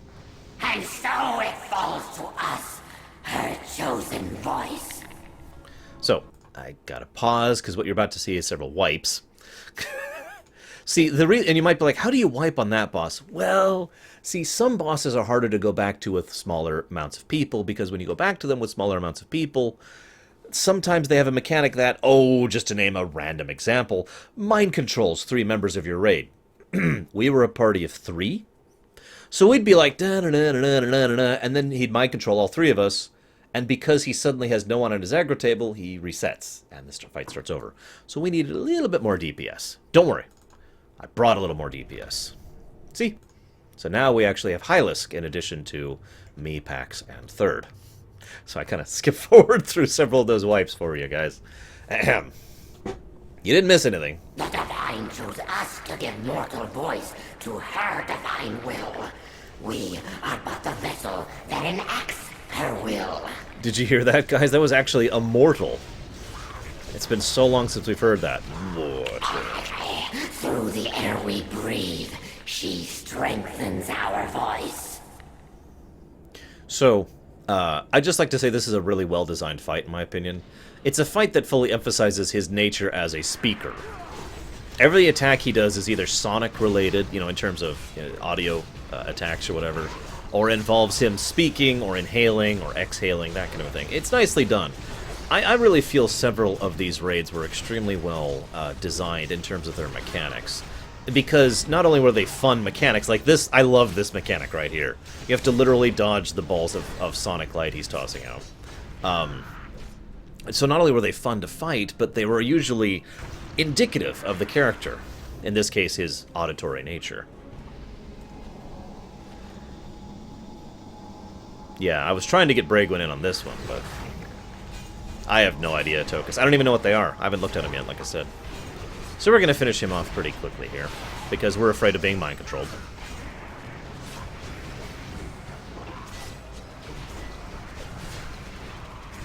We will not give in to the despair of the Dark Void.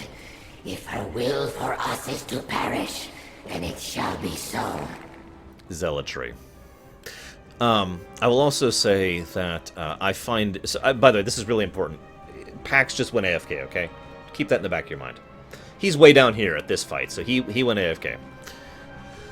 So we're going to go a little bit further through here.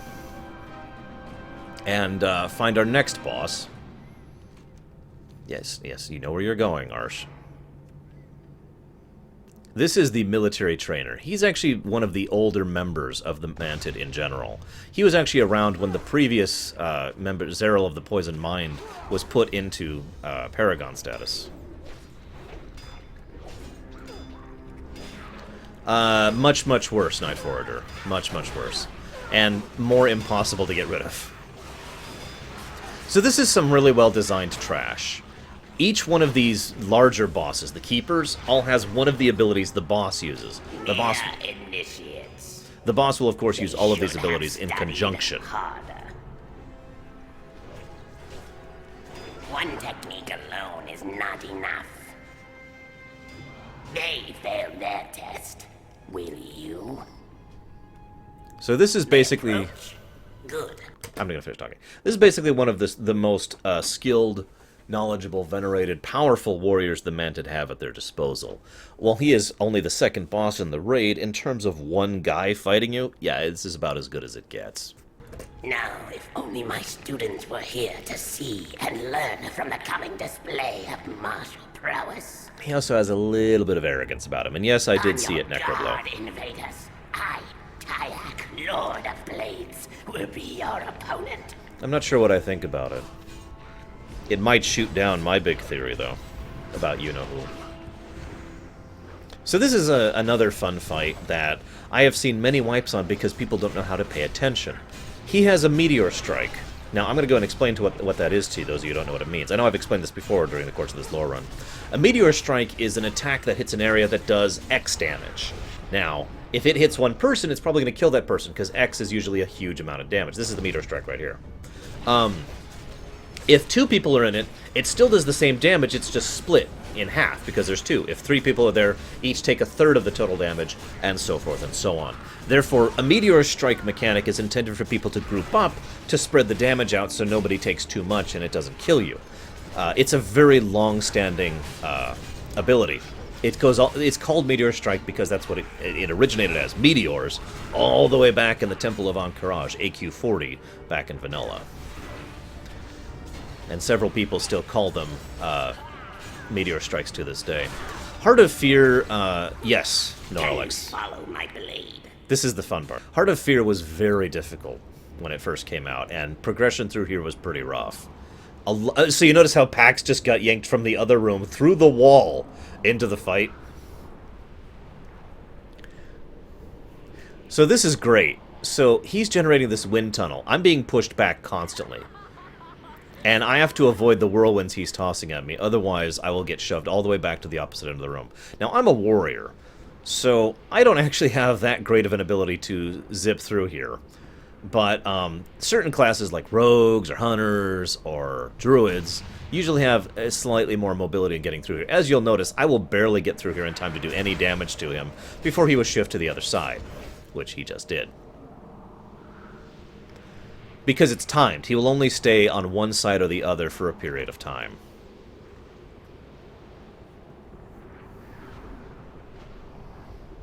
Yeah, Psychotic just pointed out 2 other examples from Cataclysm of meteor strikes. Like I said, it's a fairly common mechanic. It exists all the way up into Warlords. I love this mechanic, though. It's just so much fun. I always had fun doing this fight because of this mechanic.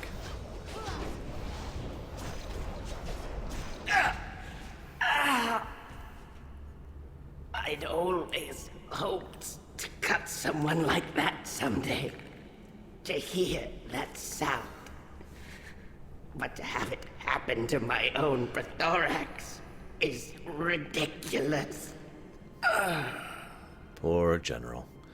As a point of note, that was basically the military commander of the entire Mantid army we just killed. I just point that out because, once again, I'm emphasizing the fact that the Mantid are screwed when we're done with them. Just completely screwed.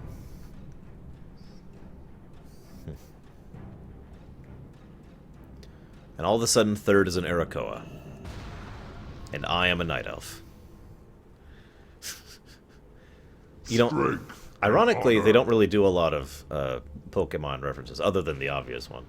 Once again, I love the little bug things. I just love Mantid architecture. I just wanted to show it off a bit more while we're in the Heart of Fear. They really did some good stuff with this. So our next encounter will be a little bit different. You'll see, though.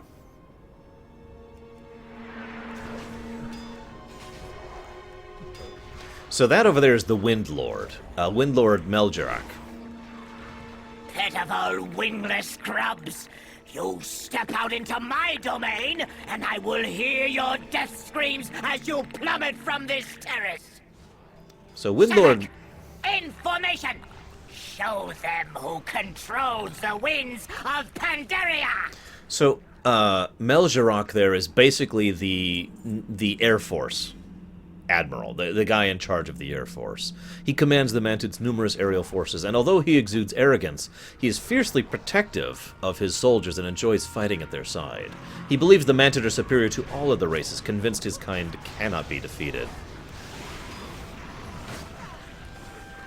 As an aside, I agree, Malleus. As an aside, one of the things I like is that most Wrath of the Empress! Bring mighty Garalon to us! Hang on. I want to show this in full detail. So one of the things you notice in most of the early bosses of the Heart of Fear is they are not directly influenced by the Shah of Fear, which kind of makes this whole situation even more messed up. We got that especially from the voice of the Empress, Zorlok, High Vizier Zorlok, because these are Mantid who are not influenced by directly, who are not infested with Shah. Okay, they're still afraid. All of them have one fear or another. The Imperial Vizier was afraid that people would not bow before her. The Blade Lord was afraid he would not be able to use his perfect techniques. Garalon, well, we'll get to that in a moment. And the Wind Lord is afraid that he will not be able to defend his Empress. And we'll see more fears in the future. But none of them are actually infested, which means these are basically normal people who just happen to be loyal to a bad leader. And doesn't that sound familiar? So this is Garalon, the third and final of the giant Kun-Chong. I actually really like this fight, but it was a pain to do with pugs, let me tell you what. Because people could not figure out how to do it. He's pretty big. I know the camera angle isn't quite getting it. He's pretty damn big. I believe he's actually the second largest of the various Kun-Chong in the game. I'm going to explain his fight mechanic really quick. You see that pink circle underneath him there? It's hard to see, so I don't mind if you don't. If you get under that, he does an attack which hits the entire raid. You see the circle around his legs? Anytime you're near one of the legs, in that circle, you do more damage to that leg. If you break, each leg you break slows him down, and the damage you do to the legs does damage to him. He also has no aggro table. He follows whoever happens to have the pheromones on them. So I'm going to have the pheromones for the duration of this fight. The second one was in the... Grind their bones to dust! What was... the Gate of the Setting Sun instance was the second one. I forget his name. Ryon, I want to say. And the first one was, of course, the one at the Valley of the Four Winds.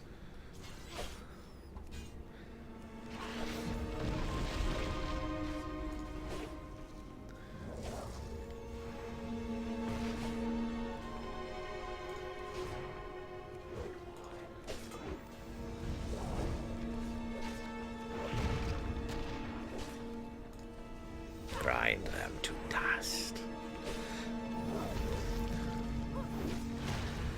Now, you can kind of see the trail I'm leaving with the pheromones here.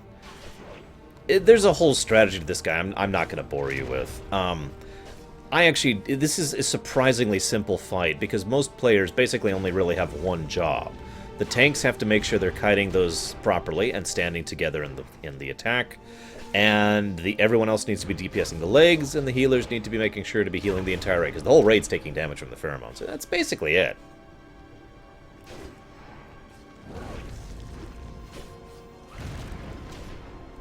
But it's fun. Each of the mechanics works well together. Now I'm about to cross over the line. Just barely. You see that, like, just my foot went over the line.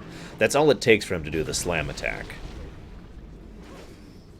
Oh, that would be terrible, Malleus. Oh, he also heals his legs periodically, so you have to keep killing them. And down you go. Impossible! Srathik, Sarthik, Kovok to the top of the terrace! We must defend the Empress! Note the fear in his voice. Now, I wanted to test something here, and it turned out it didn't work that way, so we're just gonna skip ahead a bit. Here we go. Your defiance of the Empress ends here! So, this is the actual Wind Lord, the aerial commander I just mentioned. In LF, I don't actually know if this is true on other difficulties, because I never got past Garalon in other difficulties, but in this version, you get these things which you can use to CC. They're really good CCs, too. Just flunk, and you impale someone, and they're basically CC'd for like a minute. All of Pandaria will fall beneath the wings of the Empress! Do note that unlike the previous boss, the Supreme Commander, this guy doesn't fight you alone. In fact, he fights you with what is effectively an entire platoon of his most elite troops. Each one of them which does a specific different mechanic and makes them pretty rough to deal with. I just point that out because it helps to emphasize the difference between the two. This guy, once you kill his troops, is nowhere near as strong. You know, once you actually get past that point, you've effectively won. My blade never misses its mark. Yeah, this Amber Prison thing, I've actually seen this wipe groups because pugs. That's true, we are not fighting him alone either, but I pointed out because we fought the last guy alone. Pay for your transgressions! Come on, someone get me out of the Amber. Hit me, hit me. There we go. So once we kill all of his troops, he goes after us for blood because he actually cared about his troops. He had troop loyalty. Big surprise, right? And most of his attacks also inform his aerial nature. Bombs. He has this spinning air attack, that kind of stuff. It's fun. You won't see all of them because we were kind of in a hurry to kill all these guys. Belong to the Empress! He has this attack too, which could also wipe a group if your healers weren't on top of it.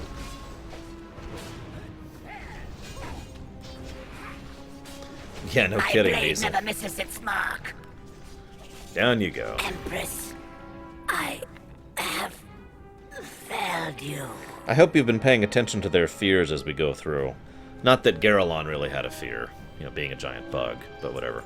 Garalon's lore tidbit is literally just, it may be time to reconsider stepping on bugs. Don't make fun of this hulking behemoth's tiny wings. Well, that'll just make him angry. Scroll down a bit. The next guy we're going to be fighting is probably one of my favorite lore reason fights we're going to be fighting in the Heart of Fear. The Amber Shaker Unsok, where I'm just going to go ahead and quote him here. Eager to please his Empress, Unsok has produced several innovative concoctions, and yet this brilliant young alchemist's close proximity to the Mantid Queen has allowed the Shah's negative energies to take root in his mind. Now, Unsok's overwhelming fear of failure drives him to create increasingly deadlier weapons. This is the only one of the various Shah whose fear is stated outright. In this case, his fear of failing as Empress, his fear of failing at his task of being the High Chief Alchemist. But I'm going to let this play for just a bit because I want to talk a little bit about him. He is probably one of our best insights into the things you can do with amber. Because his entire mechanic is that he is basically a mad scientist who happens to be very, very, very skilled amber shaper. So he will do... all of his attacks are, focusing amber on you, infusing amber into you, which mutates you into this other creature. He attacks you with an amber monstrosity, stuff like that. There's all these amber globules floating around. He's got huge reservoirs of amber in here. It is implied, but never stated outright, that one of the reasons the Mantid have been over-mining the Kyparite, over-mining all the Kyparite trees to get more and more sap, more and more amber. I see you have found a few of my experiments. Step closer and you may witness the full glory of my work here. Is because of this guy and his overwhelming fear, leading him to constantly demanding more and more and more sap, literally over-mining it, to the point of devastation. As I mentioned before, the fact that the Kyparite trees are basically not going to be producing sap unless someone else comes along and helps cultivate them again.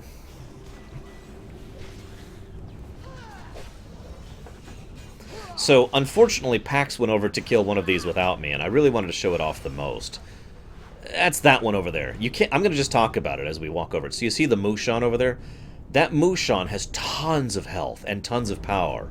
It also has giant globs of amber literally just in and on its body. Like, as if you can imagine just giant amber pustules glowing on its body. Once you kill all the pustules, its body dies instantly.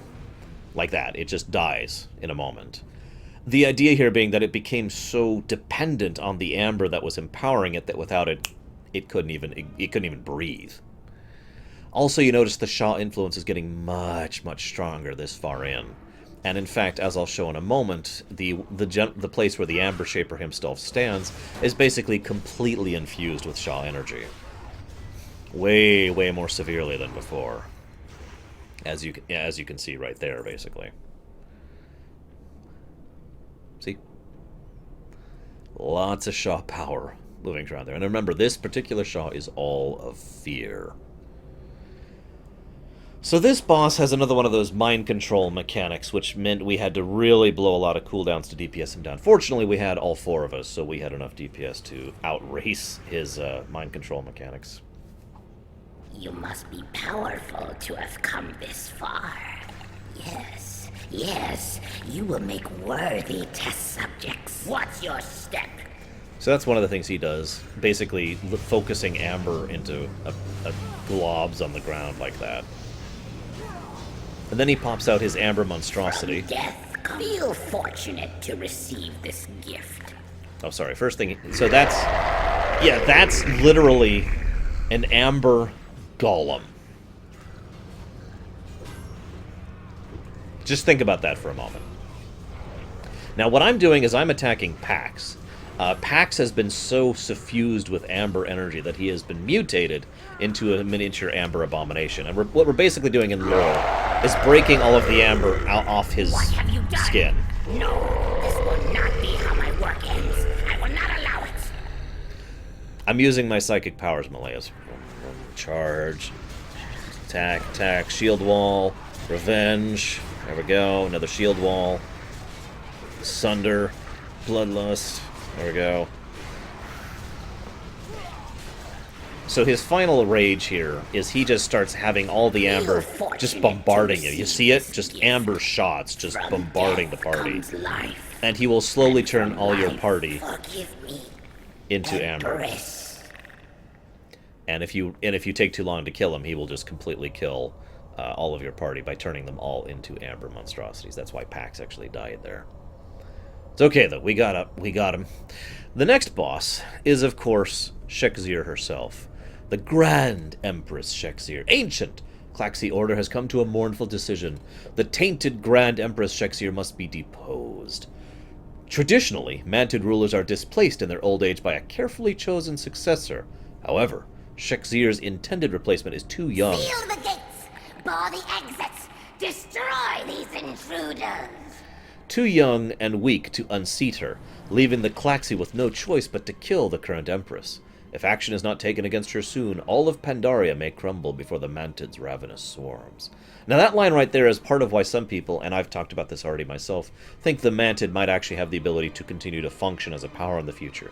Because that one little thing mentions that there's another Empress who's very young, and very incapable of ruling or leading or doing anything, who exists out there. And since we never see that Empress, that potential Empress, it's possible she might grow with an age and then start, hatching new Mantid in the future. So I personally think that was Blizzard leaving a back door for them to have the possibility of having the Mantid come back without having to actually commit to it. By the way, this is where the Empress works, sleeps, functions. I want you to imagine, everyone but Chaos, I want you to imagine what it would be like to have your everyday life in a place so utterly, completely consumed with Shah. Look at this place.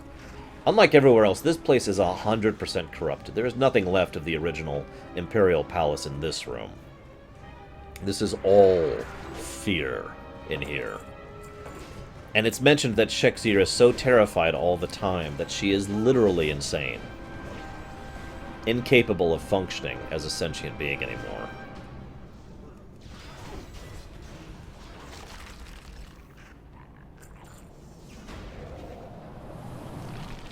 I mean, look at how the Shah has just grown on her body there. Look at that.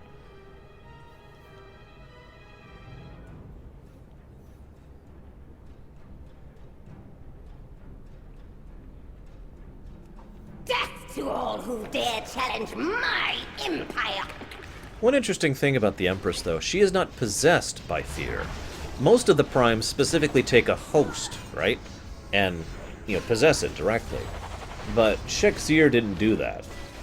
Or rather, fear didn't do that with Shek'Zir. Fear is controlling her and terrifying her, but he's over there in the corner, and we'll see him in a minute. She is operating without him directly mind-controlling her, if that makes sense, which I find interesting. It says something about how powerful fear is, that he doesn't need to directly possess someone in order to control them, whereas the lesser Shah do.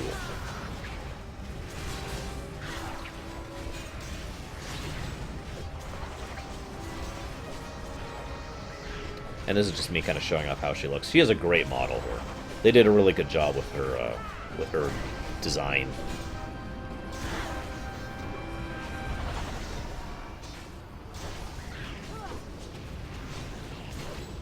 No more excuses, Empress. Eliminate these Cretans, or I will kill you myself. And that is fear. More or less directly forcing his power into her. As I mentioned before, there's only two Shah who actually have color in their design, and they are the two strongest. Fear and Pride. Notice how she's completely gone at this point. There's nothing left of her but fear.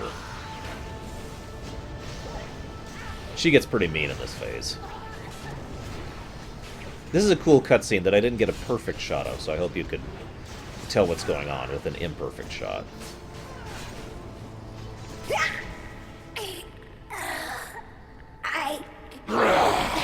Useless! Fall limp and die before me, wretched insect! Your kind are worthless to me!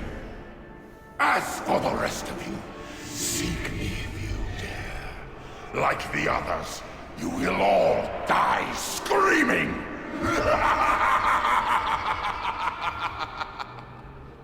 And he literally breaks through the roof, sending the ceiling crashing down. And if you look up, you can see the remnants of the Shah-infested sky up there. Well, we can't just leave it at that, can we? We have to go deal with that threat. We have to go actually stop him, rather than just letting fear run rampant in Pandaria. I mean, we finally had fear cornered, and he just got away. You have the eyes of one who has traveled much. The good thing is we know exactly where he went.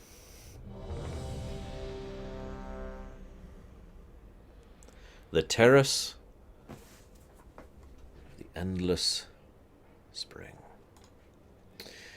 Hang on, I'll read this real quick. Straddled in the mountain range between the Jade Forest and the Vale of Eternal Blossoms, the Terrace of Endless Spring has been a sacred refuge for millennia. Its peaceful fountains are said to have the power to heal and rejuvenate. But when fear attacked, many of the complex's guardians turned on each other in fits of terror.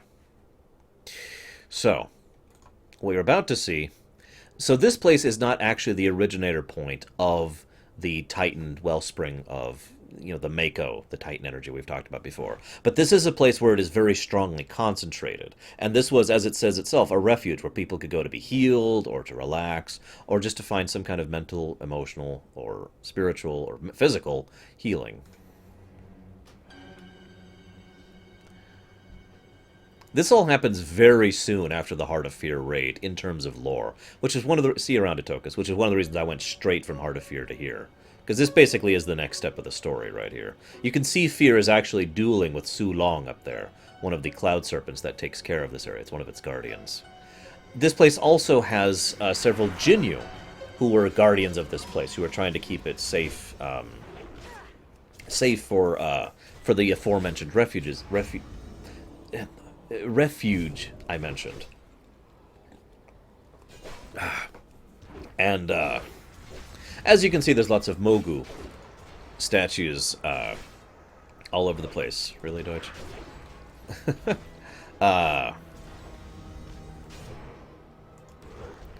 Go. Once again, emphasizing the fact that the Mogu had found this spot as well. No surprise. And it probably invested quite a bit of energy and effort into the life-giving powers of the well. After all, that would be an extremely useful asset to any empire, especially one as conquering and horrible as the Mogus. Am I right?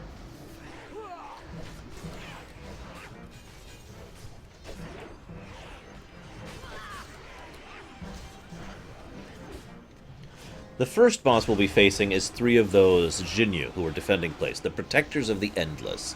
When fear invaded the Terrace of the Endless Spring, 3 venerated Jinyu protectors were corrupted, and they betrayed the other mortal sentinels, slaying them all. The Twisted Guardians have now turned their attention to any intruders who might interrupt the Shah's attack on the area's last defenses. The Terrace was not meant for your kind. Their fear is pretty obvious. A storm approaches! Yeah, sure thing, Chaos. You let me know how that works out for you. So, this is actually kind of a cool fight. It's very simple, but the order in which you kill them not only changes the loot you got in anything but LFR, but changes the difficulty of the fight. Basically, that guy we're killing right now, if you kill him last, the final phase of the fight is pretty brutal. It's a DPS race from hell, while also dealing with a bunch of other mechanics.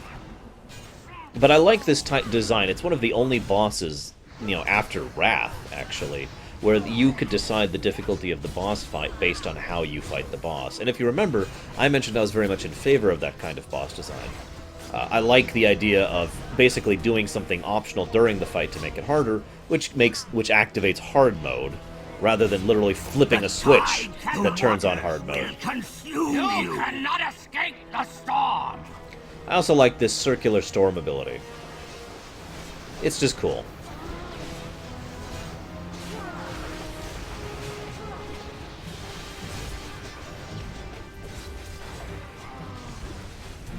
In case you're not catching it, one of these is a DPS, one of these is a tank, and one of these is a healer. I like the fact that killing the tank last is the hardest mode, by the way. Drown in fear! And we are, of course, will consume you. We're killing the healer last, which is the easiest mode. Although that's debatable. Some people think killing DPS last is easier. As of this exact moment in time, no. I'm not in any betas that I'm aware of. The Shah must be stopped. Now, one of the interesting things about this raid is there's very little trash here. We already fought the first few apparitions of fear. No, the waters. I must resist. I shall not fear. And then we fight a couple of trash after this boss, and that's it. 2 packs of trash in the whole raid. Notice there's literally 0 trash between the previous boss and the one we're about to fight, Su Long. Ahem. Su Long, legends speak of the spiraling golden serpent that can sometimes be seen high in the sky, basking in the sunlight above the clouds. Not belong here. The waters must be protected. I will cast you out or slay you! The few who claim to have observed this creature say it is fiercely protective of the Terrace, which probably makes sense since he's trying to freaking kill us. This is a good example of a fight that's way easier in LFR. You see that sunbeam? So anytime you're not in the sunbeam, you're out in the shadows, and you take ever-increasing damage for being in the shadows, which is erased by being in the sunbeam. In LFR, that's the end of it. In every other difficulty, you have every person who's in the sunbeam shrinks the sunbeam until it goes away, so you can't just stand in the sunbeam. You have to stay out in the damage for a while, poke into the sunbeam, and then poke your way back out in order to allow yourself to survive it. Thank you, strangers. I have been freed. There's also an awesome second phase to this fight I can't show you because it requires healers, so I didn't show it. Basically, if it's during the nighttime, you have to kill him. If it's during the daytime, you have to heal him. And it works out pretty well. As you can see, he's just getting the hell out of dodge now.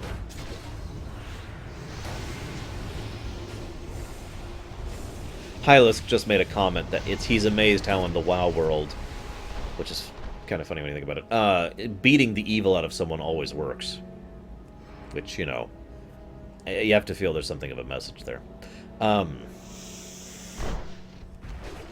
So our next boss is the water spirit, the water elemental of this particular fountain, Le Shi. For countless years, this friendly water spirit frolicked in the mountains of the Endless Spring with childlike wonder and glee. When the fighting suddenly broke out in this peaceful place, Le Shi saw the crystal-clear water turn cloudy and murky, and terror fell over her mind. Again, this is another one of those examples of an elemental being directly influenced by something directly influencing the thing they're the element of. In this case, water. I hate this fight. I get where they're going with it, but it's a really irritating fight. Basically, she fights you for a second, and then she goes invincible, kind of. What are you doing here? Go away! And you have to deal with her mechanic, and then you can fight her again, then she goes invincible again, then you can fight her again, then she goes invincible again. And it's really irritating to stack things like Bloodlust or cooldowns or whatever, while she's constantly just periodically going invincible. It's aggravating, is what I'm trying to say. So that's one of the things she can do. She can summon ads, and she's invincible while the ads aren't up. She's still hurting you, by the way. I'm hiding until you leave! While she's invincible, she's still doing damage to you. This is a fun one. I'm really good at this one. She plays hide and seek, and you always can see where she is because there's a little splash wherever she is. It's a distinctive splash. It's different from the other ones. The thing is, I'm a warrior, so I basically have only 3 abilities that can do anything to knock her out of that. What you have to do is you have to hit her with a non-targetable AoE in order to knock her out of this mode. So I can do Thunderclap, I can do Hup, and I can do Blade Storm. That's all I got. Other classes are much better at bringing her out of that than I am. So I've always hated that particular one as a warrior. We'll show off her third thing in just a moment.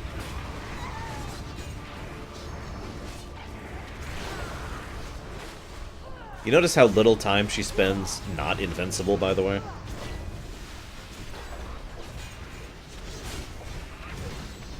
Get away!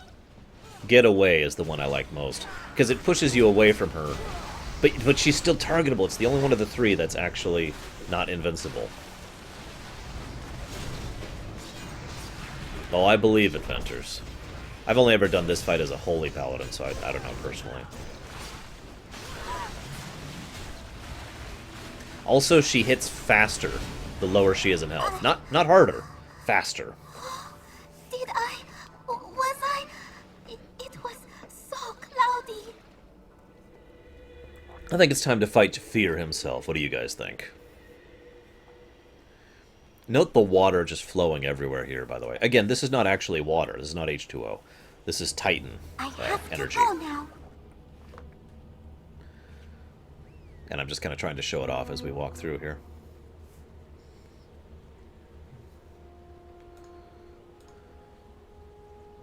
I have to make the water not cloudy anymore.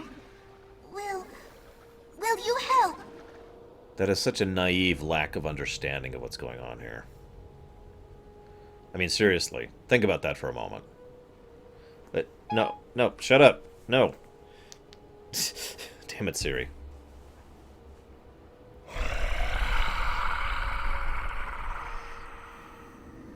Your lights will go out. The darkness will envelop you, and you will fear the shadows that move within it. You will know fear. Now, this is a pretty cool fight. Pretty cool looking boss fight. He's got some cool mechanics. Here's the problem. All of his mechanics are actually really, really, really easy to bypass on LFR. To the point where this is actually a really boring fight on LFR. Now, I've actually fought him on normal difficulty, which is a lot funner. I've never gotten to fight him on Heroic. I hope to do that in Legion, so I could see his last phase, which only happens in Heroic. It's not actually much else lore-wise, so I have nothing to show there. So this is one of his cooler mechanics. He tosses you out to his minions.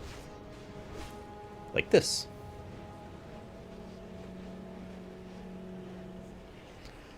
Now, once you kill these minions, they give you a very temporary buff, which is nevertheless a very awesome buff, and also makes you immune to all fear effects. And most of his attacks are fear effects, so you're actually immune to several of his attacks.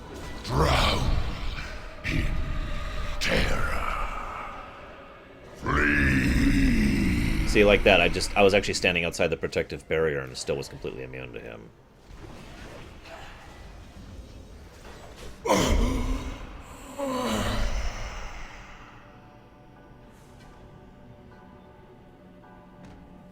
And thus, fear dies.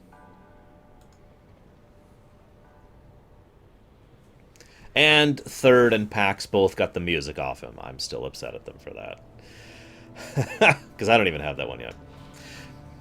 Yes, I pointed that out earlier too, Gnarlex. Fear and Pride both actually have different coloration to them. As opposed to all the other primes. All the other Shaw, for that matter. Even the lesser Shaw of Fear are still black and white. Yes, Fear also drops some pretty nice weapons. And that is basically it for that overall story arc. It's been actually interesting following it from Kunlai to Townlong to the Dread Waste and finishing up just outside the Veiled Stair. I'm going to go ahead and cut it off here. It's pseudo late, and you know, I've got stuff to do tomorrow. Tomorrow, we're probably going to go ahead and finish up all of Pandaria. I've got to do a couple things to prep for that. We'll be showing off the Raytheon Legendary Quest. We'll be showing off the 5.1 content. We'll be showing off the 5.2 content. We'll be showing off a little bit of the Timeless Isle. And we'll be showing off a couple of the quests they added with the final patch and, naturally, the Siege of Orgrimmar. So, I hope to see you tomorrow, guys. Have a good one.